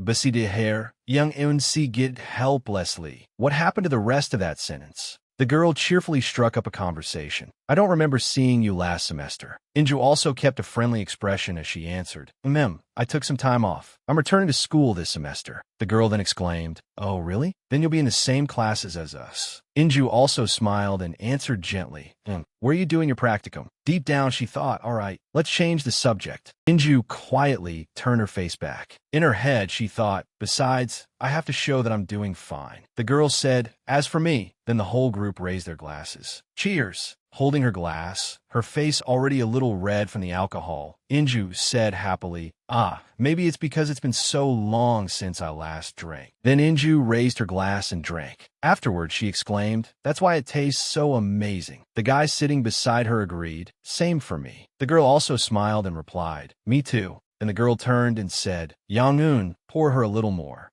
Where did she go? Yang-eun finally appeared then, looking exhausted and worn out. Wow, how much more did everyone drink? The girl immediately reached out and hugged her tightly, exclaiming, Yang-eun, where have you been? At that moment, Inju just sat there watching the two of them with a tender gaze, happily thinking, our Yang-eun really is popular. Then Yang-eun gently pushed the girl away and said, what's with you? I told you I was going to the bathroom. Then she looked over at Inju and said, oh, senior. Here, Yang-eun handed Inju a small bottle. This. Inju looked at the little bottle in her hand, her voice full of surprise and emotion. Yang-eun, are you an angel? Yang-eun smiled and said, a super handsome guy asked me to give it to you. Inju opened her eyes wide and looked at her. Then she quickly realized something and hurriedly turned around. Just as she thought, Seo-yoon had disappeared. What? Where did he go? She immediately stood up in a rush. Yang-eun said, I think he went home. As Inju ran down the street, she thought, what is going on? Fortunately, she saw him up ahead. Without hesitating, she loudly called, Seo-yoon, stop. Inju ran over to him. Holding the medicine bottle, she asked, why did you? Before she could finish, Seo-yoon spoke. He was still standing with his back to her. In a low voice, he asked, can I not do that for you? Inju looked at him blankly. What? He continued, I don't want that either. No, it shouldn't be like that. Seo-yoon's hands began to clench tightly, his expression filled with conflict. It keeps bothering me. She could only stare at him with wide eyes, stunned. Inju took one step forward and lightly touched the hem of his clothes. What are you talking about? Seo-yoon slowly turned around. Blushing, she looked up at him without blinking. Seo-yoon's eyes were red, his gaze lowered. Then he said, I don't want to be apart from you. At the park, Seo-yoon sat on a bench and said, this is where we came to celebrate my birthday, isn't it? Inju answered, yes. He continued, that was the first time I'd ever received such a proper birthday wish. He said, I just want to go back to that time. She asked, you mean when I already had a crush on you? Yoon lowered his head and spoke sadly. Back to when we could hang out together like before, talk to each other about our problems, and one day, I could celebrate your birthday too. Inju looked at him worriedly, then realized that Yoon was simply too afraid of losing someone he cherished. She asked herself, is it similar to the way he's been devoted to Arium since high school until now? Inju wondered, do you want me to be honest with you? But Yoon remained silent, listening as she continued. If you want to go back to that time, I can do it. She held onto his shirt and said, but then I'll start expecting more, and I might flirt with you again. After that, she fell silent. Inju looked at him and wondered, he's not avoiding it. Suddenly, Yoon slumped onto her shoulder, surprising Inju. She looked at Yoon in confusion.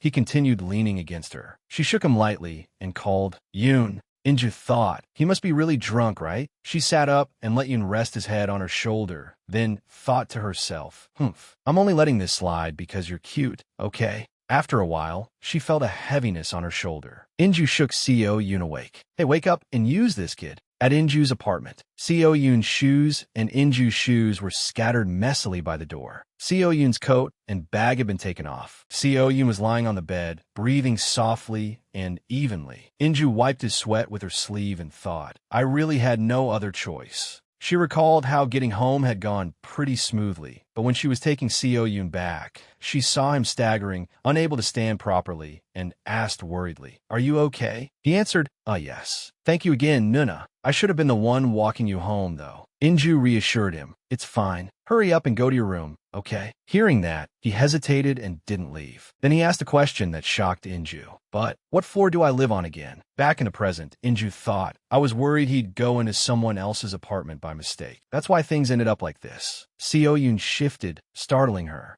She silently looked at him with concern. Seo-yoon was still sleeping quietly. Inju looked at him and quietly felt, even when he's asleep, he really is so beautiful. She blinked softly, then reached out as if to touch his face. Sitting there, Inju thought, it's been a while, hasn't it? Since the last time I could look at you this closely. And since the last time we could be in the same space without feeling tense or anything. Inju looked at Seo Yoon and continued thinking, should I do what Seo Yoon wants? Hide these feelings away? No, this might also be another chance to make him fall for me. She silently looked at him. Then she asked herself, but I've always done that with Jerem. Am I really going to let all of that go to waste now? Inju stood up and quietly decided, stop it, Inju, for both of your sakes. Then she tiptoed out of the room and closed the door behind her. Only Seo Yoon remained in the room. He hazily opened his eyes. The next day, at lecture room 408, Inju ran over, stopped, and panted heavily. She stood outside. Seeing the professor walk in, she thought anxiously, what do I do? It's only the first day of class, and I already overslept, damn it. A classmate sitting inside saw her staring from outside and broke into a frightened sweat. Inju slowly opened the classroom door and tiptoed in, telling herself, there's still seats, right? Then she walked to a seat and asked the person beside it, no one's sitting here, right? She stared blankly at the person beside her. Inju realized it was Ariam and froze, but still finished her question. No. Inju's heart pounded as she thought in surprise. Han, Ariam. Ariam widened her eyes. Inju continued thinking, and on top of that, she looked at the person beside Ariam. Jerem too. All three of them fell into an awkward state. Inju cried inwardly. How did the seating end up like this? Ariam started a conversation. It's been a while. Inju answered hesitantly. Yeah, but just then, the professor suddenly announced, therefore, there will be no exams. Inju anxiously wondered, should I switch to another class? She heard the professor continue. Your midterm and final grades will be evaluated through your group project. Inju quietly decided, I have to switch to another class. And the professor said something that made her freeze. Let's see, one table per group should be fine, right? Inju kept praying to switch classes. When class ended, while everyone else was chatting with one another, Inju's table fell into an awkward situation. Inju awkwardly spoke to the guy beside her. Hello, should we introduce ourselves a little? The guy introduced himself. Ook, Im Lee Honu. I'm a second-year math major. Inju replied. I'm a fourth-year social welfare major. My name is Gong Inju. She thought, I'm dropping this class anyway. I might as well make a good first impression. She turned and stared at Ariam and Jerem, signaling them. Ariam introduced him. This is Jerem, a fourth-year creative writing major. Ariam also said, I'm in the same major and year as him. I'm an Ariam. Inju looked at the two of them and wondered, come to think of it, Ariam said she liked Jerem, didn't she? Is that why they're taking the same class like this? She pondered. Would it sound too awkward to say they're dating? She quietly decided, well, I don't care. I'm not planning to take this class anyway. Then Inju asked, is everyone planning to keep taking this class? Hyunyu was surprised. Pardon, she said, group projects like this are pretty exhausting. She continued, by now, probably half the class will drop the course. He suddenly looked to one side. Hyunyu said, then that'll be pretty tough. When I registered for classes, I realized there weren't that many courses to sign up for this semester. His announcement made Inju freeze. So if you drop it now, you'll be left with nothing, Nuna. Ariam asked, you're dropping this class? Inju thought, what the heck? Why does she look so excited? She sighed and said, no, I just mean, no one really likes group projects, right? Ariam answered, I like them a lot. Inju laughed angrily and muttered, is that so? She asked herself, why does she keep trying to pick a fight? Ariam explained, because the evaluation criteria are pretty clear. As long as everyone does their own part properly, you get a good grade. Inju answered irritably, if it were that easy. Hearing her say that, Ariam said,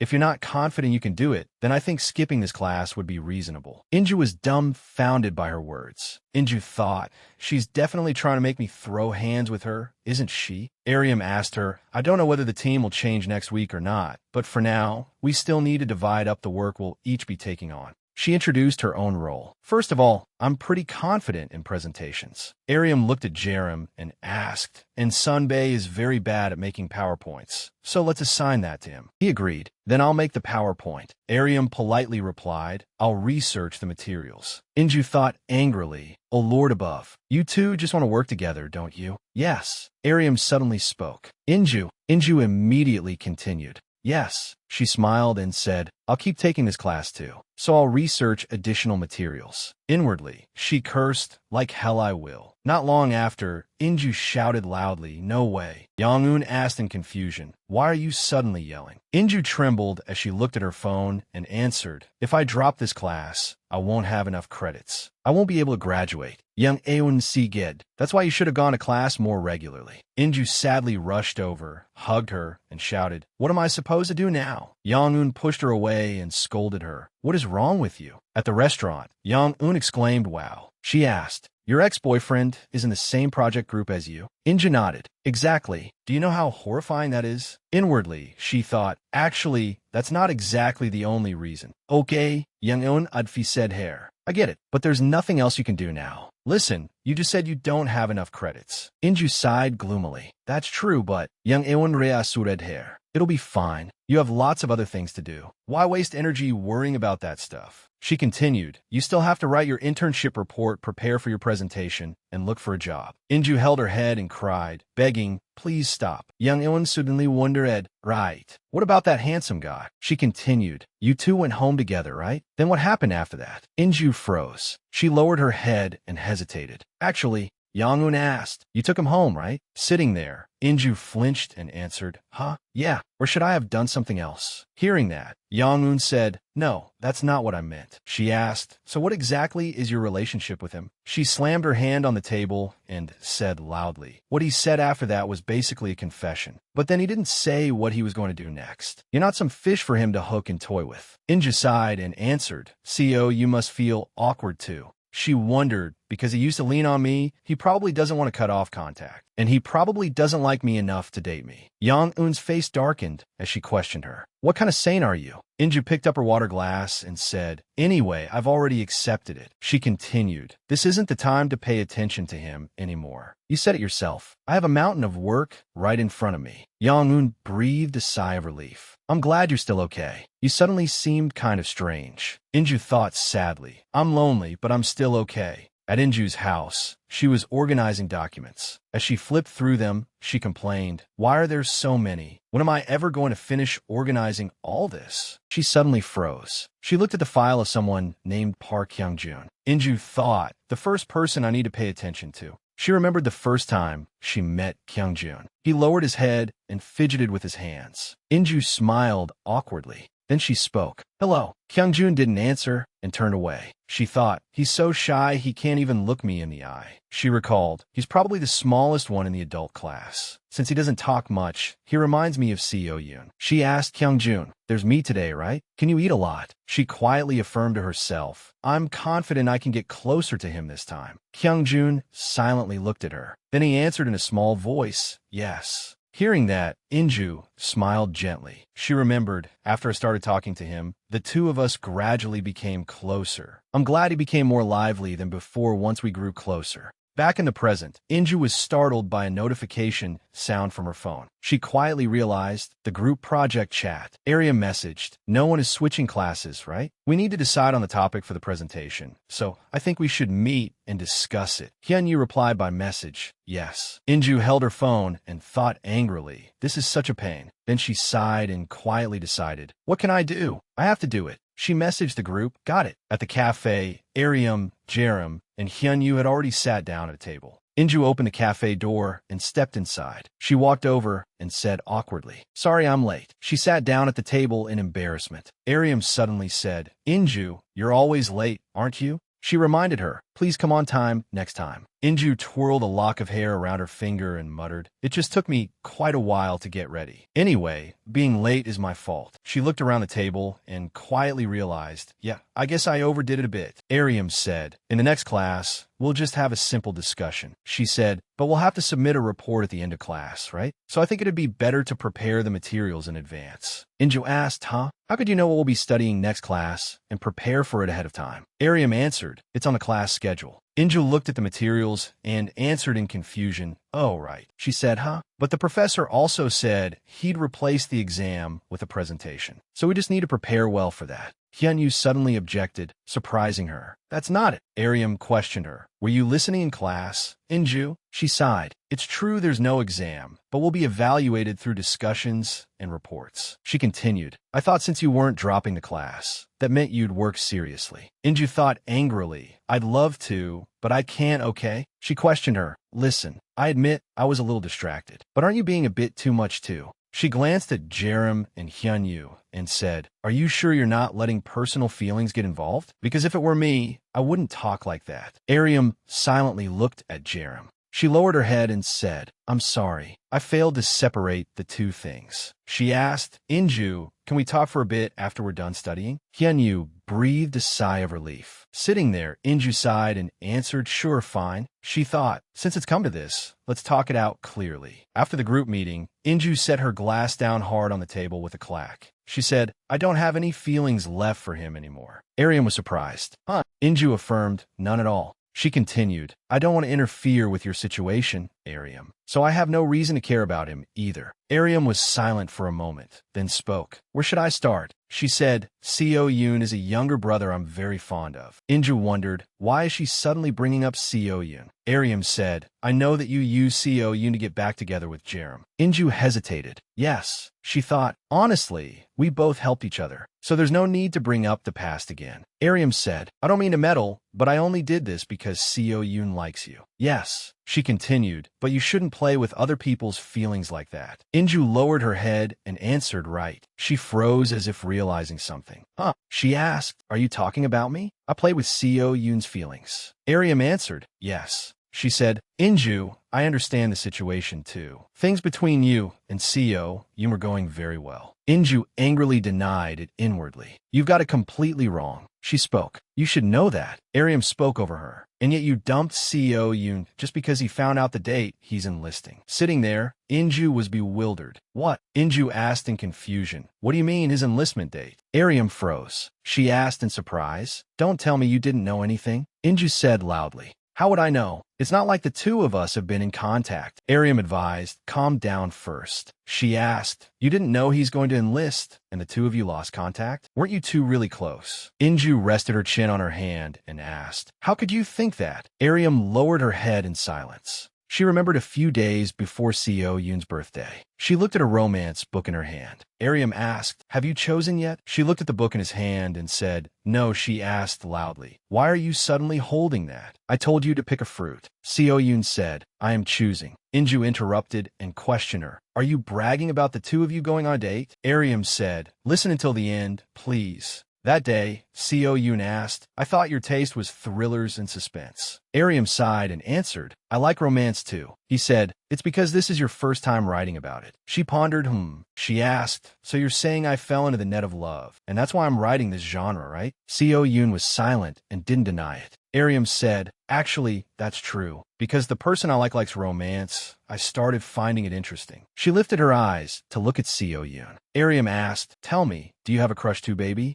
Seo Yoon lowered his head and answered, yes. It's Inju. Inju in the present gaped in surprise. Huh? She stood up and shouted, Seo Yoon said that? He said he liked me? Aryam answered, yes. Inju said, you should have told me that sooner. Aryam answered, I didn't think the person involved wouldn't know. I thought you two spent his birthday together. Inju hesitated. That's true, but she sat down and asked, what about the enlistment? Aryam explained, it was the day I spent Christmas with my family. Seo Yoon slowly entered the room. Aryam's father was surprised. Seo Yoon, you're here? He bowed. Her father said, it's very cold outside, isn't it? Sit down. Aryam looked at Seo Yoon in surprise. She whispered, why are you here? I thought you went on a date. Seo Yoon took off his scarf and remained silent without answering. He explained, we couldn't meet. The situation was a little. Aryam was surprised. What do you mean? He suddenly announced, I'm going to enlist this coming summer. She shouted, what? Aryam's mother wondered, in the summer? When? Seo Yoon answered, June. She continued, it really is about time for Seo Yoon to go, isn't it? Aryam asked Seo Yoon, don't tell me you got rejected. He answered, no, that has nothing to do with it. Aryam remembered Seo Yoon's face and said, even though he mentioned it so casually, for some reason he looked so worn down. She continued, I couldn't say anything more, so I could only guess that something had happened with you, Inju.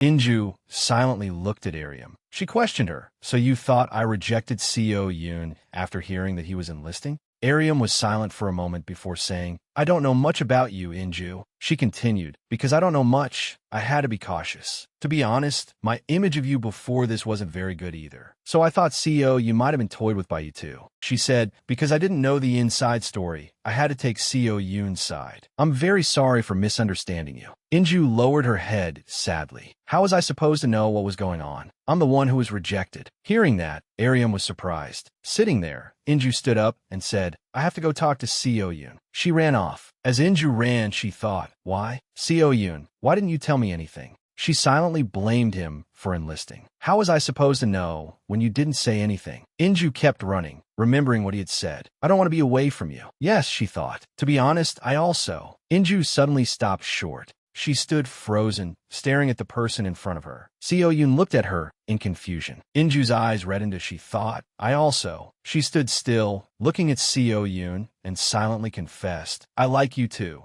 Seo Yoon called, Inju. She questioned him. Why didn't you tell me you were about to enlist? Is that why you turned me down? She continued angrily. And why did you lie and say you didn't like me anymore? Seo Yoon hesitated. How did you? He lowered his eyes and stopped. Yes. Then he turned his head and answered, yes. Inju asked why. He said, I was so scared when I found out you liked me too. I was afraid that if I asked you to wait for me, that you would refuse. He continued, I thought it would be better for both of us to put it aside before these feelings grew any stronger. Inju took Seo Yoon's hand and asked, then have you put them aside? He lowered his head and stayed silent. He said, no. Inju lowered her head and began to cry. She hesitated. Why do you? Inju asked. Why do you make dating so difficult? She continued. Do you know how hard it is just for two people to understand each other? She questioned him. Why do you always do whatever you want without even trying? Seo Yoon slowly reached out to her, and the two stood together in silence. At the park, Inju sniffled and said, I still can't believe it. She questioned him. You were planning to devote yourself to the country without saying a word to me? Seo Yoon lowered his head and answered, actually, when I met you again after such a long time, I could barely even stand. He continued, but what I did was right. Inju angrily snapped back, right my foot. He fiddled with his fingers and hesitantly said, about that. I'm sure it would have been a burden for you too. She asked, you wanted me to wait, huh? And Inju stopped and asked, no, wait. What did you think I would say, Seo Yoon? Hearing that, he flinched. He began rambling. I don't know. Anyway, I didn't want to hold you back at such an important time. I was also really worried about us being apart, and Inju angrily cursed inwardly. So in short, you wanted me to wait. She said, honestly, I don't know either. Then she asked, you said you're enlisting in June, right? I don't know how I'll feel then. She continued, making him pause. The things you're worried about are just your own thoughts. They're only things you heard somewhere. Right now, I like you, and you like me too. Seo Yoon lowered his head. His face flushed and answered, yes. She suddenly asked, can't we just date like this? He panicked and shouted, what? Inju said, I already told you. I don't know what's going to happen. To be clear, it's not as if we're definitely going to break up just because you enlist. What if we break up because of something else? She said, how would we know if we don't try? Seo Yoon fell silent again, making her angry. Then she stood up and said, fine, forget it. I'll just go date some other guy. That's what you want too, isn't it? He lowered his head and answered, I did think about and make a decision for that possibility too. Inju turned to look at him, silently shocked. What? Seriously? She pouted and sighed. Inju placed her hand on Seo Yoon and said, then let's just date until you enlist first. He was surprised. Oh. He hesitated. There's no such thing as dating like that. Inju demanded. Then what am I supposed to do? She bumped her forehead against Seo Yoon's and said, we like each other this much. While Seo Yoon sat there huddled on the bench, blushing, she continued, I try to push it away, but I still like you. And you still like me too. Seo Yoon hesitantly raised his hand. Then he hugged her tightly and confessed, I like you. Seo Yoon said, I couldn't do it because I was too scared. You always acted so natural, as if nothing had happened. He continued, at first, I just thought you were a little reckless. Then Seo Yoon remembered Inju's question, will you date me? Seo Yoon said, but somehow I gradually got used to being led around by you like that. He remembered the moment he had held Inju's hand. He looked at her hand and his own. Seo Yoon hesitated. Then he remembered her beautiful smile and said, before I knew it, I was always thinking about you. He said, I'm sorry I lied, but because I like you so much, I became scared of everything. Then Seo Yoon continued, in the end, I made you sad. Inju pinched his cheek and cut him off. Forget it. She said, it's okay. For now on, you'd better do things properly, got it? He answered tearfully, yes. Inju looked at his adorable face and burst out laughing. She took Seo Yoon's hand and pulled him to his feet. He looked at their intertwined hands and blushed. Inju teased him. Why are you being such a shy boy? He answered awkwardly, because my girlfriend is so different. Inju smiled and said, from now on, I'm going to hold your hand a lot. Seo Yoon asked, we're only going to date until I enlist, right? She hesitated. That's right. Inju thought, even if I say that, how could we possibly break up when the time comes?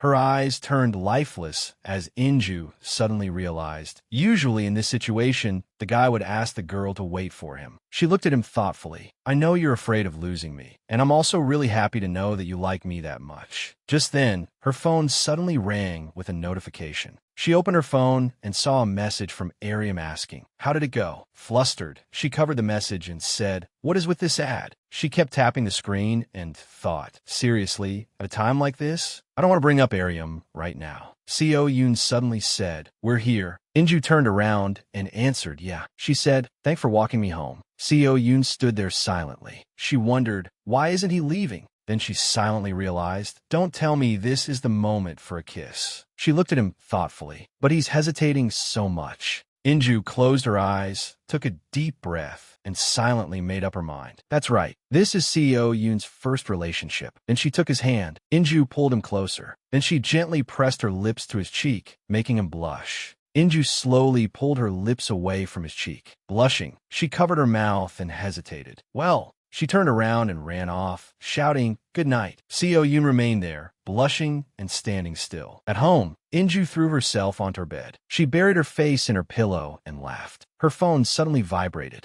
She opened her phone and saw a message from Seo Yoon. Do you have class tomorrow? She realized, that's right. Inju smiled and told herself, I should change his name, shouldn't I? You're my boyfriend now. She hesitated. Maybe setting a nickname will be nicer. She gave Seo Yoon the nickname Yuni and muttered, this makes me feel like a 9-year-old. Inju kept wondering, darling? Ugh, that doesn't fit at all. Then should I just leave it as Seo Yoon? What should I call him? Nighttime passed faster than a dog running through a field. The next morning, as soon as the two met, they showed each other their contact lists. Hers was adorable, while his was unbelievably distant. Inju was so stunned, she couldn't believe it and blurted out, what on earth? In the middle of the busy street, she didn't hesitate to shout as she asked, what is this? Why does this name feel so distant? Hearing Inju's dissatisfaction, Seo Yoon panicked a little. With a blank, clueless expression, he asked, then what should I save it as? Having created an opening to test him, she eagerly waited and tilted her head as she asked, what do you want to call me? Perhaps because this was his first time dating someone, Seo Yoon was rather inexperienced. Looking quite timid, he answered, how about just your name? That was hopeless. It was a knockout blow that left Inju stiff and speechless. She said, then I'll just change it myself. And within the next few minutes, she had no choice but to take matters into her own hands. In the blink of an eye, the name in his contacts changed. Looking at the nickname before him, Seo Yoon was quite surprised. You want me to call you this? Princess. And then, with no right to refuse, she proactively gave him a hint. Go on, call me Princess. But seeing him looking a little embarrassed and turning his face away slightly, Inju began to grow frightened as she observed his strange reaction. Her eyes widened.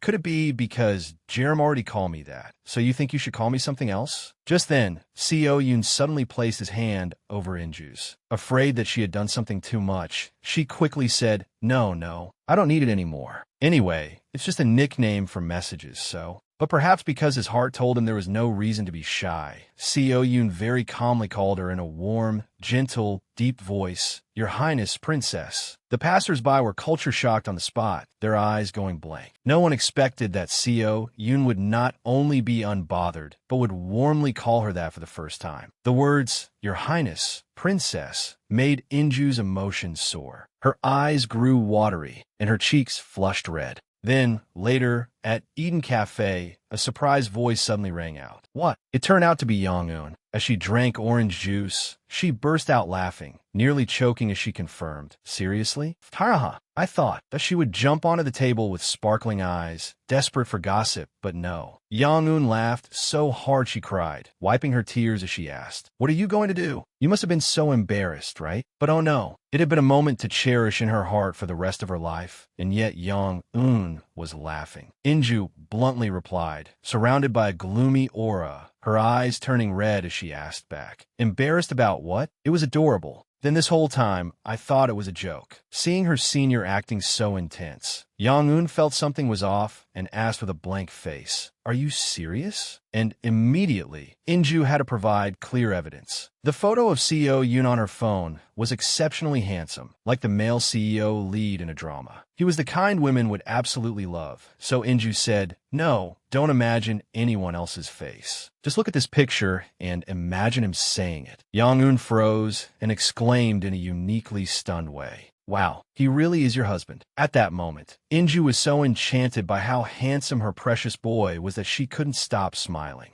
Seeing that, Yang-eun shook her head as if all was lost and could only watch. But Inju's thoughts remained unmoved. "I know that in other people's eyes, it might look pretty stupid, but since I've now decided to date Seo Yoon, that alone was enough to make her feel incredibly happy, because he was by her side, holding her hands and protecting Inju. She was cared for by Seo Yoon at every meal. He smiled happily as he watched his girlfriend eat well. His softened gaze looked so affectionate. It was an endlessly adorable scene. She got to lean against his broad, sturdy shoulders, a special privilege reserved only for Inju. She happily read a book while he sneakily gazed at his girlfriend. It was enough happiness to die from. Then the scene shifted to a book, a thick introduction to sociology, being slammed onto the desk with a thud. At that moment, Inju had tied her hair up neatly, ready for battle. Her eyes looked slightly fed up, as if she already wanted to give up. Writing an internship report really was a pain. Noticing his girlfriend's hesitation and her blank gaze that looked close to going crazy, Seo Yoon quickly smiled and asked, "What's wrong?" But so he wouldn't worry, Inju simply rubbed her hands together and answered, "Nothing." Hearing that reassurance, Seo Yoon felt more at ease. He continued studying, taking out paper and pen to write notes. Meanwhile, her eyes were filled with satisfaction. "Anyway, just being with Seo Yoon makes me happy." Then, out of nowhere, she stopped working, relaxed, rested her head on her arm, and thought, "Even though I'm this happy." After that, she slowly slid down, and then darkness gradually covered everything. Perhaps the illusion of life pulled the college student into a dream. Then, before she could understand what was happening, a voice suddenly called, "Inju." Inju, followed by a tug on her hand. Just as she turned around, she saw Park Kyung-jun's pale eyes glaring straight at her, looking terrifying like some kind of addict. In the dream, he stressed his words in a voice full of resentment. "Inju, you said you liked me, so why did you lie like that?" Meanwhile, in reality, Seo Yoon noticed that his girlfriend had fallen asleep, but she was making frightened, trembling sounds. The situation had been going on for a while. All he could do was reach his hand toward her and call worriedly, "Inju." Just then, Inju suddenly shot upright in utter terror. With a grimacing face, she screamed, "Ah!" This incident left everyone in the library bewildered, staring blankly at Inju. As for her, she was breathing heavily, panting. Sometime later, the sky had turned dark. The two walked through the park, holding hands tightly, and Seo Yoon worriedly asked his girlfriend, "Did something happen?" Hearing such a warm question, she relaxed her face and answered gently, "I just had a nightmare. Talking about it wouldn't do any good." Thinking that, Inju quickly changed the subject. "Ah, this is so embarrassing. I probably won't be able to go to the library for a while." But Seo Yoon held her hand tightly, stopped, and pleaded, "Something did happen, didn't it? Tell me." It was difficult. She was a little hesitant and stammered as she tried to answer, only managing to say, "Ah." Even though he was like a precious little boy, at times like this, he was truly a man. "Look at him." Seo Yoon asked like a mature young man, "I'm your boyfriend. I want to become someone you can lean on too." And so she felt more at ease and held her boyfriend's hand even tighter. That gave Inju more and more strength, and she answered sadly, "I just remembered the time I spent doing my internship. Lately, I've been organizing my internship report, so..." Hearing that, Seo Yoon seemed slightly uncertain and asked for confirmation. "The one you did during vacation?" "Yes, that was exactly right. There was nothing wrong with that." She simply looked pensive, lowered her face, and said, "Yeah."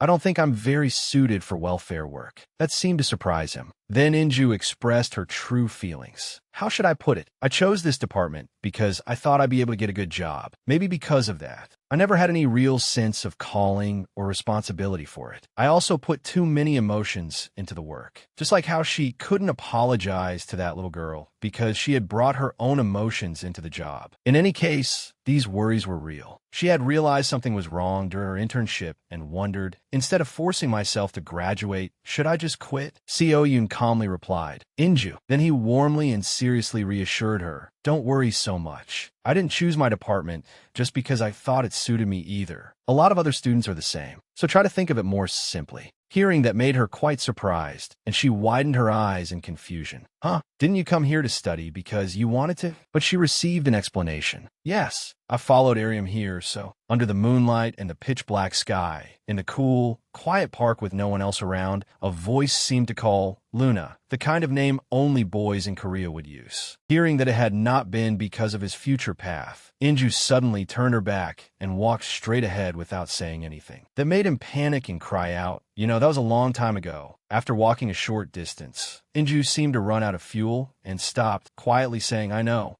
But then, instead of being coldly sulky as expected, when seen from the front, Inju was actually enjoying it. She raised her hand to her mouth to stop herself from making a teasing sound. Her eyes shone brightly, and she was enchanted as she thought, Yuni's expression is so cute I could die, so I want to tease him more. Meanwhile, he had curled in on himself and looked quite gloomy. Then, not wanting the situation to become tense, Seo Yoon came closer. With eyes like melon seeds, he observed his girlfriend's condition. Inju had to restrain herself with all her might, her eyes going pale as she almost blurted out, You love me, you adore me. But then she teased him, making Seo Yoon feel hurt and upset. Sulking, he quickly left and said, I'll go home first. Seeing that she had gone a bit too far, Inju panicked in return and cried desperately, Wait, are you mad? But of course, he couldn't stay mad for long. He only said that, but because he was still worried about her, he turned back. Seo Yoon didn't want her to do that, and, looking flustered, softly warned her, Please don't joke like that anymore. Seeing that, Inju smiled faintly and agreed. In any case, thanks to that, she had managed to change the subject of the conversation. Thank goodness. Then she told herself, I can't make someone who's about to enlist worry like this. She quietly hugged his arm and walked close to Seo Yoon. A few days later, at June Cafe, a cafe with blue awnings as its main feature. And in that space, Ariam was holding a stack of documents. She tapped them lightly on the table and said, Everyone, thank you for your hard work. Then I'll prepare the presentation based on the opinions here. Seeing that the discussion about the project had more or less been settled, Hyun-yu suddenly realized something and suggested, then should we have a meal today? That drew everyone's attention. But unlike everyone else, Inju seemed hesitant. Still, since she could not delay even another minute, she had no choice but to stand up and say awkwardly, I already have plans. After hearing that, there was suddenly an oh. It turned out to be Ariam's voice. Ariam asked directly, in surprise, Inju, I heard about it. You're dating Seo Yoon, right? There was nothing to hide, so Inju simply laughed and answered,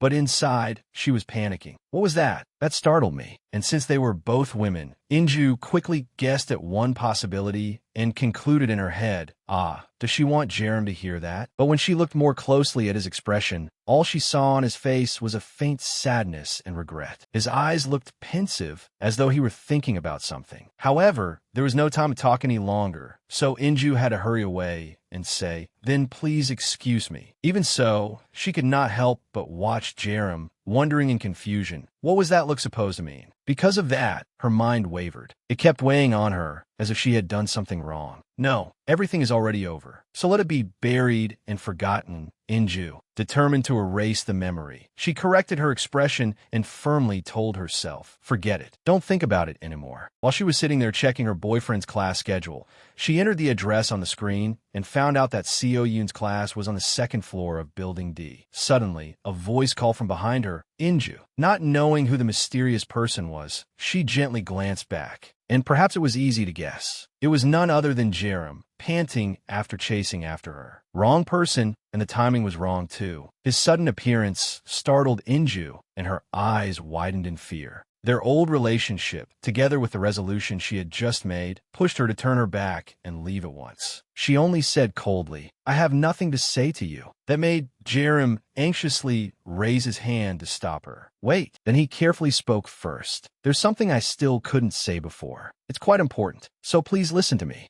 Having received such a plea from her ex-boyfriend, Inju could not easily refuse. The two of them simply stood there silently, looking at each other. And since it was not convenient to talk in the middle of the road, they decided to choose a cafe. After ordering coffee with condensed milk and a cup of tea, they set the tray of drinks down on the table. Since time was getting increasingly tight, Inju kept watching her phone closely while urging him, "You should say it quickly. Seo Yoon's class is about to end." And now, finally facing each other and talking, Jerem had to gather his thoughts and calm himself, lowering his head slightly and staying silent for a while. It was time to speak. Not daring to look directly at her face, he said, "Before, I told you the reason we broke up, right? Honestly." But before Jerem could continue, Inju coldly glanced at him and said, "If it's about that, I don't want to hear it." Then he suddenly admitted, "It was my fault." That left her rather bewildered. She stared at him, frowning as she asked back, "What are you suddenly saying? What fault of yours?" Only then did Jerem say bitterly, "I said you would have to struggle to live without me. But I was the one who made you that way. I really liked it when you trusted me and leaned on me." Though Jerem was perhaps imagining it a little too much, overthinking in front of Inju, and you didn't have to lift a finger for anything. But in truth, at that moment, Inju had turned to stone. Her face froze like a ghost, and she barely managed a forced smile. Hearing that made Inju simply stare blankly, her eyes round with astonishment. But what Jerem said afterward was completely the opposite as he spoke his thoughts. "But then I gradually became tired of you clinging to me and depending on me. I thought you would never be able to change. That was why I thought we needed to break up. But the moment you ran off somewhere else, I finally understood. When I saw you change, I realized that you could stand firmly on your own 2 feet. You had only been tied down in one place because of me." Looking back on herself at that moment, Inju could see it too. After breaking up with him, I did mature. But now that he was taking the blame on himself, she felt somewhat confused. She fidgeted with her phone. What exactly is the point of this conversation? Quickly feeling that he was talking in circles too much, Inju emphasized her words and said bluntly, "What are you trying to say? I don't understand why we have to bring up the past now." The situation had become quite tense. He held his cup of coffee and explained the reason. "I'm not trying to do anything. It's just that whether we like it or not, we'll have to see each other throughout this semester. And I don't want things to become awkward between us. That's why I wanted to apologize to you."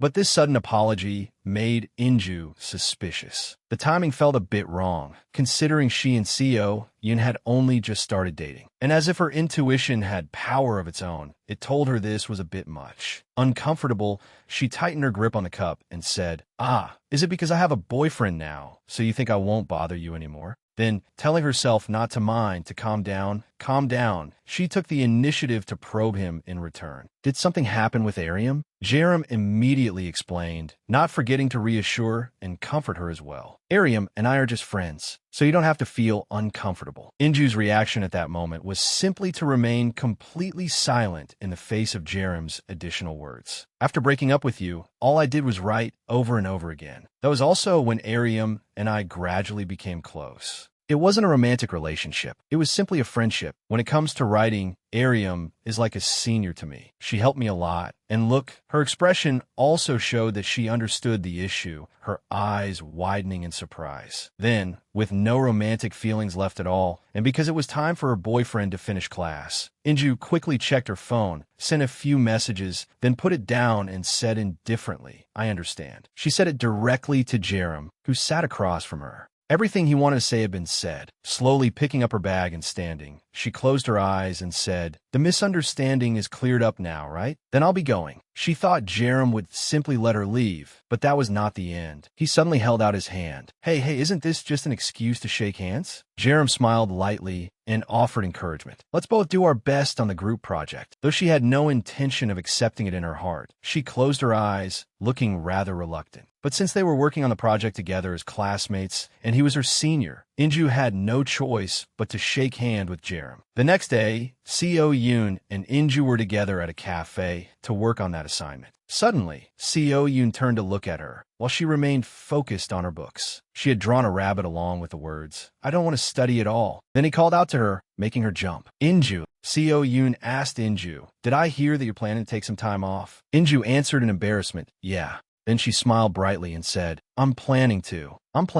Suddenly, Inju's phone lit up. It seemed someone had sent her a message. She opened her phone to look and saw a message from Jerem. He said, "It seems like Section Z doesn't have enough images. Send me some more when you have time." After reading the message, Inju complained in irritation. How annoying. Seeing her like that, Seo Yoon immediately asked, "What's wrong?" Inju answered angrily, "Jerem keeps messaging me." After saying it, she realized she had said something she should not have, and immediately lifted her face to look at Seo Yoon. Seo Yoon replied, "Ah, the group project?" Seeing that, Inju hurriedly stammered in response. "Yeah, did I tell you?" He answered, "Ariam told me. The three of you are in the same group." Hearing Seo Yoon say that, Inju looked away and said, "I didn't mean to hide it. It just ended up that way because there was no other choice." After hearing her say that, Seo Yoon replied, "I understand. I'm fine too, so you don't have to worry." After saying that, he focused on his assignment again with a cool expression. Seeing that, she thought he's so cool. Well, it would be kind of strange to get jealous over this anyway. After all, it's just a class. Then Inju asked, "You don't keep in touch with Ariam anymore?" He answered calmly, "No." Inju turned, propped her chin on her hand, and asked curiously, "I wonder if Ariam and Jerem are dating." Then she turned back toward him and said with a smile, "You told me, remember? That Ariam likes Jerem. Try thinking about what might happen." Hearing her ask that, Seo Yoon avoided the question and answered, "I don't know. I only heard about it." Then he asked her in return, "What about you?" Inju pondered without answering. The scene changed to the meeting where everyone gathered again for the group project. She was still resting her chin on her hand, thinking, After they finished the discussion, Ariam spoke up and said, "Then let's end it here." After that, she looked over at Jerem and saw that something was stuck to his face. Ariam immediately reached her hand toward his face and said, "Senior, wait a moment. This is stuck on your face." Seeing the two of them being so affectionate, Inju was at a loss for words. Jerem smiled and said, "Thank you." Inju still stared at them, thinking to herself, Ariam is the only one making it obvious. As for Jerem, I have no idea how he feels. Suddenly, Ariam asked, "Inju, is there something you want to say?" When Inju saw Ariam asking her, she jumped and stammered, No, please don't mind me." She looked awkwardly at the two of them and thought to herself, being a little curious about my ex-boyfriend's love life isn't such a big deal, right? When Ariam saw Inju say it was nothing, she turned to Jerem and asked, "Senior, would you like to have dinner with me?" Hearing her ask that, Jerem hesitated. Let's see." Then he lifted his face and looked toward Inju. Jerem smiled brightly and said, "Inju, you should come with us too." Inju, who had been sitting there minding her own business and still got dragged in, was surprised.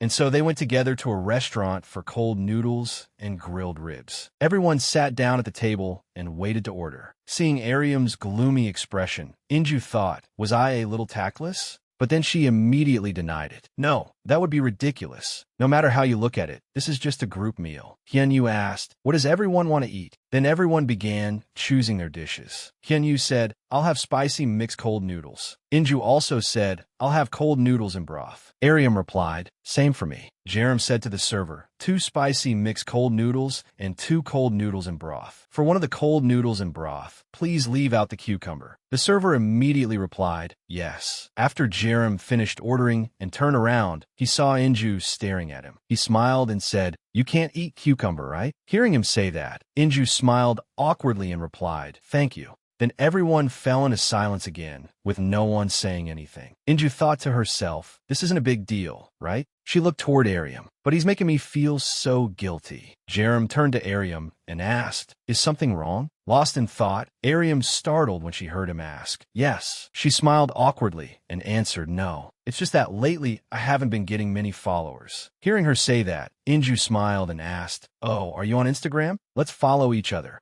When Ariam heard her say that, she became shy and hesitated. It's not my personal account." Hearing Ariam say that, Inju asked excitedly, "Really? Then what is it?" Ariam then answered, "Do you want to see? It's not that popular, though." But when Inju took Ariam's phone and looked, she was so surprised she exclaimed, "Oh my gosh." Inju stared at the phone in shock. Her eyes opened wide as she stared at the screen. Oh my gosh. She was both shocked and amazed. She scrolled through the posts on the familiar account she had always followed. This account is the one I've been following all this time. Suddenly, as if realizing something, she looked up at her friend with wide eyes. Ariam's face looked a little flustered now. Her expression was embarrassed, and she glanced away to avoid Inju's gaze. Looking at her friend in shock, Inju wondered, this is Ariam's account? The food had been brought to the table for them to enjoy, but now everyone seemed focused on one single issue. Their friend Ariam was actually that famous author. Hyunyu held the phone in his hand and said with an admiring expression, "Wow, this is amazing. I can't believe Ariam is this famous author." He looked at Ariam with a face full of pride and said brightly, "I have to tell my friends." Suddenly, he stopped speaking when he saw her embarrassed expression. Hyunyu said, should I keep this a secret?" Ariam smiled faintly at him and said, "There's no need." Looking shyly at the corner of the table, she stammered, "It's not really a secret. A lot of people know. I'm just a little embarrassed." Hyunyu and Inju looked at her in surprise. Inju looked at Ariam curiously and said, I have a question. She said, "If you're an online novelist, why do you have to use a separate social media account?" Hearing that, Ariam found it a little hard to answer. She nervously stared into space. Inju smiled and added a suggestion. "I just mean that promoting your novel through your personal account would be beneficial too. After all, both accounts are yours." At that moment, Ariam's expression fell. Her eyes carried a troubled look. Ariam lowered her head without saying a word. She began to talk about the time when she first started. It was a period that had been almost the most difficult and exhausting for her. Ariam said, "When I first created the account to write on it, that was also when my writing was going the worst." She sat for a very long time. She could not think of a single thing to draft, so long that she began to feel discouraged. But on her phone, there were only 2 short lines. Ariam said, "All I wanted at that time was to be able to write one sentence. But drafting the plot and the dialogue were both incredibly difficult for me. So I started writing that one sentence on this account." After that, the status she posted suddenly received many likes and comments. Ariam was surprised by it too. More people related to me than I had expected. From then on, Ariam began thinking about learning more about how to polish her words. She went to the library and looked for books about romance. Writing those cute sentences became even more famous than my novels. So I felt a little embarrassed because the 2 things were clearly different in terms of the effort I put into them. As she spoke, she quietly placed her phone on the table. That's why I had to use a separate account like this, because I kept feeling like what was on that social media account wasn't really written by me. She lowered her head, thinking about the fact that her follower count had been decreasing lately. Now I'm reconsidering it. After all, I do have to grasp trends and see what's popular on social media. Suddenly, she smiled shyly and awkwardly at Inju, saying sorry. It seems like I talked too much. Inju, sitting opposite her, was also surprised by Ariam's apology. She hesitated. She looked toward Ariam with a sincere expression and said, "I was comforted a lot when I read your posts." Inju comforted her. Whenever I was having a hard time, those words helped me so much. Hearing those encouraging words, Ariam also relaxed and smiled. At that moment, Jerem beside them suddenly became a little quiet. His eyes grew calm and thoughtful. Inju continued excitedly speaking to Ariam. "I don't know much, but those posts were all written by you, Ariam. So whether in this way or that, it's good that you were able to convey them to people like that." In the end, Ariam also smiled and gained a little confidence in the thing she had created. Her face became brighter, happier, and more confident. She happily thanked Inju. "Thank you." Seeing that things were developing in a better direction, both Inju and Hyunyu felt happy and warm. On the way home, Inju quickly walked beside Ariam and spoke honestly. "Actually, Inju," linking arms with Ariam, she looked at her with a sincere expression and said, "Lately, I've had some worries too. Could you listen for a bit?" Ariam happily tilted her head toward Inju and replied, "Sure, I'm listening." Seeing that their conversation had become private, Hyunyu obediently went on ahead. "Then I'll excuse myself." Inju also bowed her head to signal for him to go first. She changed her attitude and said to Ariam with a sad expression, "During the last vacation, before she could finish speaking, Ariam's phone rang, cutting off the conversation between them. Ariam awkwardly picked up her phone. "I'll wait just a moment." After saying that, she hurried off to take the call. Ariam spoke in a rushed voice. Yes, this is Han Ariam. Behind her, Inju and Jerem were waiting for her so they could talk. Suddenly, their eyes met. He looked gently down at Inju. Jerem's expression looked a little puzzled. He asked, "Is something bothering you?" She looked at him warily. All kinds of questions crossed her mind. Inju spoke up. "It's not like I was planning to tell you." Jerem looked at her guiltily. "Don't tell me it's because of me." Hearing that, Inju suddenly asked loudly, "What?" Seeing his expression, she sighed and comforted him. "Come on, it's not like that." He looked at Inju with a sulky, unwilling expression. She flew into a rage, raised her fist toward Jerem, and insisted, "I'm serious. It has to do with my internship." He shrank back a little in fear and looked at her anxiously. Then he asked curiously, "Inju, you mean your social welfare internship? What did you go for it?" She answered as if it were obvious. "A social welfare center." Suddenly, she changed her mind. She hesitated, wondering whether she should tell Jerem about the problem she was facing. Maybe Jerem could give her some useful advice. After all, he understood what kind of person she was. She took a chance and told him about her situation. Fine, she would just tell him. She began, "The person I'm in charge of likes me. Like he wants to date me." Jerem looked surprised. Inja hugged herself and spoke shyly. "I know I didn't behave properly. I should have drawn a clear line. But because it was my first internship, I caused unnecessary misunderstandings with my actions." Jeremy's voice rang out across that awkward atmosphere. "Inju." Her eyes grew moist. Inju lowered her head in embarrassment. Seeing that, he gently comforted her. "Stop blaming yourself." Inju was confused by her own thoughts. Why was something as simple as that enough to make her this emotional? Inju closed her eyes, sighed, stayed silent for a while, then spoke. I know it isn't my fault. I'm not upset about that anymore either." She regained her composure, folded her arms, and walked quickly ahead. "Because now I have to write my internship report. I don't know whether I should write about this in it." Those words made Jeremy look at her worriedly. Inju sadly admitted, "If I'm honest about how I feel, like how I don't want to go through that ever again, then the conclusion will be that I'm not suited for social welfare work after all." She fell silent, her whole mood darkening. "I guess you wouldn't understand. I'm about to graduate, and suddenly I do understand." Jerem smiled faintly and turned his sincere gaze toward her, as if wanting to give her some advice. As they walked through the city at night, Inju kept thinking about his comforting words. She thought, we do different things, but isn't everyone the same? Wondering whether the path we've chosen is really the right one. Inju kept circling around those negative thoughts in her head. She lowered her face, her eyes vacant as she looked down. With that dazed gaze, she still remembered Jerem's words. Just your best. That alone is enough. In the end, no one understands you better than you do. Jerem, standing beside her, continued to comfort her. Think about it some more. His expression also darkened without him realizing it. He seemed unhappy because Inju was sad. Wanting so badly to comfort her, he reached out and gently placed his hand on Inju's shoulder, looking at her with gentle eyes. Just then, someone walked over and saw the two of them. That person was still holding a phone, its screen showing a message exchange with Inju.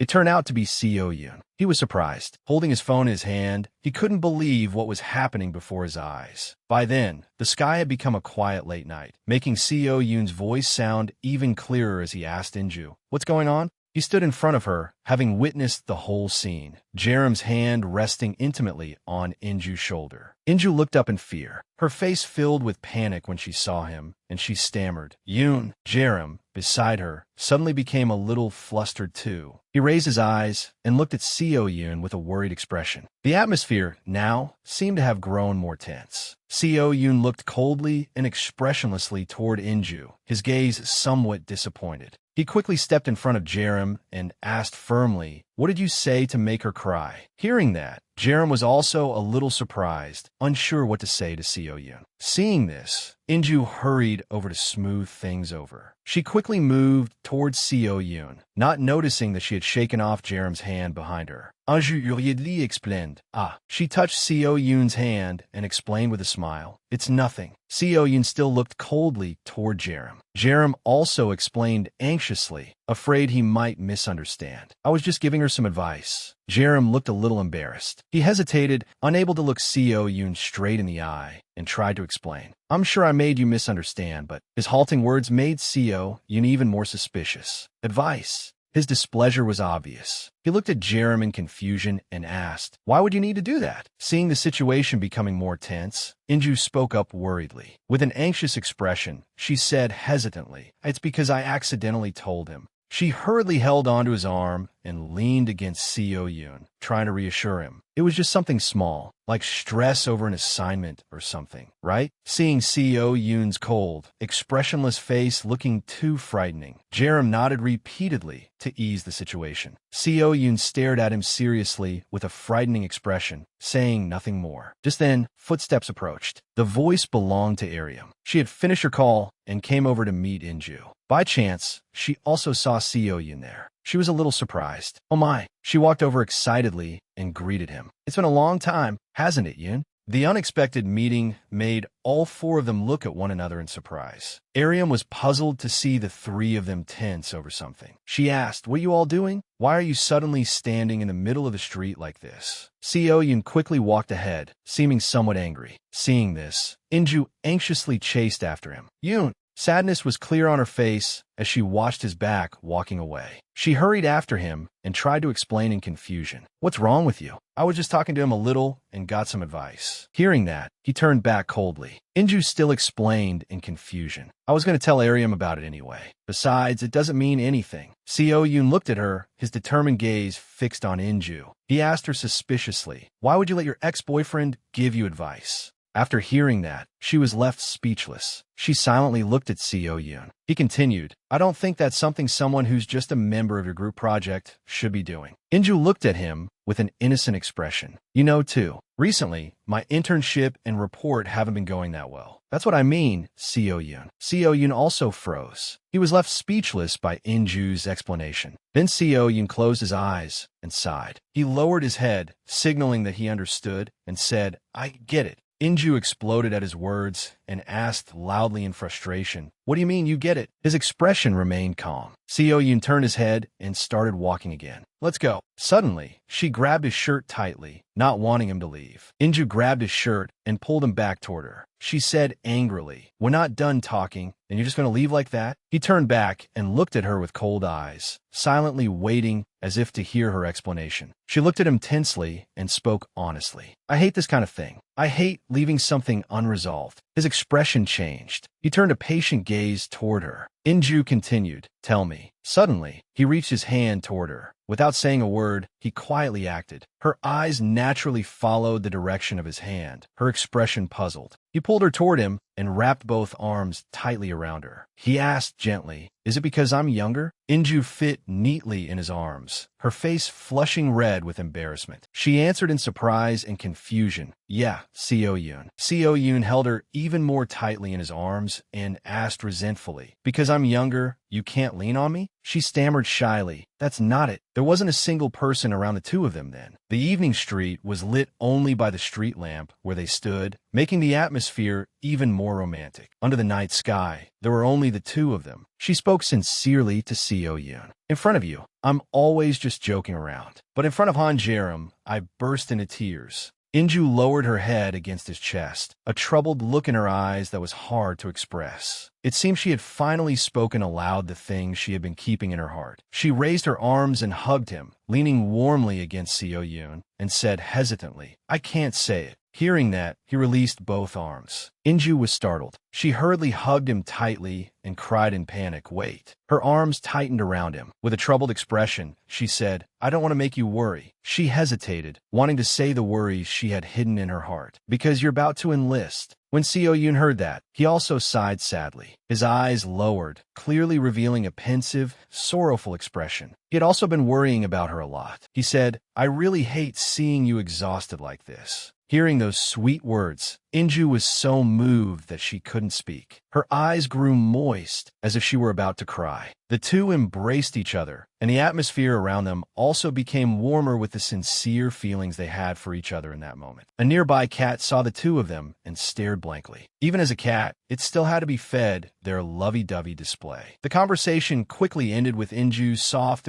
"Okay." The scene quickly shifted to the next morning. A new day began at work. Everything returned to normal. When she arrived at the office, Inju looked blankly at something. She hesitated and thought, "I managed to calm things down for now yesterday. But how should I put it? Inju felt discouraged as she thought, tapping her finger on her phone a few times. The scene shifted to her internship. Suddenly, someone called loudly from behind her, startling Inju. It was Kyungjun. He called out excitedly, "Sis." Her face looked dazed, as if she had lost sleep for many nights, as she looked toward him. In a tired voice, she answered, "What is it?" Kyungjun looked embarrassed, but asked cheerfully, "Can I call you sis?" Inju sighed that day and said gently, "No, you should call me teacher." Hearing that, Kyungjun's face showed a little disappointment. He looked down sadly. By chance, his gaze fell to the table. He noticed Inju's hands and asked curiously, "Wow, teacher, your hands are really small." Kyungjun raised his hand and held it out toward Inju. He meant to use comparing their hands as an excuse to touch hers. Kyungjun said, "Give me your hand." She was startled. Her eyes looked toward him with concern.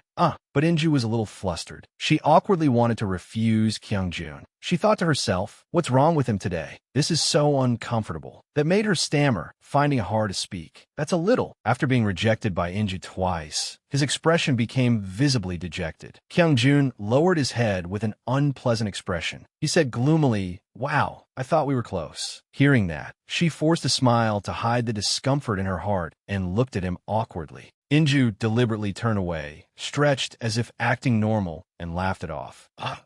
She looked stiffly toward Kyungjun and thought, this is bad. This is bad. I don't know how friendly I'm supposed to be. Glancing to the side, she saw two unfamiliar people around the same age holding hands in a very warm way as they sat there. Inju looked at them holding hands and thought in confusion, is holding hands like that okay? Her expression froze as she looked toward the disappointed Kyungjun. Suddenly, she spoke. "Fine, then give me your hand. Hurry up so we can move on to the counseling." He was startled, looking toward her with delight. He raised his hand and pressed it against hers. "My hand is longer, huh?" She also answered awkwardly. Having touched the hand of the person he liked, he shyly glanced at Inju, excited inside. Kyungjun picked up his phone and held it toward her, suggesting, "Teacher Inju, can I have your number?" Those words surprised her. She widened her eyes and looked back at Kyungjun. As he spoke, he made up an excuse in his head just to get the phone number of the person he liked. "I have all the other teachers' numbers. You're the only one I don't have, Teacher Inju." Seeing through Kyungjun's intentions, she frowned in disdain and spoke bluntly to him. No, the atmosphere between the two became strange. She looked at Kyungjun contemptuously and thought, what does he mean? He has the other teachers' numbers. He's definitely bluffing. The rule here is that exchanging numbers is forbidden. At that moment, she thought the matter had ended there. A few days passed. She was lying stretched out on her bed, scrolling through posts she often followed on social media. As she read, she gave a profound review of those posts. As expected, that really is a quote worth every penny. Suddenly, her phone vibrated with an incoming message. Inju found it strange. The person on the other end even called her sis. She thought in shock, Sis. Her face turned red. She covered her mouth in surprise. Seo Yoon is the only one who calls me that. She felt shy, thinking he had really messaged her. Inju grew embarrassed, and her heartbeat could practically be heard. Why is he messaging me through social media? Curious, she replied. Is this Yoon? The person on the other end typed a reply to her. It's Kyungjun. Who's Yoon? Seeing the message, she felt disappointed and sat up. Inju was quite puzzled as to how he had gotten her social media account. Annoyed, she messaged back, asking, "How did you find me?" He replied confidently, "I searched a little and just found you. Now you can message me here." Inju sighed and replied seriously, "I can't message you privately." Then she quickly blocked him. Because she was so shocked by what had just happened, she couldn't think of what else to say. She tiredly threw her phone onto the bed. Sitting on the bed, she thought anxiously about what had just happened. I did the right thing, didn't I? Inju fearfully retreated into a corner, away from the phone. I know very well that things have crossed the line now. Before, she had also confided in a friend about it. I told Young-eun, and she had also decided to switch partners to avoid him. But things didn't seem to be improving much. She looked toward Kyungjun, who was sitting across from Young-eun, but it seemed he only cooperated when she was the one talking to him. Kyungjun immediately took on the same silent demeanor he had in the beginning. Inju had been watching him very closely. On the final day of his deadline, he didn't even bother to show up. Because Inju was so absorbed in thinking about that, she hadn't even noticed when her class had ended. Young-eun, beside her, happened to reach out and touch Inju's hand, startling her. She said, "Hey, class is over." The two gathered their notebooks and quickly left. As Young-eun walked, she looked toward Inju with an expression that showed she was all too used to this. She asked calmly, "You didn't listen even once, did you?" In contrast to that calm expression, Inju hurried after Young-eun and laughed awkwardly. Haha. Young-eun walked quickly ahead, firmly refusing to lend her notes. "I told you I wouldn't lend you my notebook anymore if you kept dozing off in class." Inju hurried after her while explaining, "I wasn't sleeping. I just wasn't listening to the lecture." She chased after Young-eun and grabbed tightly on her bag, pleading. Young-eun, however, still kept an indifferent attitude. How impressive. Just then, that scene was witnessed by someone. He stood still, looking toward Inju as she tugged at Young-eun and pleaded with her. It was Kyung-jun. He had been walking when he spotted her. Kyung-jun looked closely in surprise. Inju, after struggling with Young-eun for a while to borrow her notes, Inju finally managed to get them. She went to a roadside bench and sat down, waiting to see if Seo-yoon's class was about to end. From afar, Kyung-jun walked closer to her, but Inju still had no idea. She was still grumbling, "I'm so hungry." Suddenly, he called her. "Cease." That call startled her, and she looked toward him. Inju was frightened when she saw Kyung-jun. Her eyes widened. "Kyung-jun." She sprang to her feet and stared blankly at him. "How did you?" He smiled happily and greeted Inju. "It really has been a while. I missed you, and now I ran into you here by chance. This is great." But Kyung-jun kept talking to her cheerfully. "I didn't know your number or where you lived, so I thought I'd lost contact with you." Inju seemed uneasy now. She glanced at him anxiously. "By chance? On campus?" Seeing that she had been silent for too long, Kyung-jun spoke up. "Don't you remember me?" Inju hesitated, taking one step after another backward. Inju was flustered. What should she do? Had they really just run into each other by chance? Thinking back to how Seo-yoon had gone ahead earlier because he had something to do, leaving her alone, she couldn't help feeling afraid now that she had run into Kyung-jun again. What am I supposed to do at a time like this, Seo-yoon? He still didn't notice how strange her expression was and kept asking, "Have you eaten yet?" Just then, Seo-yoon's car approached, cutting into the awkward conversation between the two of them. Inju. Seeing him, Inju called out in relief, "Seo-yoon."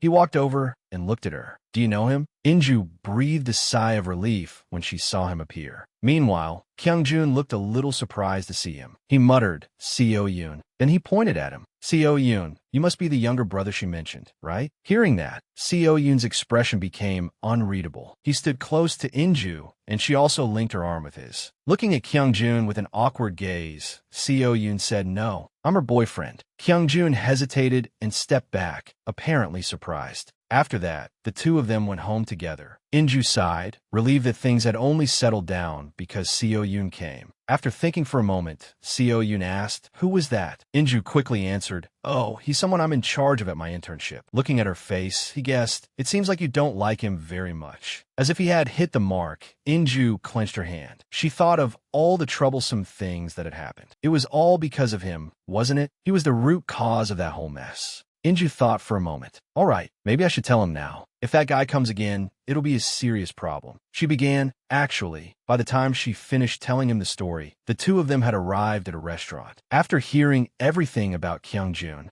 Seo-yoon shouted in surprise, "What?" He was flustered. "No, how can you solve something like that with just a few words of advice? Why didn't you tell me sooner?" Inju stammered, "Because this is the first time he came to see me directly like this." Anxious, Seo-yoon urged Inju, "You should tell that center." Inju felt that he had a point, right? Suddenly, a very naive thought occurred to her. "But I just told my boyfriend, didn't I? So that should mean everything will work out now, right?" "Yes." At that, Seo-yoon's expression grew tense. His frightening gaze turned toward her. Inju panicked and hurriedly grabbed her phone to look up the number for the center. Obediently, she said, "Yes." Seo-yoon's face flushed red, and he lowered his head with a sigh. Meanwhile, Inju was still fumbling around, searching for the center's phone number. The center's number is... Suddenly, Inju seemed to notice something. Thinking it might be because of her, she looked at him with a guilty expression and asked, "What's wrong?" Seo-yoon was still holding his head. He explained, "It's just..." He ruffled his hair. "Maybe it's because I feel relieved now, but my head hurts a little." Hearing that, Inju panicked. "Oh," she asked worriedly. "Have you taken any medicine?" Seo-yoon replied, "Not yet." He held his head covered in sweat, his face burning hot. "Since this morning, I've been feeling strangely chilly." Worried, Inju stood up and looked at him.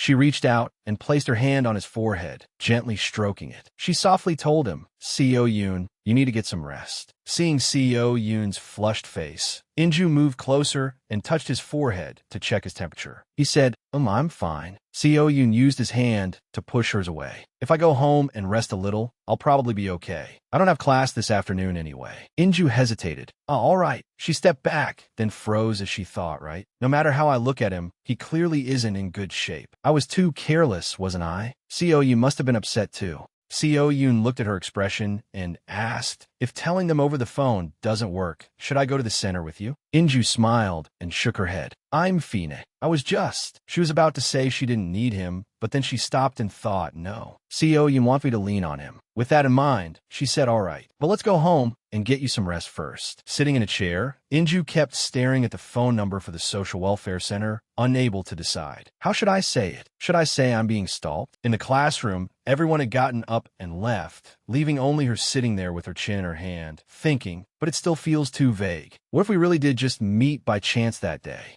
The phone rang, cutting off her thoughts. It was Seo Yoon calling. She smiled brightly and answered cheerfully. From the other end, he asked, Seo Yoon, did you get any rest?" She replied, "Yes." Inju asked back, "Where are you? Has your class ended?" Seo Yoon replied, It just ended." Suddenly, Seo Yoon's voice came through the line. "That incident happened, so I'm worried you'll go home alone. I'll come pick you up." She hurriedly stopped him. "No, you're sick. I'm Fine." As soon as she said that, his coughing came through the phone. "Cough, cough, cough, cough." Seo Yoon quickly explained, "I just coughed a few times for fun. That's all. I'm really fine, okay." She gave an awkward laugh and said, After thinking it over, she said, "I'll go over there. I'll buy you some porridge." After hanging up, she immediately went to a porridge shop and bought some to go. "Thank you." On the way there, she kept looking at the bag of porridge and smiling. She imagined Seo Yoon being touched when he saw what she had bought. He'll probably be so moved he'll cry, right? Hee hee. Holding the bag in one hand and a bag of medicine in the other, Inju smiled brightly and skipped along as she thought, "Taking care of my boyfriend like this myself is pretty cool, huh?" When she arrived at his door, she pressed the doorbell and called, "Ding dong, Seo Yoon." He came out to open the door with a weary face. Seeing his face, she asked worriedly, "Are you feeling any better?" Even then, he forced himself to say, "Yes, I'm fine." Inja didn't believe him and angrily marched straight inside. "Find my foot. Get inside." She made him lie down on the bed, then soaked a towel in warm water and placed it on his forehead. She also didn't forget to set the stuffed tiger beside him. After lying there for a while, he looked at her and asked, puzzled, "Isn't this a bit much?" Inju stirred the porridge and asked, "What?" He sat up, took the towel off, and sighed. "My fever's gone." She ignored him and sat there blowing on the porridge to cool it. Phew, phew. Scooping up a spoonful, Inju brought it to his mouth to feed him. "Eat the porridge first, then take your medicine." Seeing that, Seo Yoon took the spoon. "I can eat by myself." Very quickly, he finished the whole bowl of porridge. Inju came over holding the stuffed animal and said, "If you sleep for a bit, you'll be perfectly fine." She kept holding that stuffed animal, making him embarrassed, so he snatched it back and set it aside near the corner of the bed. At the same time, Seo Yoon suddenly tugged hard on her hand. Inju quickly fell down beside him.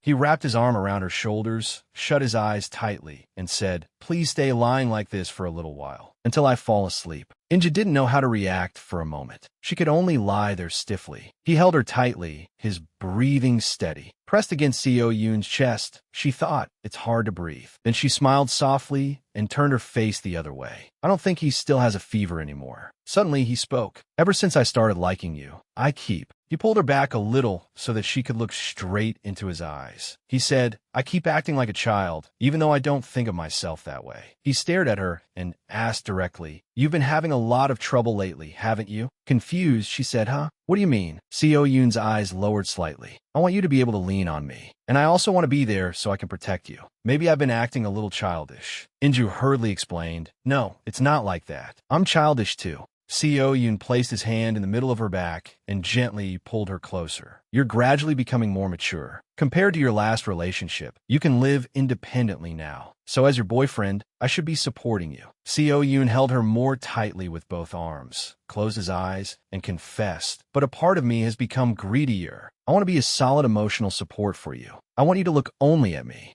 Hearing such sincere words, Inju didn't know what to say. She closed her eyes, sighed, and thought, does he like me that much? Startled, she opened her eyes slightly and wondered, how could anyone call that childish? Unable to contain the happiness welling up inside her, Inju shifted upward to face Seo Yoon. She cupped his cheeks and gently kissed him, making his eyes open wide. After lightly kissing his lips, she said, I feel the same way as you. Looking into her shimmering eyes, Seo Yoon placed his hand on her shoulder and pulled her close. He squeezed his eyes shut and boldly kissed her. She opened her eyes wide and tried to push him away. Inju struggled inwardly. No, I can't. Seo Yoon is sick. But this is amazing. No, sick means sick. When he pulled his lips away, he still seemed a little reluctant. Then, because of his fever, Seo Yoon fell asleep, breathing evenly. Inju sat up, shook him lightly, and called, Seo Yoon, are you asleep? It must have been because of the medicine. After that, both of them fell asleep. 2 weeks later, Inju was walking across campus. She suddenly felt cheerful. Inju thought to herself, the exams are finally all over. Today, she had called the center to report the situation, given her presentation, and finished her exam. She told herself, I'm exhausted.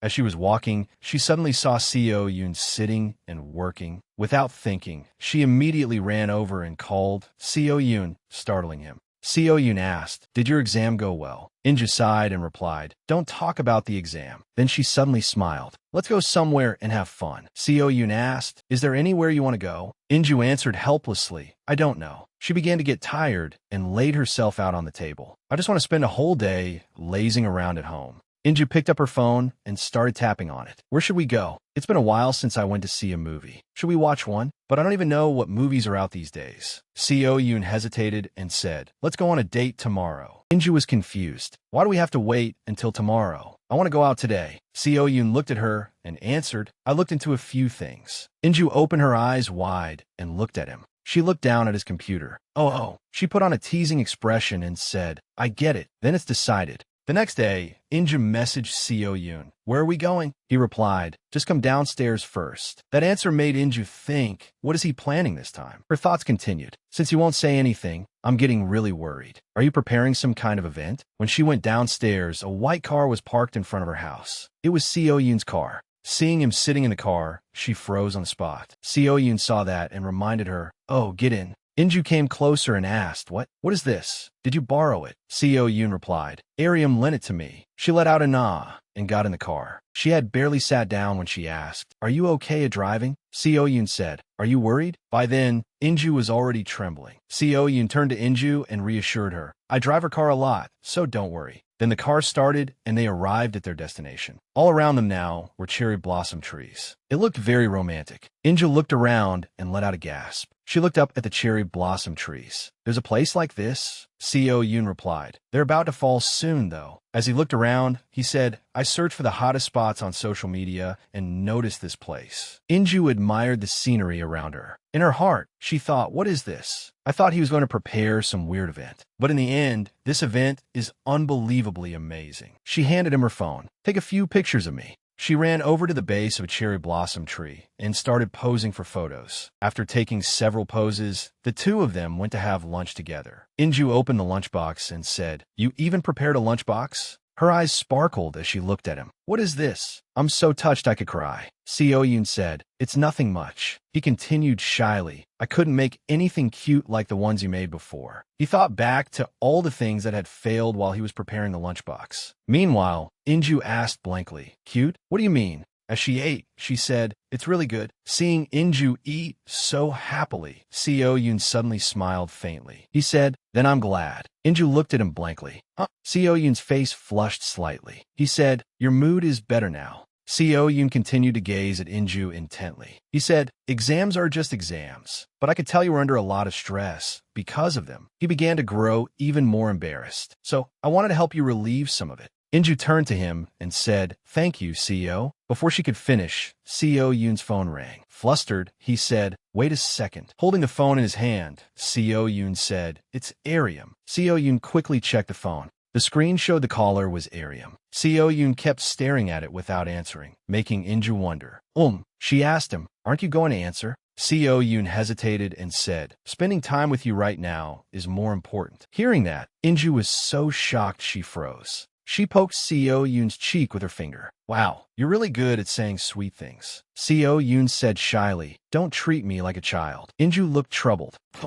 She asked, do you think I'm treating you like a child? You don't like that? Seo Yoon replied, yes. Even now, you're treating me like a 3-year-old. Inju said, then let's drop the honorifics. Seo Yoon was confused. What? Inju explained. You said you hate being treated like a child. Using honorifics when we talk is good, but now I think we can stop. Seo Yoon obediently replied, if you think using honorifics is better, then we can keep using them. I don't really mind. Inju quickly said, really? Then let's drop them. Seo Yoon was silent for a long while. He answered, I understand. Inju grinned. What is this? Hearing him not use honorifics makes my heart pound. Seo Yoon replied, is that so? Sitting there, Inju laughed loudly. You used him again. He said shyly, it just feels weird. That evening, Inju lay on her bed, relaxing as she scrolled through her phone. She received a message from Seo Yoon. Did you get home? She said, he said it feels weird, but it's still so cute I could faint. She grew serious and thought, he's my boyfriend now, but is it okay for him to keep being this adorable? Inju sank into thought. Right? There are only 2 months left now, aren't there? For the two of us. Inju thought back to the day she had told him. Then let's just date until you enlist. Lying on the bed, Inju thought, are we really going to end things? I did say that, but how could I break up with him when he enlists? She thought again of what Seo Yoon had said. We're only dating until I enlist, right? No, I'm sure he probably won't change his mind. Inju also thought back to when Seo Yoon had told her, I promised you.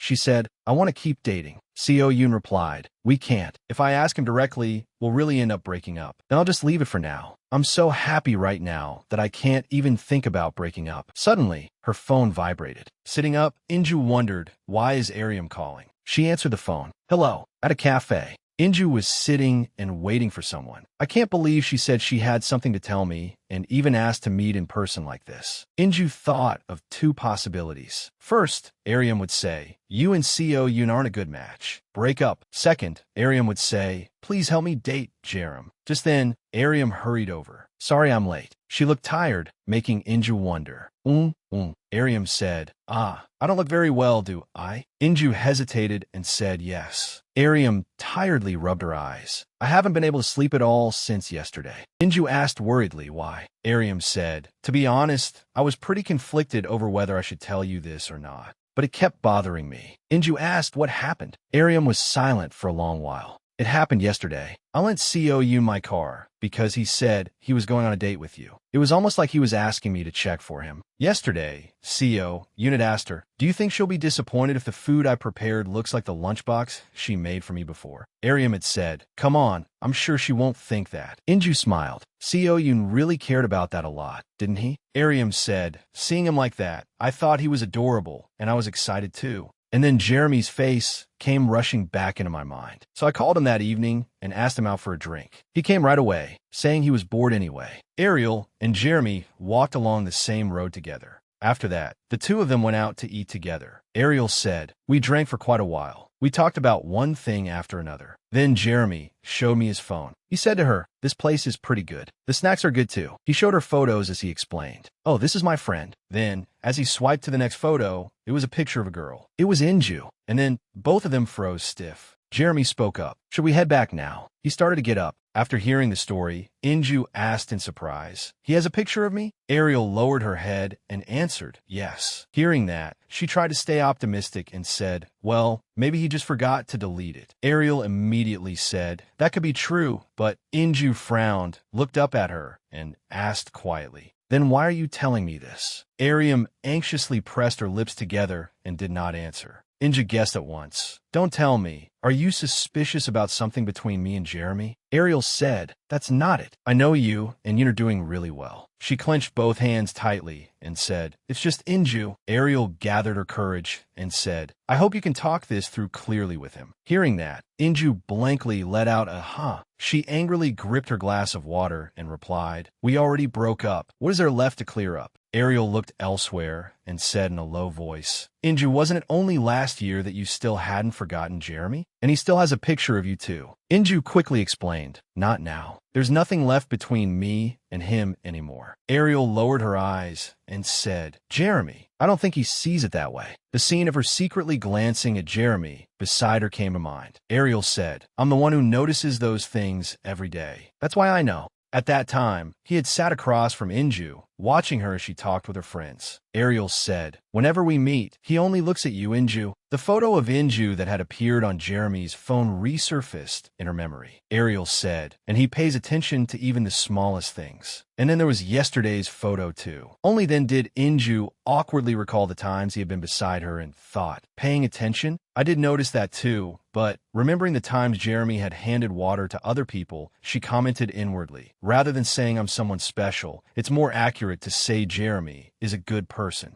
Inju pouted, frowned, and thought it over. It was also the first time I'd seen him again after we broke up, so I can't be sure. Ariam timidly said in a low voice, I'm counting on you. Inju watched her closely and thought, it's not that I don't understand why she's so impatient. Looking at the other girl's hands, fidgeting together, Inju thought, because we like someone we feel uneasy. Even if it's just the tiniest bit of hope, we still want to bet on it. Suddenly, she remembered the time she had cried while looking at her phone. Inju paused and thought, now that I think about it, whenever I was struggling like this, I relied on Ariam's writing. That sounds kind of ironic. Then she put on a serious expression and spoke. Ariam, I can't help you. The sky outside was pitch black. Inju's voice rang out. As far as I'm concerned, things with Jeremy are over. And if he does still like me, what am I supposed to do about it? Besides, Ariel listened in a daze as she continued. There's no guarantee that Ariam's feelings will come true 100%. Ariam fell silent for a moment. Seeing that, Inju worriedly thought, did I go too far? But it's true. Ariel picked up the recording device and asked softly, you're right. May I write that down? I want to use those words as a line. Inju looked helpless and stammered in reply. Gee, go ahead. Ariam lowered her face and said, I'm sorry. Ariel closed her eyes and explained, it's just that my head feels a little clearer now. Since yesterday, I haven't felt quite like myself. Ariam narrowed her eyes and smiled at Inju. Just like you said, that's something you can't do, right? Please forget what I just said. Inju quietly watched her. Then Ariam reached up and tucked her hair behind her ear. Inju silently assessed her. Ariel's like that too. I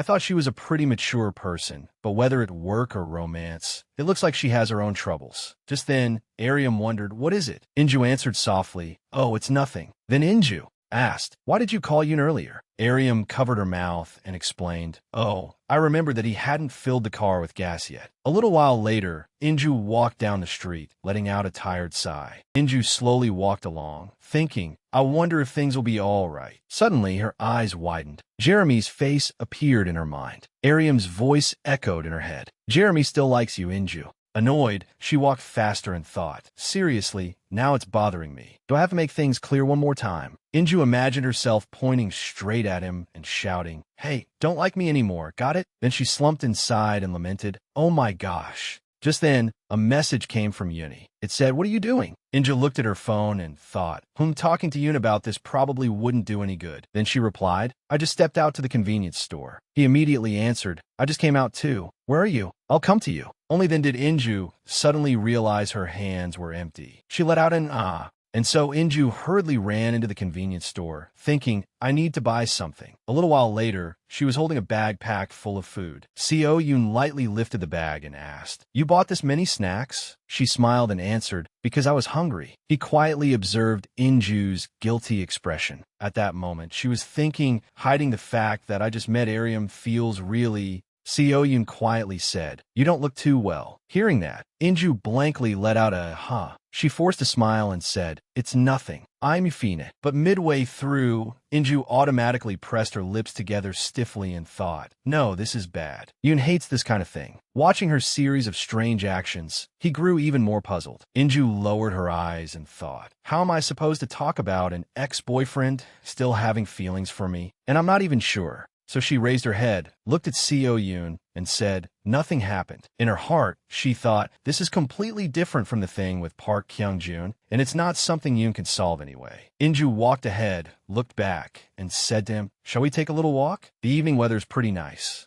Seo Yoon pressed his lips together and looked at her without answering. The next moment, he gently lowered his eyes. Then Seo Yoon reached out, took Inju's hand, and answered, yes. He lowered his head, looked at their intertwined hands, and thought to himself, it's fine. Nothing will happen. The backs of two girls stood side by side in front of the cosmetics counter. Young-eun curiously looked at the bottle in Inju's hand. Sunscreen is a must. What about toner and lotion? He'll probably need those too. And Young-eun calmly looked at her. Is that something you need to worry about? Can't the person who's going into the military take care of himself? Her question left Inju helpless. You heartless thing, Young-eun said. I'm not sure if anyone else is like this, but Inju looked at her in surprise. But I don't think your boyfriend will like it. Then Inju looked after her in shock. Huh? Why wouldn't you like it? Young-eun turned slightly, put her index finger to her chin, and thought, well, doesn't Yoon hate the fact that he's younger than you? If you take care of him too much, wouldn't it hurt his pride? Inju walked closer to her and lifted the shopping basket in her hand. Really? Young-eun said, I'm not completely sure. I only thought of it after hearing what you told me. Couples do this kind of thing all the time. Everyone has their own standards. Inju looked down at the floor and wondered, why wouldn't he like being cared for? Young-eun became helpless at her reaction. Well, I guess I shouldn't have said that. It's your relationship, so you would know best. Inju anxiously carried the basket and followed behind her. A little while later, Inju held a paper bag up to eye level. She sat waiting on a bench and glanced at the bag in her hand. How could he hate receiving this? She glanced at Young-eun beside her. But why do Young-eun's words bother me so much? Then her eyes shifted down to her feet again. What is this? She remembered talking with Seo Yoon a few days earlier. It's true that things have been a little strange since then. Nothing happened. A few weeks earlier, there had been no problem between Jeremy and her at all. She had been happily beside him, and she and Yoon had not fought even once. And right now, she was texting the person saved as Yooni. That's right, there's nothing to worry about. Then why is suspicion seeping into my blood? She smiled as she looked at the message. Then she typed on her phone with both hands. I'm about to go eat. Have you eaten yet, Yooni? See? There's no problem at all. At a shop called Pasta Mail. It'll be fine. This is totally different from when I was dating Jeremy. It's different from when I felt like I couldn't survive without my boyfriend beside me. A hand picked up a card from the rack. This is so cute. Inju looked doubtful as she saw Young-eun's eyes sparkle at the card in her hand. That's cute. What does it matter? Young-eun said, to me, it really is cute. Then Inju was startled when she glanced at something on the rack beside it. She raised her clenched hand to her mouth and looked at the keychain. Wow, this looks just like Yoon's stuffed animal. Startled, her eyes sparkled as she imagined Seo Yoon blushing while hugging a stuffed tiger and wearing a backpack with a tiger keychain. He turned back to look at her. So cute I could die. I absolutely have to buy it. As they pushed the door open and stepped outside, Young-eun helplessly looked at the pile of things filling Inju's arms, while Inju smiled brightly with excitement. You bought a ton of things for your boyfriend. I can't wait to see his expression when he gets all this. Then the two of them chatted cheerfully as they walked down the street. Oh, right. Are you going to the school retreat? What about you? Inju leaned toward Young-eun as she walked beside her. If you go, I'll go. If you go, I'll go. What is this, seriously? Suddenly, Inju was startled. It would be great if you could come too. He goes to our school too, after all. Have you asked him? Oh, right. The next day, beneath a blue sky and white clouds, at the retreat, Inju clung to Seo Yoon's arm. Come with me. He looked at her helplessly. We're not in the same department. Even if I go, we won't be able to see each other. She happily looked up. Then we could just sneak out for a bit. There'll be lots of people, so no one will notice us. Right? She held his arm and looked at him with a happy smile. Then all right, I'll go.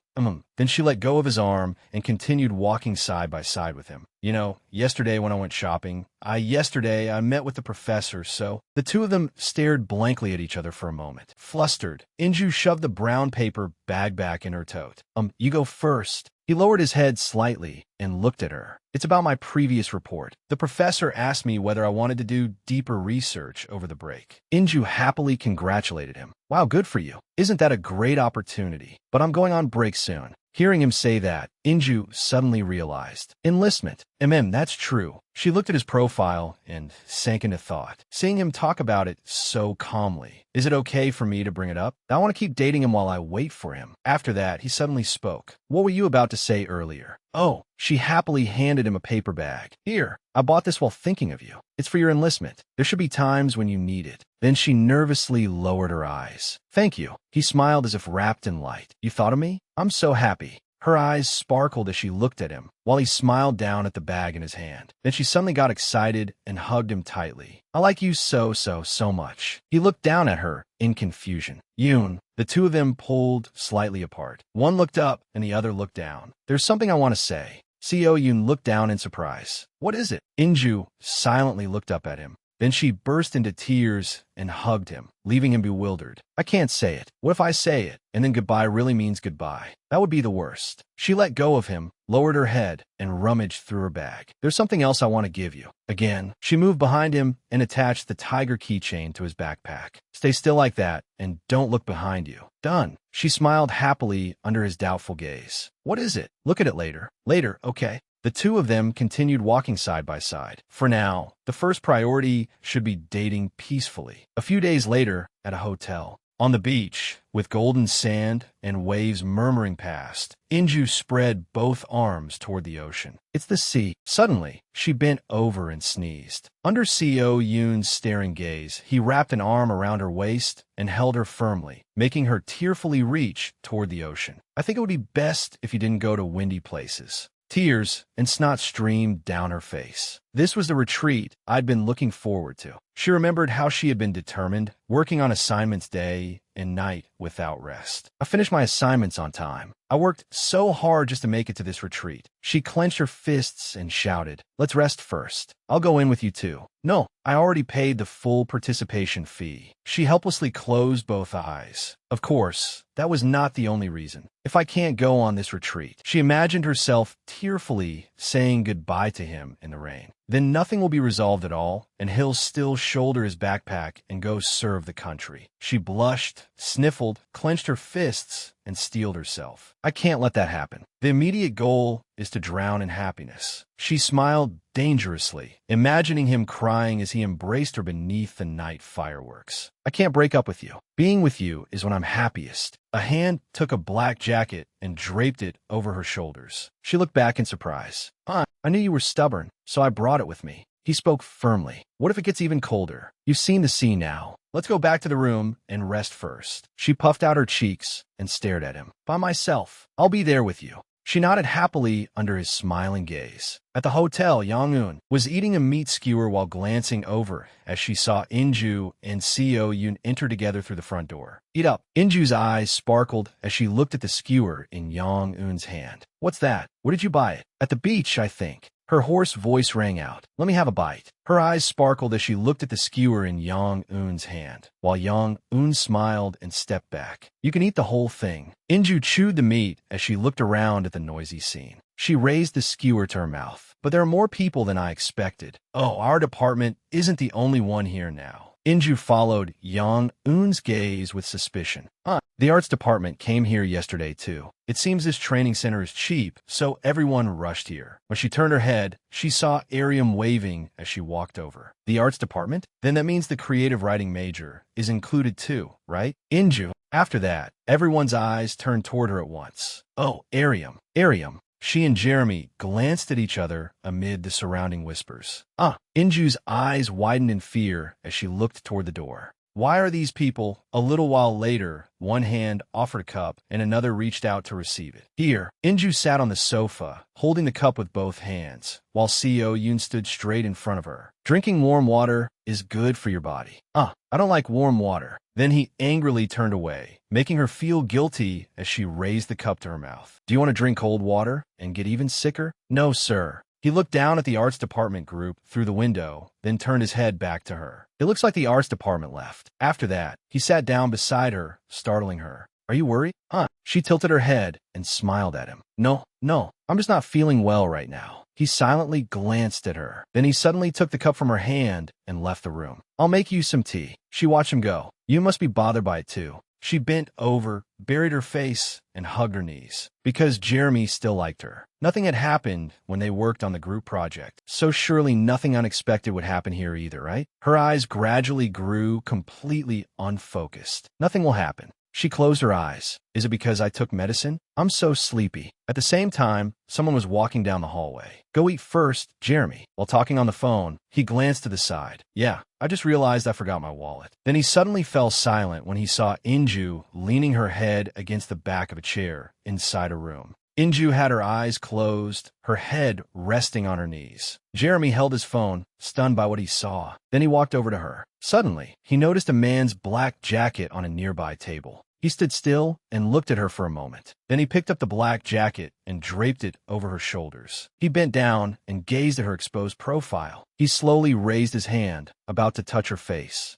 Suddenly, a man holding a glass of water walked in, startling him. "What are you doing?" Jeremy was kneeling on one knee beside Inju, while she silently looked up at Seo Yoon. Jeremy stood up, and Seo Yoon set the glass of water in his hand down on the table. "I was just putting the jacket back over her." She looked cold. He glanced at Jeremy. "Is Inju sick? She looks like she has a fever." The two men stood frozen, looking at each other for a few short seconds. Then Seo Yoon spoke, breaking the silence between them. "She just has a cold. Don't worry about it." Jeremy looked at him sarcastically. "I don't understand why you brought your girlfriend to a retreat when she's sick like this." Yoon frowned and looked at him coldly. "Take better care of her. Once Inju gets sick, it takes her a long time to recover." Yoon silently watched him turn to leave. Then he called out to stop him. "You know, considering your current position, you shouldn't be saying that, right? Sorry if it sounded arrogant, but..." Jeremy glanced at him with a mocking look. "I'm just worried about her, and I know very well how exhausted she is." Yoon's eyes reddened, and he bit his lip as he looked at him. He clenched his fist, while Inju, not understanding what was going on, she instinctively closed her eyes and pretended to sleep in the chair. "What is happening?" Jeremy opened the door and walked out, while she frowned and hugged her knees. "What's with him? Does he really still like me?" After that, Seo Yoon crouched down beside her without saying anything, saying that was basically provoking him, like he was trying to make us break up. His eyes reddened, and he lowered his head. "I'm sorry. I wanted to become someone better for you, so you could comfortably lean on me." After saying that, he bowed his head and fell silent. That evening, everyone clinked their glasses and chatted noisily. Meanwhile, she didn't know what to say as she looked at the orange juice in her glass. She was wearing Seo Yoon's hoodie and turned to negotiate with Seo Yoon, who was sitting beside her. "I feel a lot better after taking medicine." "No." He glanced at her drooping face then. He gave in, making her clench her fists and look at him happily. "Do you want to play a drinking game?" "Ido, Ido." She leaned forward and spoke to Yang-eun. "Let's join too. We're not drinking juice." Noise echoed through the hotel. "If you want to drink, sing a song. Double V." A while later, Inju and Seo Yoon silently looked at the scene before them. Beer cans and food containers rolling around on the floor, and everyone drunk, lying in separate corners. She went over and shook Yang-eun, only for Yang-eun to roll over and push her down. "Yang-eun, wake up. Are you seriously going to sleep here, baby?" She stood up angrily, glanced back at her, but spoke to Seo Yoon. "Be patient. She's drunk after all." "Yoon, I don't think we could take care of all this." He looked at the bottle in his hand. "Yeah, let's just clean up the trash first." She carried 8 containers of soup outside, while he threw the empty containers into a trash bag. "I'll go throw away all this soup. I can't believe we have to take responsibility for cleaning up just because we're not drunk." As she was walking, she saw Ariel staggering around a corner up ahead, talking to someone. "I think I'm going to throw up." "Yeah." She walked closer and saw Jeremy looking at her worriedly, hovering around her. "Can you hold it in a little longer? It's coming on my throat." He looked toward Inju. "What's wrong with Ariel?" "Inju." He lightly supported Ariel by the arm. "Could you help me for a second?" After that, Inju rinsed the 8 containers with water, while Ariel threw up in a bathroom stall. Ugh. I couldn't refuse. And she was startled when Ariel staggered out in a daze. "Of course I have to help her at a time like this. Come on, wait." She helped Ariel over to the sink. "Rinse your mouth." Moonmosa. A while later, Inju closed the hotel room door, and Jeremy stood behind her. She stepped back wearily and stood beside him. "Will Ariel be okay?" "She threw everything up, so she'll probably be fine." The two of them fell into an awkward silence. Inju glanced to the side, while Jeremy looked down at his feet, avoiding her eyes. "Thank you for helping get her into the women's bathroom, too." "Yes, well." She turned away. "Then I'll go." "Inju." She awkwardly turned her head to look at him. "Can you give me a little time?" Jeremy looked down at her nervously. "There's something I want to." Inju immediately cut him off. "I don't want to hear it." After saying that, she turned and ran off. "Inju, I can't. What if Yoon comes looking for me? I don't want to make him misunderstand anything." Then she saw Seo Yoon standing in the hallway. He was holding up a trash bag as he looked at her. "Inju, why were you gone so long?" Feeling guilty, she smiled. "I ran into someone who was drunk, so I helped them a little." "What? Who is it?" She helplessly glanced away. Ariel, you should have called me." Yeah. She pointed at the trash bag and changed the subject. It's fine. I brought her back to the room. Are you going to throw those away? Yeah. Then she walked over and picked up the trash bag while he held several paper boxes in his arms. Let's go together. A while later, at the garbage collection area, Inju dusted off her hands and looked down at Seo Yoon. We threw it all away, right? The two stood side by side. Let's go back inside. Her eyes widened in panic. No way. If we go in now, what are we supposed to do? I already slept through the whole day. Her eyes sparkled as she turned and grabbed his arm. Let's go play with fireworks. After that, Inju held two sparklers as she walked side by side with Seo Yoon. I saw earlier that the kids bought these. He looked at her worriedly, making her feel helpless. Can't we just do what we want? What if it's dangerous? We're not elementary schoolers. It'll be fine, it'll be fine. She walked ahead of him toward the beach. The night breeze blew her hair messily across her face. The night sea. I wanted to come here. It's so incredibly relaxing. Really? Then she turned toward him. Light it. Can we even light it in this wind? Use your body to shield it. Her hand covered the tip of the sparkler as it began shooting tiny sparks. Wow. The two of them happily looked at the sparklers in their hands. It's so pretty. Her face flushed and her eyes sparkled as she looked at the fireworks. Meanwhile, he blushed and looked at her gently. She waved the sparkler, drawing shapes in the air. I've wanted to try this for ages. She panicked as she tried to draw a heart, but couldn't finish it. It's too short. Then he drew the other half of the heart onto her shape. We can do it together. She covered her face and glanced at his flushed face. Oh my, how romantic. The waves crashed against the sand. Inju and Seo Yoon sat side by side, looking up at the starry night sky. Then she suddenly smiled and turned to look at him. Yoon, yeah, date me. He blinked and looked at her. We're already dating, even when you enlist. His cheeks flushed in surprise. You still want to date me even then? Then he lowered his eyes and looked down at his feet. Inju, you know about that. We were only supposed to date until I enlisted. She nervously clenched her hands. To be honest, I don't want to say goodbye either. I like you even more now than I did before, so I don't think I can break up with you. She tilted her head and turned to look at him. I don't want to break up either. But, Inju, I'm really scared. My heart is really scared. He hugged his knees, overcome with insecurity. I'm always worried. I keep wondering whether you'll leave me. Even now, you can't lean on me. What will happen if we're apart for a long time? She looked at him gently. Yoon, I'm okay. She placed her hand over his. I'm not the same person I used to be. Even if you're not beside me, I won't feel anxious and I won't change. She silently looked at him as he lowered his confused eyes. Then she folded her arms and looked down at the sand. I think I know what you're thinking. You don't like that you don't have much experience and that you can't take good care of me yet, right? Then she blushed and raised a hand to hold back the strands of hair flying in the wind. What I think is a little different. Because you're a little clumsy, I was able to grow too. She panicked and looked over at him. I mean, it's not like being clumsy is your only trait. She awkwardly continued, looking down at the sand, and placed her hand on his. We're the same. I've made quite a lot of mistakes before, too, so it's hard to say I'm a mature person. That's why I need you by my side. I don't need someone who takes care of me from A to Z. I need someone who can grow together with me. His eyes reddened as he glanced at her. I'm not sure whether my feelings are getting through to you properly, but yeah. He blushed and smiled. I really do like you so much. Thanks to you telling me all of that. After that, he fell silent for a few seconds and lowered his head. The truth is, my anxiety is the real problem. She opened her eyes wide and looked at him. When you like someone too much, you often want to run far away.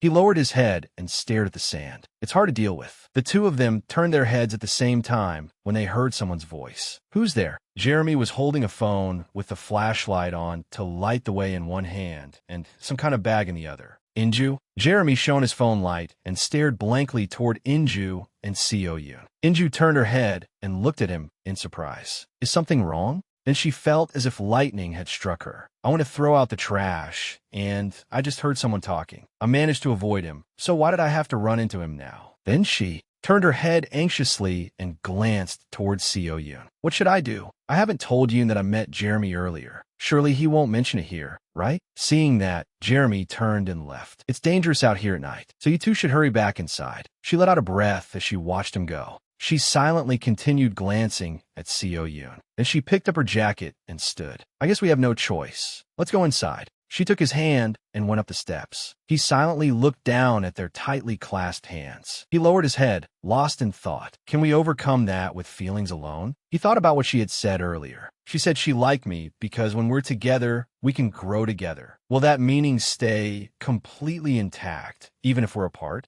Jeremy's words from earlier that morning surfaced in his mind. Take better care of her, because even I can see how exhausted she is. That's right. The scene of her sitting tiredly with her knees hugged that morning also appeared. She needs someone she can lean on with peace of mind. He also remembered the sight of a certain woman with dark circles under her eyes, looking worn out as she sat on the sofa and stared at her phone. His eyes widened as he looked at her. If I can't even do that much, then I should let her go. After thinking that, he looked up at her. Inju. She turned her head in surprise and looked down at him. Please give me a little time to think about what we talked about earlier. 1 week later, at the school library, Inju rested her chin in her hand and looked at the computer. She turned her head when she saw CEO Yoon's arm set a cup of coffee down beside her hand. She nodded when she heard his whisper. Have you written a lot? Yeah. Then the two of them sat down beside each other, each working on their own task. 27 days left until Yoon's enlistment, and I'm in the middle of applying for jobs. Scenes from the past few days appeared in their minds. First was the scene from that night, when she turned to look at him. I understand. After the conversation at the retreat. Next was the scene of the two of them walking side by side, holding hands. They dated again as if nothing had ever happened, because I'd already said everything I could say. So now I had no choice but to trust him and wait. It was not until that evening that Inju finally closed her computer. Phew, she stretched happily. I think I'm done. You're done? She took a sandwich out of her bag and handed the computer to Seo Yoon. Yeah,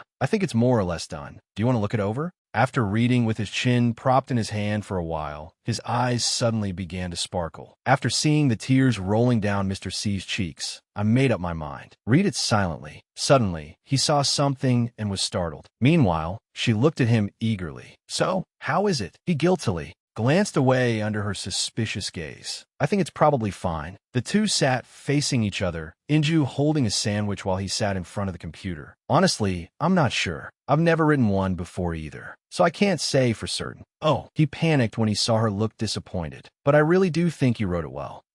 As she ate the sandwich, she looked up at him suspiciously. Oh, I saw this on the school homepage. Then she lowered her head and looked at the computer screen he showed her. Here, yes, the website for the Career Support Center appeared on the screen. Career Support Center? Yeah. The two looked down at the computer together. Since it's your first time, why don't you try going here? So our school has this kind of thing too? She tilted her head slightly and looked at the screen seriously. It's better than having to do it alone. Then she said cheerfully, I'll give it a try. At a certain bookstore, Inju and Seo Yoon sat beside each other, focused on reading the books in their hands. Day 23 until Yoon's enlistment. Suddenly, the phone on the floor vibrated, breaking the silence. Oh, what is it? She slapped her hand down on the phone. Feedback on my self-introduction letter. I wanted to check it when I got home. He looked at her in confusion. Why? Just check it now. It's okay. She squeezed her eyes shut, pouted, and sighed. I don't feel okay right now. Whenever I get an email, I get stressed. Then she curled up on the floor. It'll get better. I'm not sure anymore.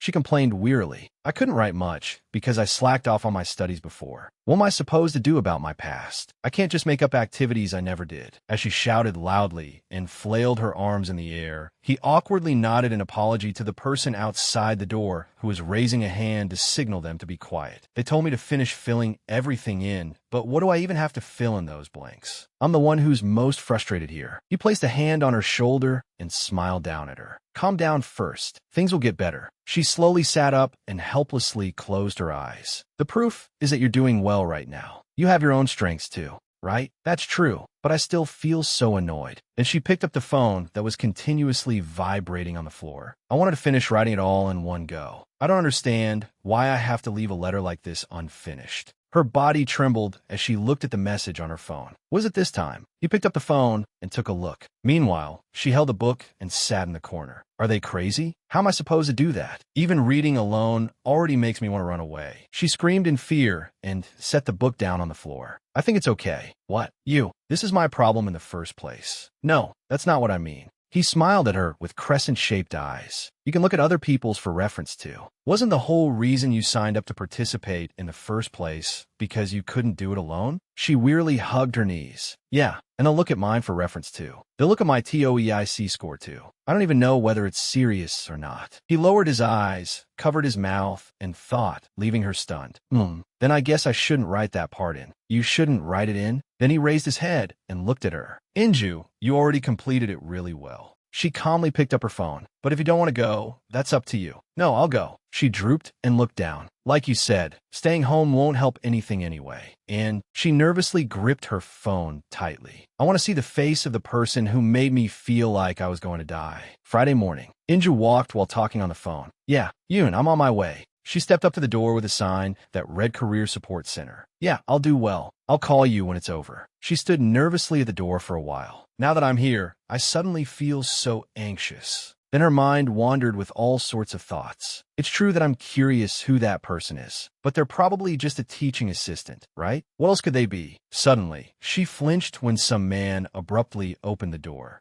Jeremy looked down at her in surprise. Then her eyes filled with doubt, while he remained as calm as ever. Please come in, Gong Inju. I'll go make one more copy. What? Hello. I'm not sure if you brought your self-introduction letter with you. She hurriedly rummaged through her bag. Huh? Oh, wait. She looked in surprise at the USB drive in his hand. It's fine. I already have a file, so I'll use this. No way. He smiled as he looked at her. Was it you who sent me the feedback? After that, Inju crumpled the documents in her hands. She stood angrily at the podium and looked toward Jeremy. You never said you were going to project it on the screen. With this example, I particularly liked this part. Everyone at the table turned at once to look at him as he looked at her cheerfully. Thank you, Gong Inju. He smiled and glanced at her. Why does bad luck keep sticking to me? Then she went to the table and sat down at the end. I can't believe it. The person who's been exchanging emails with me all this time was Jeremy. Her body trembled as she looked at the papers in her hands. I want to crawl into a hole. Then that means he saw every single part one wrote wrong. She tiredly held her forehead as tears welled up. It's even more annoying because it's true that he's good at this. She lowered her hand and glanced at Jeremy. Anyway, does he have enough ability to do this? Kim Yunji, that's amazing. He could even write this activity in his own recommendation letter.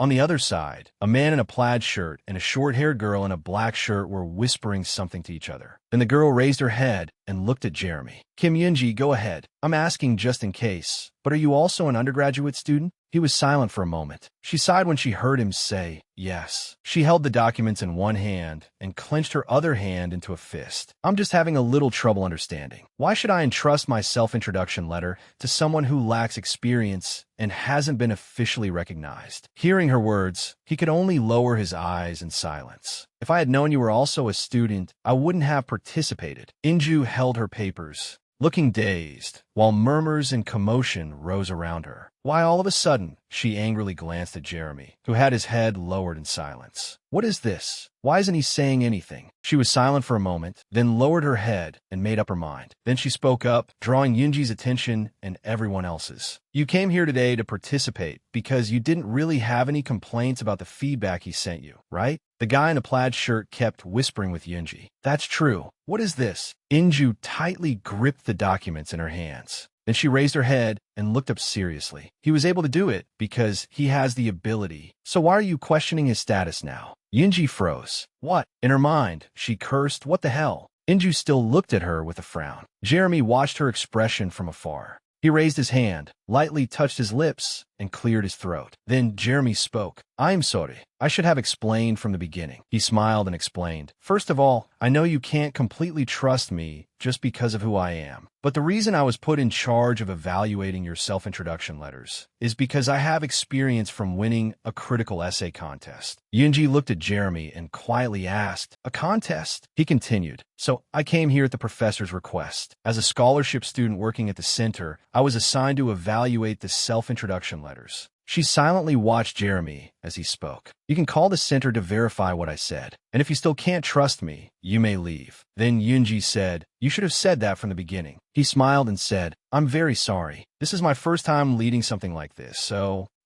After that, the people sitting beside Inju began whispering among themselves. I'm fine either way, as long as the person is capable. Yeah, I don't even know who he is anyway. She rested her chin on her hand and thought, maybe I shouldn't have butted in on my own. That afternoon at school, as they were leaving, a voice rang out. Everyone worked hard. Inju slowly left the room. She smiled as she texted, I just finished. Then Jeremy called her from behind. Inju. He looked at her and said, wait. Inju reminded him expressionlessly, please call me Gong Inju. He paid no mind and simply smiled. Thank you for helping me earlier. She walked out of the room and said as she went, it didn't really make the situation much better. Don't worry about it. Inju frowned, closed her eyes, and said, and I didn't stand up for you. I I just thought she was angry because she'd received some feedback that wasn't exactly pleasant. Suddenly, Jeremy, walking behind her, lowered his eyes and asked, "What about you?" She looked back blankly and asked, "About what?" He explained, "Did my feedback help you a lot?" Inju looked at him coldly and answered, "I came here because it was useful." But inside, her anger flared as she thought, "I wanted to know the face of the person who stressed me out so much I wanted to die." Jeremy smiled gently and said, "Then that's good." Then she turned her head and walked forward. A moment later, Inju looked back again in annoyance and asked, "Why do you keep following me?" He answered in a low voice, "I'm going this way too." Then the two of them continued forward.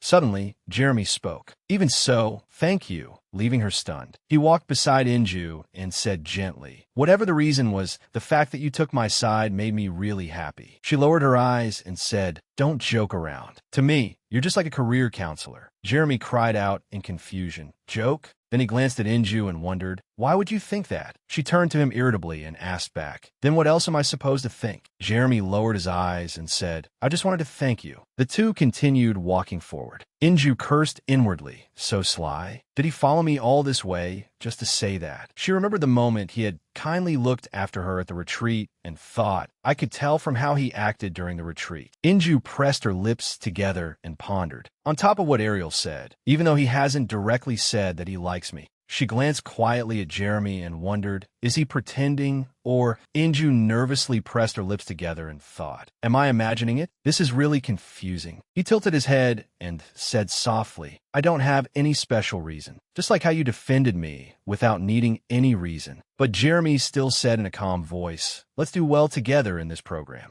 Inju didn't look at him and only answered, I know. The two stepped out the door. She asked in irritation, how long are you planning to follow me? Inju frowned as she listened to Jeremy explain. Well, there's only one exit. Just then, Seo Yoon's voice rang out. Inju. She quickly turned her eyes toward the sound. In the distance, he was looking at Inju and Jeremy standing together. Seo Yoon smiled faintly. She hurriedly ran over and asked, Yoon, were you standing here waiting? He quickly answered, I just got here. Yoon leaned over, looked at Jeremy, and wondered, why is he here? Jeremy also bowed his head in greeting. Inju grabbed Yoon's hand and pulled him away, speaking urgently. Let's go. I'll explain. Holding a drink in both hands, he asked in a low voice, the instructor? She shifted her eyes elsewhere and explained coldly, yeah, I found out when I got there. No wonder I hated that way of speaking so much. Yoon pressed his lips together and looked thoughtfully at Inju. She glanced lightly at him. Then Inju quietly asked, should I quit? He asked in confusion, what? She lowered her head awkwardly and said, because I thought you might not feel comfortable with my ex-boyfriend guiding me. At that moment, Yoon answered softly, I'm okay. He continued, you did that group project before too. This situation is the same as back then, so why?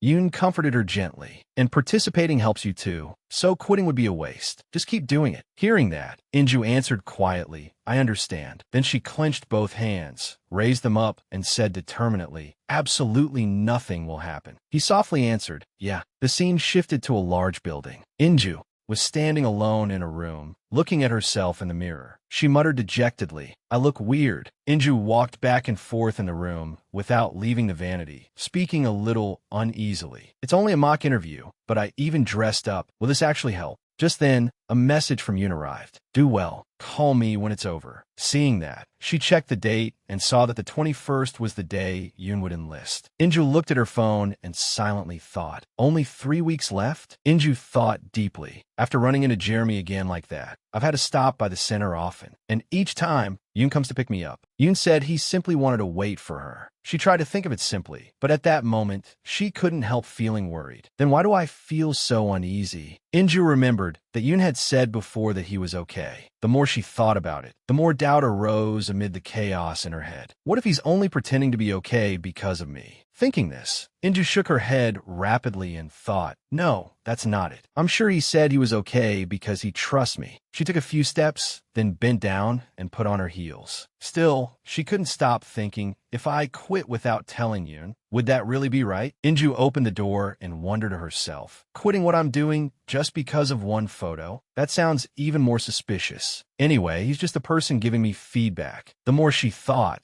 the more tangled her mind became, and she unconsciously sighed. If only someone else could give me feedback. Suddenly, Inju's eyes opened wide. Ariel's image immediately appeared in her mind. As if she had found treasure, she thought, "That's right, Ariel." Inju thought excitedly. Ariel has more experience, and she's good at writing too. But when Inju picked up her phone, she hesitated a little and thought to herself, "Should I? We're not even that close. Who knows? I'll call first." After hesitating for a while, she finally picked up the phone and called. Inju thought of 57 basic solutions. At that moment, she was outside in a park, sitting on a bench with a cup of coffee beside her. Just then, from far away, someone called her name. Inju. Ariel came over and sat down beside Inju. Seeing her, Inju handed Ariel the coffee. Ariel accepted it and replied, "Thanks. Are you dressed for an interview today?" Inju was a little embarrassed and stammered. Flustered, she answered, "Yeah, it is an interview, but it's just a mock interview.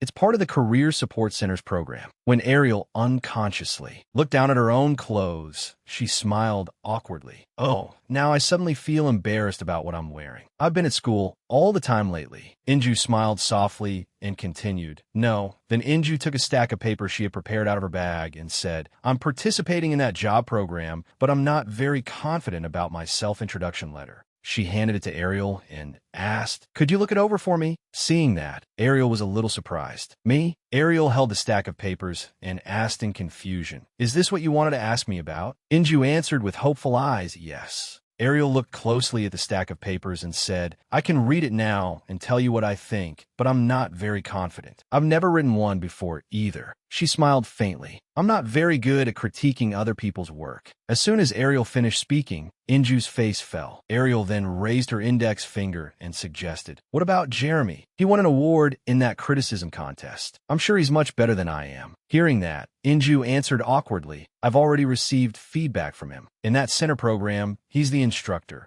Ariel listened closely as she explained. "At first, I didn't know that, so I went and signed up. Then I found out later." As Inju spoke, she looked a little troubled. "And you knows about it too, and it seems like he's pretty bothered by it." Inju confided, "I did a group assignment with him before, so running into him again like this isn't really something I should take to heart." Hearing that, Ariel asked curiously, "What about now?" Inju answered, "You said it, Ariel, that maybe he still likes me." After hearing that, "I keep worrying about him and feeling guilty toward you." Having said that, she laughed, dispelling the tense atmosphere. "My thoughts are pretty complicated, aren't they?" Ariel remained silent and did not answer. Then she sighed softly and said regretfully, "Now that I've heard this, I regret telling you back then." Inju was confused by that. Ariel continued, I think I was too swept up in my emotions then." She blamed herself. "I feel embarrassed, and I also feel sorry to you, Inju." After saying that much, Ariel looked at her and spoke gratefully. "But what you said to me back then helped me a lot." Hearing that, Inju asked in confusion, "Did I do something?" Ariel smiled. "The problem isn't who Jeremy likes." She expressed herself. "My feelings for him are still the same, but I decided not to be so impatient anymore and to pay more attention to myself." But, Ariel said with satisfaction, "It's already beyond my reach, so I don't want to cling to that love like I did before." During this time, I also looked back on my own thoughts. Hearing that, Inju quietly evaluated her. "Now you look like me." Then Ariel continued, "Oh, speaking of that, my social media, you said you were my fan, right?" Inju nodded and answered, "That's right." Ariel continued, "Because you liked it, Inju, I decided to reconsider." She said with a bright smile, "I also received an offer to publish." Hearing that, Inju's eyes widened and her mouth fell open as she exclaimed, "Wow, that's amazing." Ariel lowered her head slightly and smiled. "Yeah, before, I felt embarrassed because I thought it wasn't really the kind of thing I wrote, so I didn't want to make it public." She explained to Inju, "That's what I've been preparing during the break." Hearing that, Inju looked a little disappointed and said, "You must be really busy. Then I can't ask you to help me." Ariel returned the stack of papers to her and said, "Yeah, I'm sorry." Then Ariel said again, "You had a really big influence on my decision to make it public. Hearing what you said gave me the confidence to do it." Ariel said gratefully, "Thank you so much." At her unexpected thanks, Inju could not hide the joy on her face. Hearing that much, Inju blushed. She shyly changed the subject. "Stop it. It's embarrassing to hear that." Ariel did not agree and said, "I've always wanted to tell you that someday Then she remembered something and asked, "Oh, but it's coming soon, isn't it?" Yoon's enlistment. That immediately stopped Inju from blushing and made her gloomy. She sighed and complained, "Yeah, 3 weeks left." Then she quickly pulled herself together. "I'm Fine.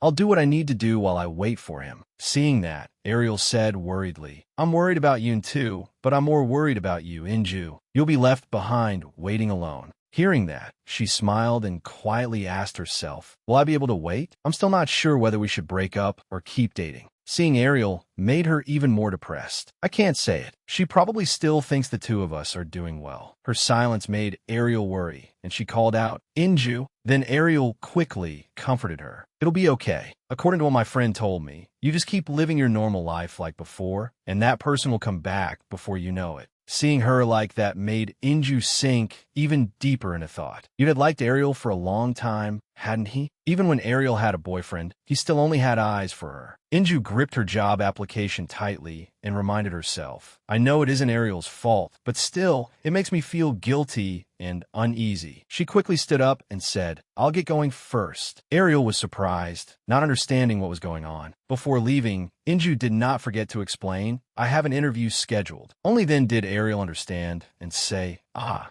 Seeing that, Ariel said, "Do your best." Even though Inju had already walked far away, she still bowed her head to say goodbye. As she walked, she told herself, "I have to stop comparing myself to Ariel. After all, that's all in the past now." She looked at the stack of documents and reminded herself, "I need to practice the questions they might ask first." But after a while, she put them back in her handbag and sighed to herself, "It'll be fine. It's not like it's a real interview anyway." But when she stood amid the crowd, confidently lining up, Inju panicked and screamed inwardly, "It's over. I didn't prepare properly because I thought it was only a mock interview." Just then, the interviewer said, "Next, Miss Gong Inju." That startled her, and she answered, "Yes." He began asking questions. "In the field of social welfare, your case is rather unusual. You only participated in one volunteer program. Is there any particular reason for that?" At that moment, she was extremely frightened. Sweat kept pouring down as she replied, because I thought I should make my schoolwork my top priority, and yes." After that, she fell silent, not knowing what else to say, because her mind had gone completely blank from that point on. While she was terribly anxious, someone came in and handed the interviewer some documents. He quickly accepted them. "Thank you." Then he turned back and reminded her, "Miss Gong Inju, please continue." At that moment, her face darkened completely, and she had no idea what to say. She could only stammer, "Yes, so." Seeing that, the interviewer said, "Next, Lee Jae-hyung." He answered confidently, "Yes." As for Inju, she could only sink into despair. This had to be the worst moment of her life. After the interview, she wandered down the street and thought, "I just want to go home and rest." Just then, the wound on her heel started protesting. She quickly took off her shoe and thought, "It must be because they're too tight." She sat down there and sighed to herself, "How am I supposed to get home in these heels?" Just then, someone slowly approached her and called, "Inju." She turned around in annoyance. When she saw who it was, she said, "Please just keep going." Then she thought in embarrassment, "Why is he acting like we're so close? How humiliating." But he ignored her and crouched down beside her. Then he took 2 bandages out of his pocket and handed them to her. "Here," he said gently. "Your feet look uncomfortable. Use these." She coldly reached out and took them. "Thanks." But inwardly, she wondered, when did he see that? Then, while peeling open a bandage, she asked, "Aren't you the person evaluating the recommendation letters? Why did you come to the interview?" He quickly answered, "Because I receive a scholarship and work here. So I often run errands for the center too." After that, neither of them said anything more. She focused on bandaging her wound, while he gazed at her gently. After a while, he suddenly said, "I didn't expect you to do well either, so don't be upset that I saw your bad side." Hearing that, Inju turned to him in surprise and shouted, "What?" She said angrily, "Do I have any reason to show you my good side? Don't misunderstand." Seeing her like that, he smiled with his eyes and tried to soothe her. "All right." But when he saw her baffled and very serious expression, he could only give up and say, "I was joking, just joking." After that, Jeremy became serious again. Choosing his words carefully, he comforted her. "Even though it was only an interview simulation, the first time I tried it, I was really nervous too. We'll do better next time." But she did not pay much attention and only replied, "Is that so?" He quickly confirmed, "Yeah, I had memorized the whole script, but because I forgot the first word, I ended up forgetting everything that came after it and couldn't say a single word." Then he smiled with his eyes and said, "If you think about it, you did better than I did." But she paid no attention and remained sad. She touched the wound on her heel and thought, an interview is just an interview, but I keep feeling like nothing went right today. She slowly stood up and put on her shoes, but she still could not stop thinking. Asking Ariel for help failed. The interview went nowhere. Meanwhile, he was still talking to himself. "I thought I'd have to reach out and help you again, but you're doing well step by step. That's pretty cool." As for her, she paid no attention and remained lost in thought. As for her relationship with Yun, in the end, she could only let out a heavy sigh. Seeing her like that, Jeremy fell silent and did not say anything more. But because he was too curious, he asked, "Is there something else bothering you?" Hearing that, Inju looked at him in surprise, but she said nothing. Inju, seeing that, Jeremy was sure he was right, so he asked with concern, "Tell me, it's better than suffering alone." But she turned away and answered, "I can't." Then she looked at him and explained, "That's a problem I have to solve on my own. Don't worry about me." He replied sadly, "It's fine. I'll help you, just like you shared your worries with me last time." She disagreed and argued. That time and now are different. He refused to back down and asked, "How are they different?" Hearing that, she thought for a while. In the end, she decided to say, "The way you keep paying attention to me like this is honestly really bothersome." She continued, annoyed. "You said we should settle things and then both do our best, but your attitude is completely different for what you said. Be honest with me. Are you really only trying to help me?" Her words hurt him, and he became dejected. He said nothing more and only lowered his head in silence. With difficulty, Jeremy spoke. "So that's how you feel?" Feeling wronged, he asked. "Then if you already knew and still accepted it, what am I supposed to think?" Hearing that, Inju stared at him in surprise. Then she abruptly turned away and said, "It doesn't mean anything to me. Just don't do that from now on. I won't change my mind." He said unwillingly, "I don't know what's bothering you. If it's about how a boyfriend should listen to you and take care of you, I don't think he's capable of filling that role." She froze and said nothing. He continued worrying about her. "You don't look okay at all, so I'm worried." Hearing that, she could not hold back and turn around. She quickly warned him, "Do you think you have a right to say that?" He answered innocently, There must be a reason I shouldn't say that, right?" He continued asking, "Could it be that what's bothering you really is about your boyfriend?" Even though she knew he was right, she felt irritated and did not want to answer that question. Inju gripped the strap of her handbag tightly. Then she firmly turned and left, not forgetting to warn him, "Don't stick your nose into this anymore, or I really will get angry." Even though she said that, as she walked away, she still made sure to glare at Jeremy. After leaving the company, she let out a sigh as if a weight had been lifted off her shoulders. Suddenly, a voice drew her attention. Inju. When she raised her head, she saw Yoon standing in front of her. She cheerfully half ran toward him. Yoon, seeing the way she was walking, he asked worriedly, "Does your foot hurt?" She did not pay much attention and replied, Yeah. She looked down at her feet and explained, "It's the heels." He said, pained, "It must hurt a lot." Then he pulled her over to sit on a bench in the park. "Sit down." Next, he took off his own shoes and handed them to her. "Were my shoes?" she asked in disbelief. Then she blushed shyly and refused. "I'm okay. You wear them." He crouched down, looked at her, and replied, "Then it'll be uncomfortable for you to walk." He directly helped her put the shoes on and said, "I'm fine, so you wear them, okay?" Then he stood up, carried her high heels for her, and held her hand. As for her, she only paid attention to his shoes. She suddenly said, "Your feet are so big." He said proudly, "Of course. That means they'll be comfortable for you." Seeing him like that, she did not know what to say. She linked arms with him and walked. "It's so hard to walk like this." Worried about her, he reminded her, "Hold on tight." After that, under the sunset, the two of them chatted on the way home. "Your feet must hurt a lot, right? They're very comfortable. Humans were born with 2 bare feet, after all." She whined, "If that's the case, then I'm fine too. I want to take off the shoes." He quickly stopped her. "No." The two looked at each other lovingly. "That's right. We'll be okay. Let's just believe in the love we can feel right in front of us." Time passed, and there were only 10 days left before Yoon enlisted. At that moment, Inju was lying down playing on her phone when Yoon called her. "Inju." She immediately turned to look at him. He quickly asked, "Do you like sky blue or yellow?" She thought for a moment and answered, Yellow. "Why are you suddenly asking?" He quickly turned away and replied, "I'm just trying some personality tests." Seeing him like that, she was puzzled. Then she ran over and hugged him tightly. "What is it? Let me see the results too." He quickly pressed the Alt and F4 keys, then immediately closed the laptop under her expectant gaze. She returned to the bed and said, "I like anything." He turned to her in confusion and asked, "What?" She calmly answered, "Isn't it obvious, Yoon?" I'm talking about choosing my birthday present. And she pointed at him and suggested, how about we go buy it together? Fine. Yeah. The conversation continued just like that. Can we do that? I don't like secrets. I'll choose what I like myself. And so, there were 2 days left until Inju's birthday. At that moment, Jeremy was at home, sadly fiddling with a gift box. On a fine day at the shopping mall, someone suddenly let out a scream.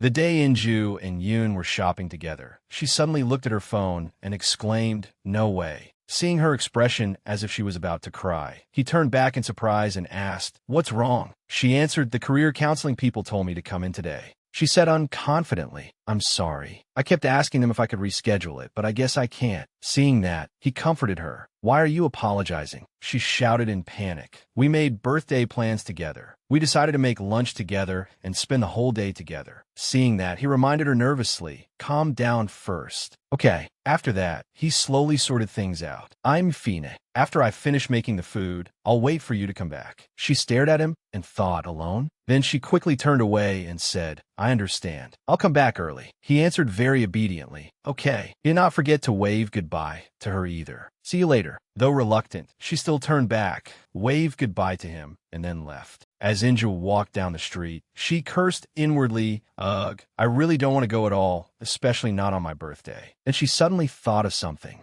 She looked at her phone and wondered to herself, could Jeremy have sent that message to mess with me? But she quickly denied it. No way. If he did that, it'd be way too much. Then, before entering the career support center, she quickly turned off her phone. Then, an hour later, in any case, the counseling really was. Inju walked out with an exhausted face. She staggered down the hallway. If the goal was to bother me on my birthday, then it definitely worked. I'm dead tired. Suddenly, Jeremy, who was working, saw her pass by. He quickly asked, "Hey, are you okay?" He also comforted her. The professor in charge was a bit harsh, wasn't he? She immediately teared up and agreed. He really was. But she was quickly startled by her own reaction. Then she instantly changed her expression. "But I'm fine. Where's the attendance sheet? I need to sign it." He pointed to a place and said, "Over there on the table." She quickly walked over and opened the book. Suddenly, a package appeared beside her. When she raised her head, he said, "Happy birthday." He said sadly, "It's today, right? Your birthday." Then he pulled a chair over and sat across from her. Since I knew, it was hard to ignore it. Seeing that, Inju frowned in annoyance and refused. "I can't accept this." She pushed the package back toward him. "What is wrong with you? Stop pressuring me." Seeing her do that, he felt hurt and said nothing. Then he suddenly said, "I heard from Ariel. Your boyfriend is preparing to enlist, right?" Without any shame, he said, "I'm saying this for your sake. It would be best if you broke up with him." He did not forget to give examples. "I've seen so many couples break up because of enlistment. On top of that, you'd have to wait for your boyfriend at the most important time in your life." Unable to endure it anymore, she spoke up. "Just because it's an important time for me, I have to break up with him?" She did not forget to throw it back at him. "Like you did to me?" He shamelessly replied, "Back then, it just wasn't the right time for us. There wasn't any problem between the two of us before I got buried in work." He did not forget to insist, "Now is different from back then. I won't leave you alone like that anymore." Hearing that, she asked in surprise, "Now?" He quickly confirmed, "Yeah, I'm saying we should get back together." She immediately exploded and shouted, "I don't need that." Seeing that, he looked at her in disbelief. Then he stood up and said, "I'm just saying."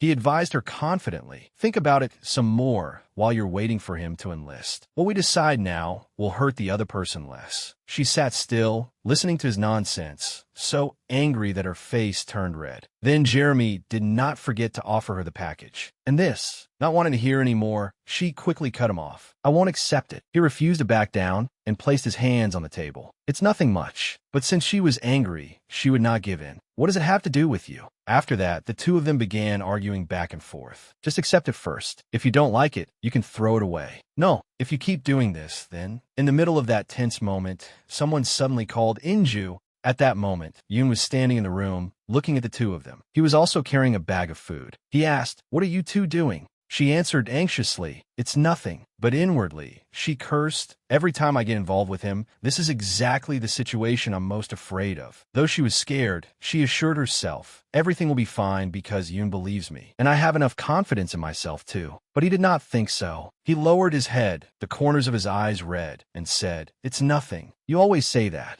He gripped the food container tightly and continued, I really want to believe what you say. I don't want to interfere in what you do. But you say it's nothing, that it's fine, and then you hide everything. It's already like this now. If we have to be apart, how am I supposed to trust you? Inju listened in disbelief to his words from the heart. But his words plunged the whole room into silence. Then she clenched her hand and spoke. I'm sorry for letting you see a scene that could be so easily misunderstood. She continued, but there really is nothing going on. I've also firmly rejected him. She slowly walked closer to him and added, wasn't it because of your own personal reasons that you hesitated over whether you should keep dating me? So what do you mean you can't trust me? At that moment, she stood in front of him and questioned him directly. After that, she said nothing more and headed straight for the door. Frightened, he called Inju, but she did not answer him and bluntly opened the door and stepped outside. Angry, Inju ran down the street alone. As she ran, she comforted herself. Don't be sad, Inju. If Yoon saw that, of course he would misunderstand. But suddenly she stopped. Should I go back and explain things to him more clearly? But then she quickly shook her head and denied it. I already said it. I said there was nothing going on. She hesitated and looked back. Yoon saw that situation too. Will he believe that? Of course he'll have to doubt me.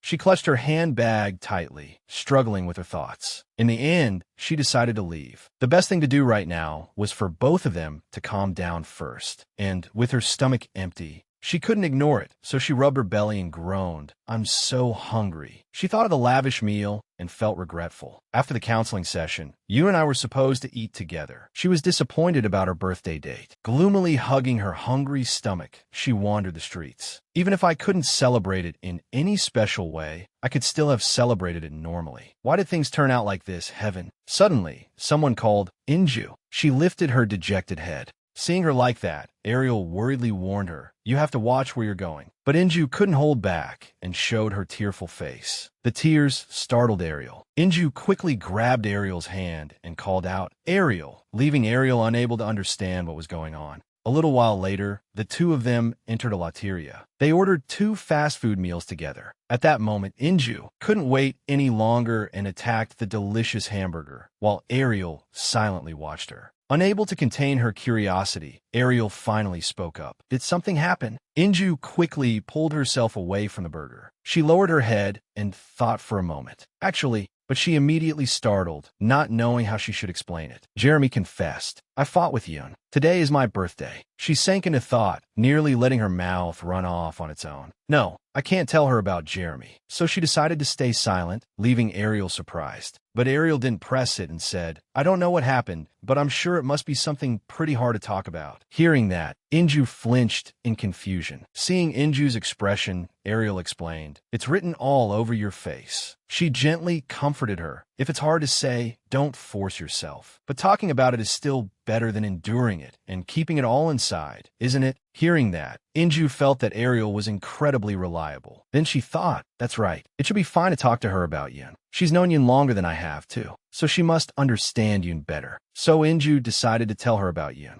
Back with Yoon and Jeremy, Jeremy asked, aren't you going to chase after her? Yoon didn't answer and instead turned to stare at him. Jeremy continued, adding fuel to the fire. Your girlfriend just walked off like that, and you can't even be bothered to chase after her. Looks like things are pretty tense. At that moment, Yoon was completely at a disadvantage against him. Still, Yoon didn't back down and stepped up to face him. Angrily clearing his throat, he asked, what the hell did you say to her? Jeremy calmly advised him, you're still young. Does what I said matter that much? More than your girlfriend? Well, Inju already gave her answer. She rejected me. Those words made Yoon feel even more regret. Jeremy didn't try to dodge it and declared honestly, I confessed to her. I told her to come back to me. Hearing that, Yoon asked in fear what? By then, Inju had told Ariel everything. Ariel asked in surprise, you two are going to break up when he enlists? Inju confirmed in disappointment, yeah. Ariel quickly analyzed the situation. It doesn't sound like that. Isn't it more like you'll wait, and he also hopes you'll wait? Inju answered sadly. I asked him, and he said he needed time to think because it's his personal issue. Inju said dispiritedly, I don't think I want to break up. He keeps feeling anxious about the time when he'll enlist and won't be able to stay by my side. I told him that I'd be fine, and that I'm not someone who always needs to lean on men. Those words made Ariel flinch and widen her eyes. Then Inju sighed and continued, but it seems Yoon doesn't see it that way. After that, she lifted her head and looked at Ariel. I just fought with him. Maybe Yoon misunderstood, but then she thought to herself,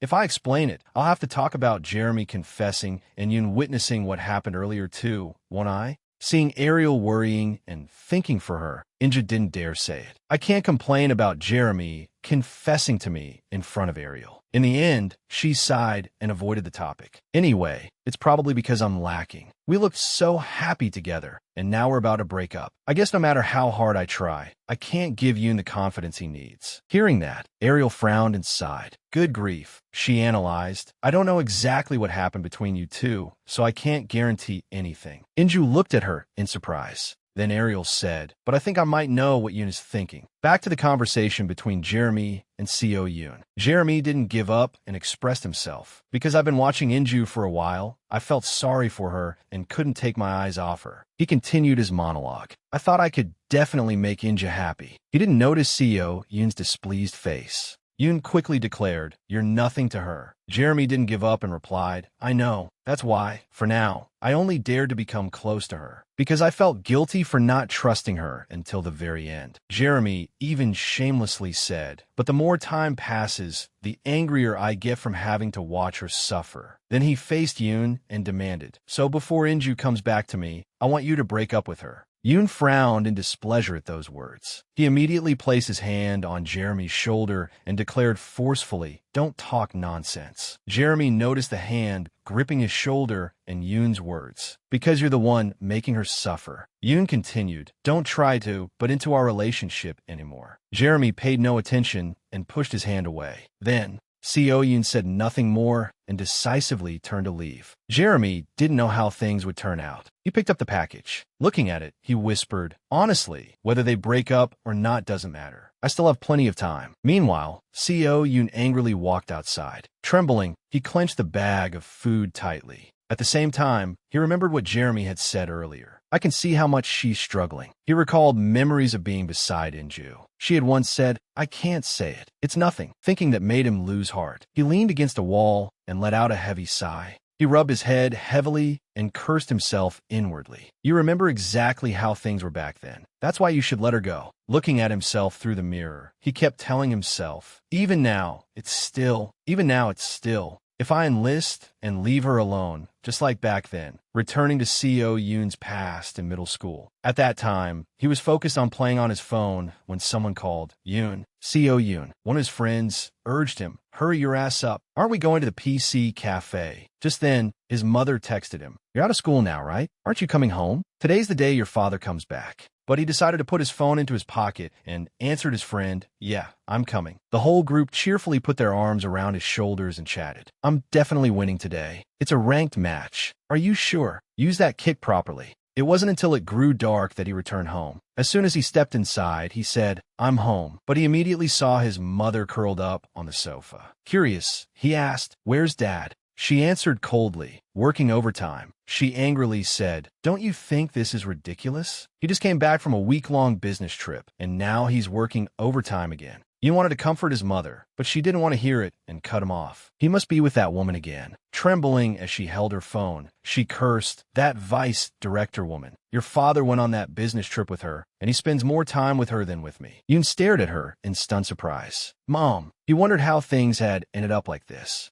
His mother's words made him feel as if he were drifting uncertainly in water. Did Dad really do that? Mom looked so lonely. It's so dull. Should I stay by her side? At that moment, he silently asked himself, if my parents get divorced, what am I supposed to do? Then, 1 month later, someone angrily entered Co Yoon's house. At the time, he was playing games and suddenly looked over. It turned out Ariel had come, and she was even carrying a stack of books. As soon as she saw him, she immediately asked, why aren't you going to school anymore? Without letting him explain, she quickly announced, if you're planning to take a break from school, then prepare yourself to be tutored by me. Yoon stared blankly, not understanding what she meant. But he quickly realized and protested, I don't need that. I can study on my own. Hearing that, Ariel mocked him, study on your own? You. Then she didn't let him refuse and said, my knowledge is expensive, you know. So when I say I'll teach you, just agree, got it? Yoon protested, unconvinced, I don't want to. But what he was actually worried about was, if she comes to my house often, she'll eventually find out about what's going on with my parents.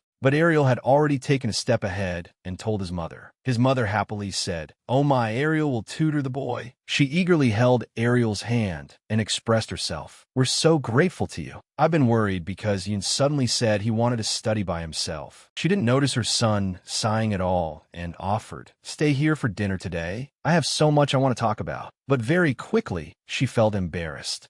You must be busy, Ariel. And here I am saying all these pointless things." Seeing that, Ariel energetically said, "Not at all. I'd love to, ma'am." Standing in a corner watching the two of them, Yoon thought to himself, "Seeing Mom so happy, I can't bring myself to tell her to stop. Besides, having Ariel come over so often is more helpful than I expected. I don't have time to think about anything else while studying." Because when tutoring, Ariel was extremely strict. "I'm setting a time limit. Try to solve it within the allotted time." After the tutoring sessions, Ariel would be invited to stay for dinner. Yoon felt that, as for his mother, one day, after she placed a plate of rolled omelet on the table, she suddenly said, "Anyway, Ariel, you must feel reassured since your parents work at the same company." Those words startled Yoon. Ariel didn't understand and asked, "Reassured?" Yes, Yoon had thought things would simply get better. His mother lowered her face and said, "Yes, reassured because the two of them work together." Ariel was surprised to hear that and replied, "Working together? Then I suppose they wouldn't get bored, ma'am." Ariel asked, "I guess so." Seo Yoon grew worried when he heard those words. "Ma'am, let's hurry and eat. Everything's ready." At that moment, he had hidden in his room, holding his smartphone to look at something. Fortunately, things were still okay this time. Seo Yoon lowered his face, thinking of his mother's expression. "I don't know what kind of face Mom will show next time." On his phone was a message about quitting tutoring with Ariel. "I should stop being tutored by her." Seo Yoon sat on the chair and curled up. Phew. The image of his gentle mother with a bright smile appeared in his mind. Still, Mama's been smiling a bit more lately, and she looks better too. Seo Yoon seemed to be blaming himself terribly. I guess there's no such thing as things getting better, unless Dad quits his job or Mom shakes off all her suspicions. A few days later, he was sitting and studying when a loud scream came from outside. "What the hell is wrong with you? You're going on another business trip?" His mother was questioning his father in an utterly panicked state. "I don't care." Seo Yoon stood at the door and saw this scene, so he was completely stunned. But his mother's reproaches kept coming. "It hasn't even been that long since you came home. And yet, every single day, it's overtime, business trips, overtime, business trips." His father explained, "I'm sorry. I've been swamped with work lately. As soon as I got to the company headquarters today, Vice Director Kim, don't mention that woman." Perhaps the one most startled at that moment was Seo Yoon as he heard it all. "Vice Director Kim this, Vice Director Kim that. You see her more than you see your own wife. What am I supposed to do? Why are you saying that? She's just a co-worker." His mother turned away with a contemptuous look and said, "Go out like that if you want. I'll file for divorce. You're going to abandon me for that woman anyway." His father immediately explained, "Honey, that's not what I meant." He lowered his head in disappointment. Seo Yoon's father looked at him and said, "Yoon, I'm sorry you had to see that." Without saying anything, Yoon immediately went outside. "I'm going out for a bit." In Seo Yoon's head, thoughts flowed endlessly. "It's suffocating. I don't want to stay here for even one more second." When he opened the door, outside were books with a thud. Whether it's Dad or Mom, I hate them both. Seo Yoon looked outside to see what was blocking the door. Looking into the room, it seemed someone was sitting there. "These are the guidebooks I read in middle school." The scene changed. Now the two of them were sitting in a park, and Ariel spoke first. "So even if you stop being tutored by me, these will help you." Yoon replied, "Did you hear it?" Ariel continued, "Your father really might not be doing anything wrong. He may simply have to go on business trips and work overtime a lot." Seo Yoon lowered his face and made an excuse for his father. "Mom just feels a little lonely, that's all. Anyway, I don't have many classes this year, so I'll be home with Mom more often." He continued, "So it's not that big of a deal. Don't worry about it." Ariel comforted him. "It's not your fault to begin with. You know I'm on your side, right?" Seo Yoon, feeling the warmth and sincerity in those words, helped him feel a little at ease. "Thank you." After opening up like that, his heart felt lighter. But his mother still sat there, waiting for some miracle to happen. Mom is still the same, always waiting in solitude. Back to the present, Seo Yoon was hesitating and thinking about something. "If I leave her alone," the image of a woman curled up appeared. "I don't want her to be unable to get out. Or maybe she won't want to get out." More worries surfaced inside him. "I'm afraid the situation will become like it was back then." The image of a certain girl appeared in his mind. Was it because of my first impression when I first met Inju? In the image from the past, she said, said, "Will you date me?" I only thought she was rather rash. There was an image of Inju crying like a baby while drinking. Someone who only knew love. As he observed her over time, "You still have me. Your amazing older sister is right here." She always showed just how much she longed for everything, and how much she longed for love. The two of them held hands, and then Inju said to Seo Yoon in an incredibly poetic scene by the seaside, "I'm not who I used to be anymore. I won't feel anxious or change just because you aren't by my side. That's why I need you. I don't need someone to worry about every little thing for me from A to Z. I just need someone who can grow together with me." The image of her smiling, her eyes filled with the passion of youth. She was a strong person, someone who believed in herself more than anyone. Seo Yoon realized something, and it showed clearly on his face. His feet could no longer stay still. "I've always only been trying to run away from it. I have to believe in what she does." His steps moved forward. "If I don't, then no matter what happens in the future, things will end up just like they are now. She'll be fine, and so will I." His cheeks flushed red. "Because I want to be able to stay by her side forever." The scene changed to a room where the main color was pink. Inju was lying on the bed, deep in thought. She thought back to her conversation with Seo Yoon. "Your anxiety is the main problem." If he said that, then the issue must be more serious than she thought. If I respect Yoon's opinion, should I break up with him? Is breaking up the right choice? With heavy eyes and a sorrowful face, Inju thought to herself, "I don't want that. I don't want to break up at all. But what if that's the best thing I can do?" Her hand tightly gripped the sheet, as if trying to hold on. Gong Inju suddenly sat up. "No, that's not it. The first thing I should do is clear up the misunderstanding." She thought of something again, because she could no longer stand by and watch the way she had when she was dating him. Jeremy. The image of Inju from the past suddenly appeared. She was not a girl who was always bright and full of life. She had curled up, terribly sad. Back then, I thought it was right to sit there, sinking in those emotions. I thought it was proof of just how much I loved him. Returning to the present, the look in her eyes had changed, filled with determination. The greater the love, the less pain she would feel anymore. The girl sprang up from the bed as if she were about to go somewhere. "Because to me, my boyfriend was my everything. Once I lost that everything, I wouldn't be able to do anything anymore." Her feet no longer stayed still. She began taking one step after another, thinking to herself, "But now everything is different." Inju opened the door with all her courage. After that, good things would come to her one after another. At the very least, I won't be controlled by my emotions anymore. The scene changed to Seo Yoon, who was now anxiously rushing through the city alone. The weather around him looked extremely clear and pleasant. He picked up his phone. "Where did she go?" "The number you have dialed is currently." It seemed he received no response, so Seo Yoon felt very sad and thought, "Did I chase after her too hastily?" He reconsidered the birthday plan. Since she's upset, she probably won't follow the original plan, right? Seo Yoon looked around and worried silently. Or, is she still at school? The school appeared with modern architecture, combined with two main colors, orange and white. Around it were sunlight and a blue sky, making everything look extremely harmonious and beautiful. He seemed to have searched carefully. She's not here either. Seo Yoon thought about her. Did she deliberately turn off her phone? Is it because she doesn't want to answer my calls? Suddenly, a voice echoed from afar. "Yoon." He immediately answered. "Ariel," the girl replied. "You still haven't met Inju?" No. He was extremely disappointed and dejected when he heard the question, but he still had to answer in a very sad tone. "No," she continued. "We just said goodbye to each other a little while ago. That's why I thought she would come to you." Yoon stepped closer to ask more clearly. "You met Inju? What did the two of you talk about?" Ariel also found it very difficult to answer.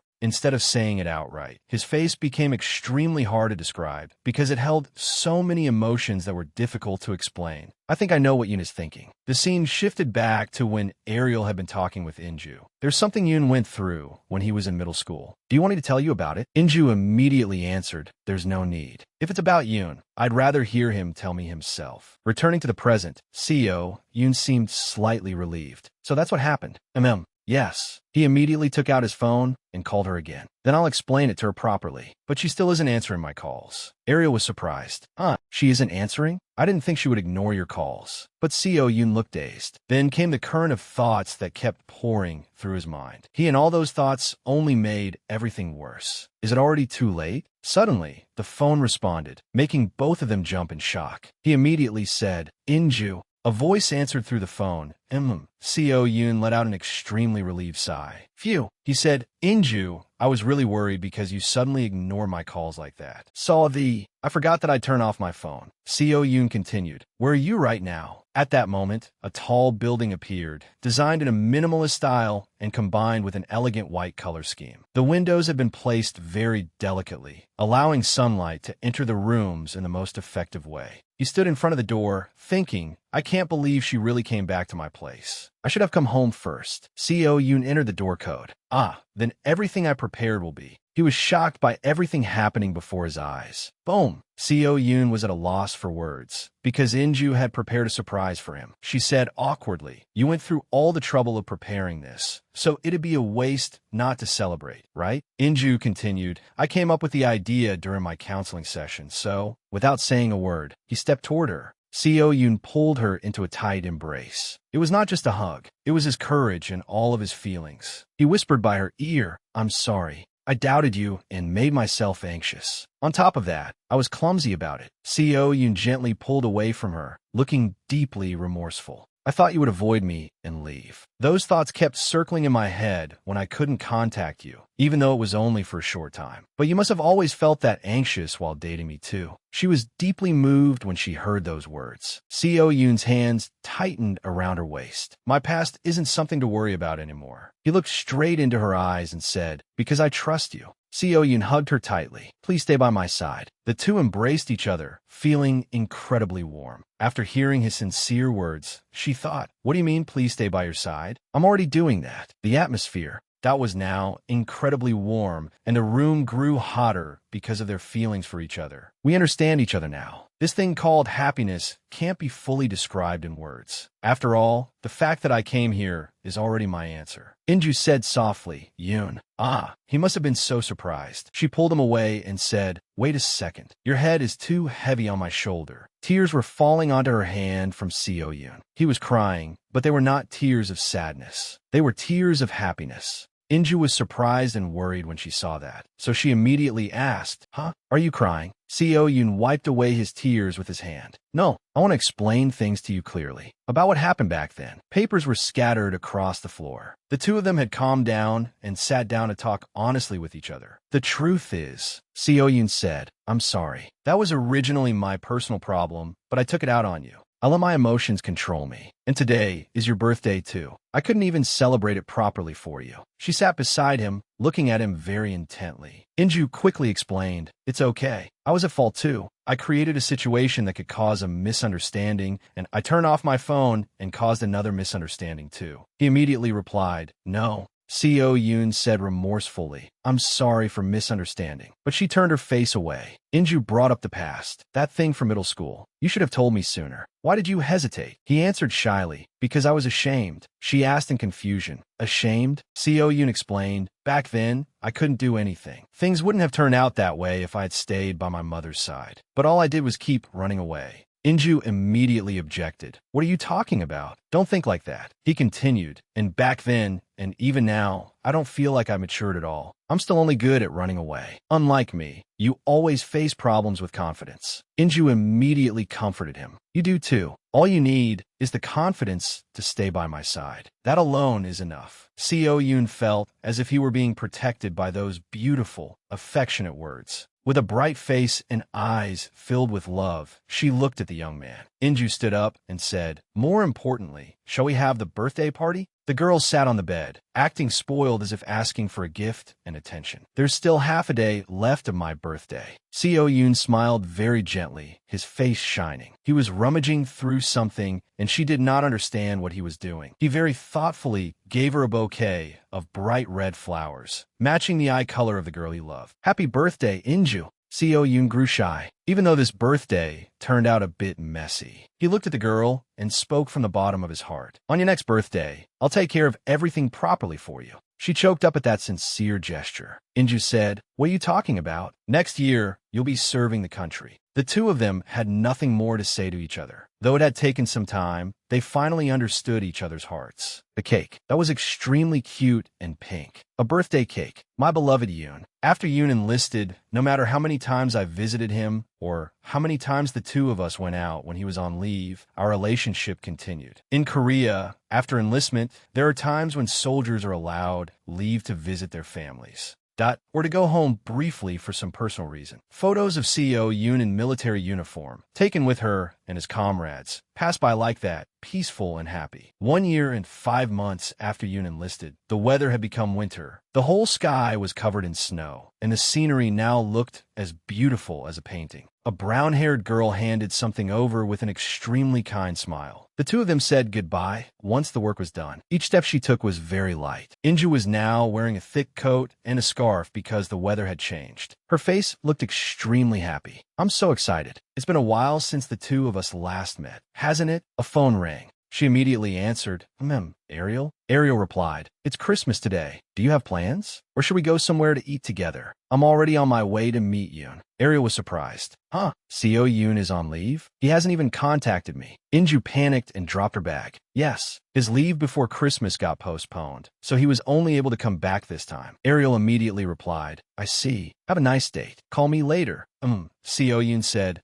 Oops, I probably shouldn't have told you. I think he was deliberately keeping it a secret. While Yoon was serving in the military, Ariel and I gradually grew closer. She was gathering her things again. The three of us should have a meal together sometime. We started speaking casually with each other and learned how to rely on one another. Suddenly, a stranger picked something up for her and handed it over.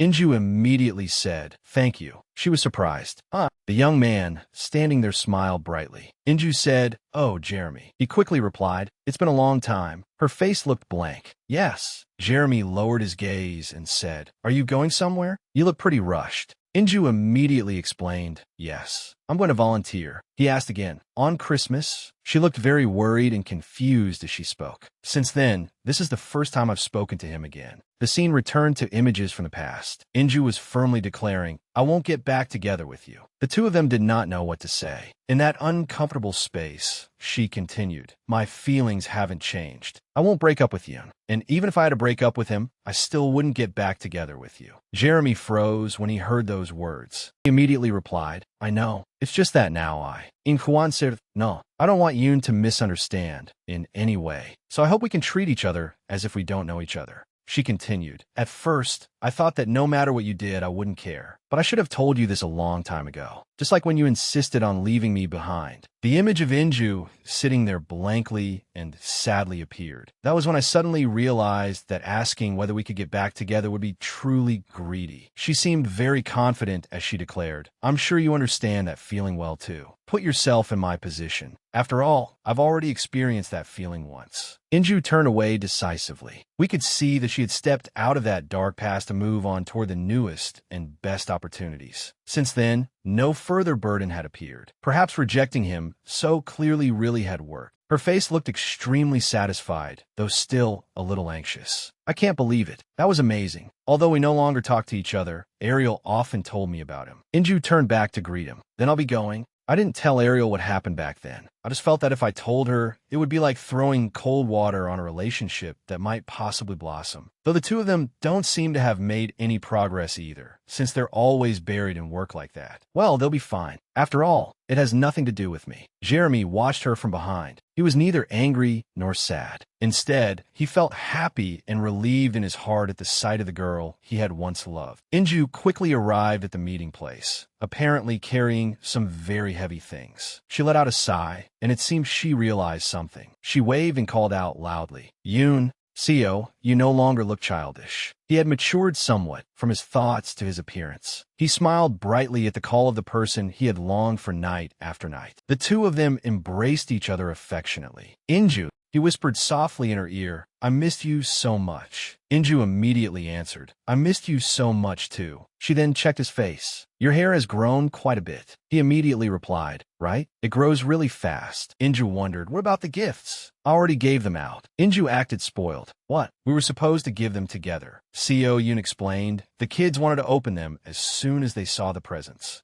Their happiness was clearly shown through every gesture and every expression on their faces. You should have hidden them better. What if the kids compare them to my gifts? Your gifts are amazing. How would you know? That day, Inju and Seo Yoon walked to the door. I suddenly feel so nervous. I thought the kids had forgotten about me already, since it's been so long since we last visited. He gentlemanly stepped forward and opened the door. How could that happen? Their teacher is here. She felt very excited and curious. The children came out joyfully to welcome them. One student said, "Our teacher." Inju felt moved. The children ran past her and hugged Seo Yoon. "It's our beloved teacher. I thought you were gone for good. Why did you leave without saying anything?" She felt extremely let down. Inju froze. This unreal life sent me in a deja vu. Suddenly, there was the sound of clapping. Now, everyone. Junyoung said, "Say hello to the teacher who just arrived." The two whispered, "That's Kim Junyoung, right?" He continued, "They came here 2 years ago. Do you remember who they were? We met like this back then, didn't we? Wow. I did think about coming here while I was preparing to look for a job." A voice called, "Teacher Inju." A handsome boy ran up to her, and she immediately said,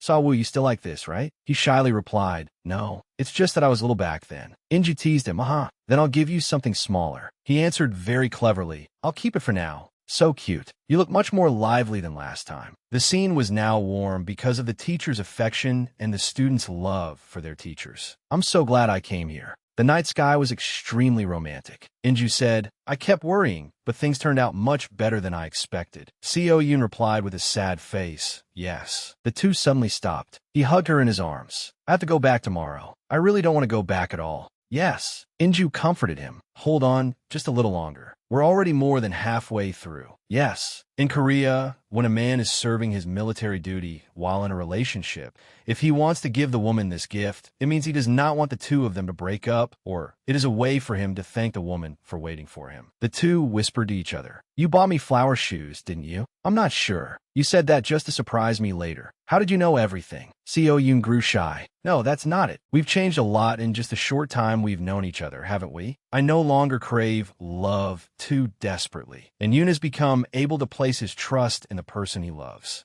Their two hands were held tightly together, showing that their feelings for each other were growing deeper and that they trusted each other more and more. We're still growing together, day by day. The two of them walked in the same direction, toward a better future.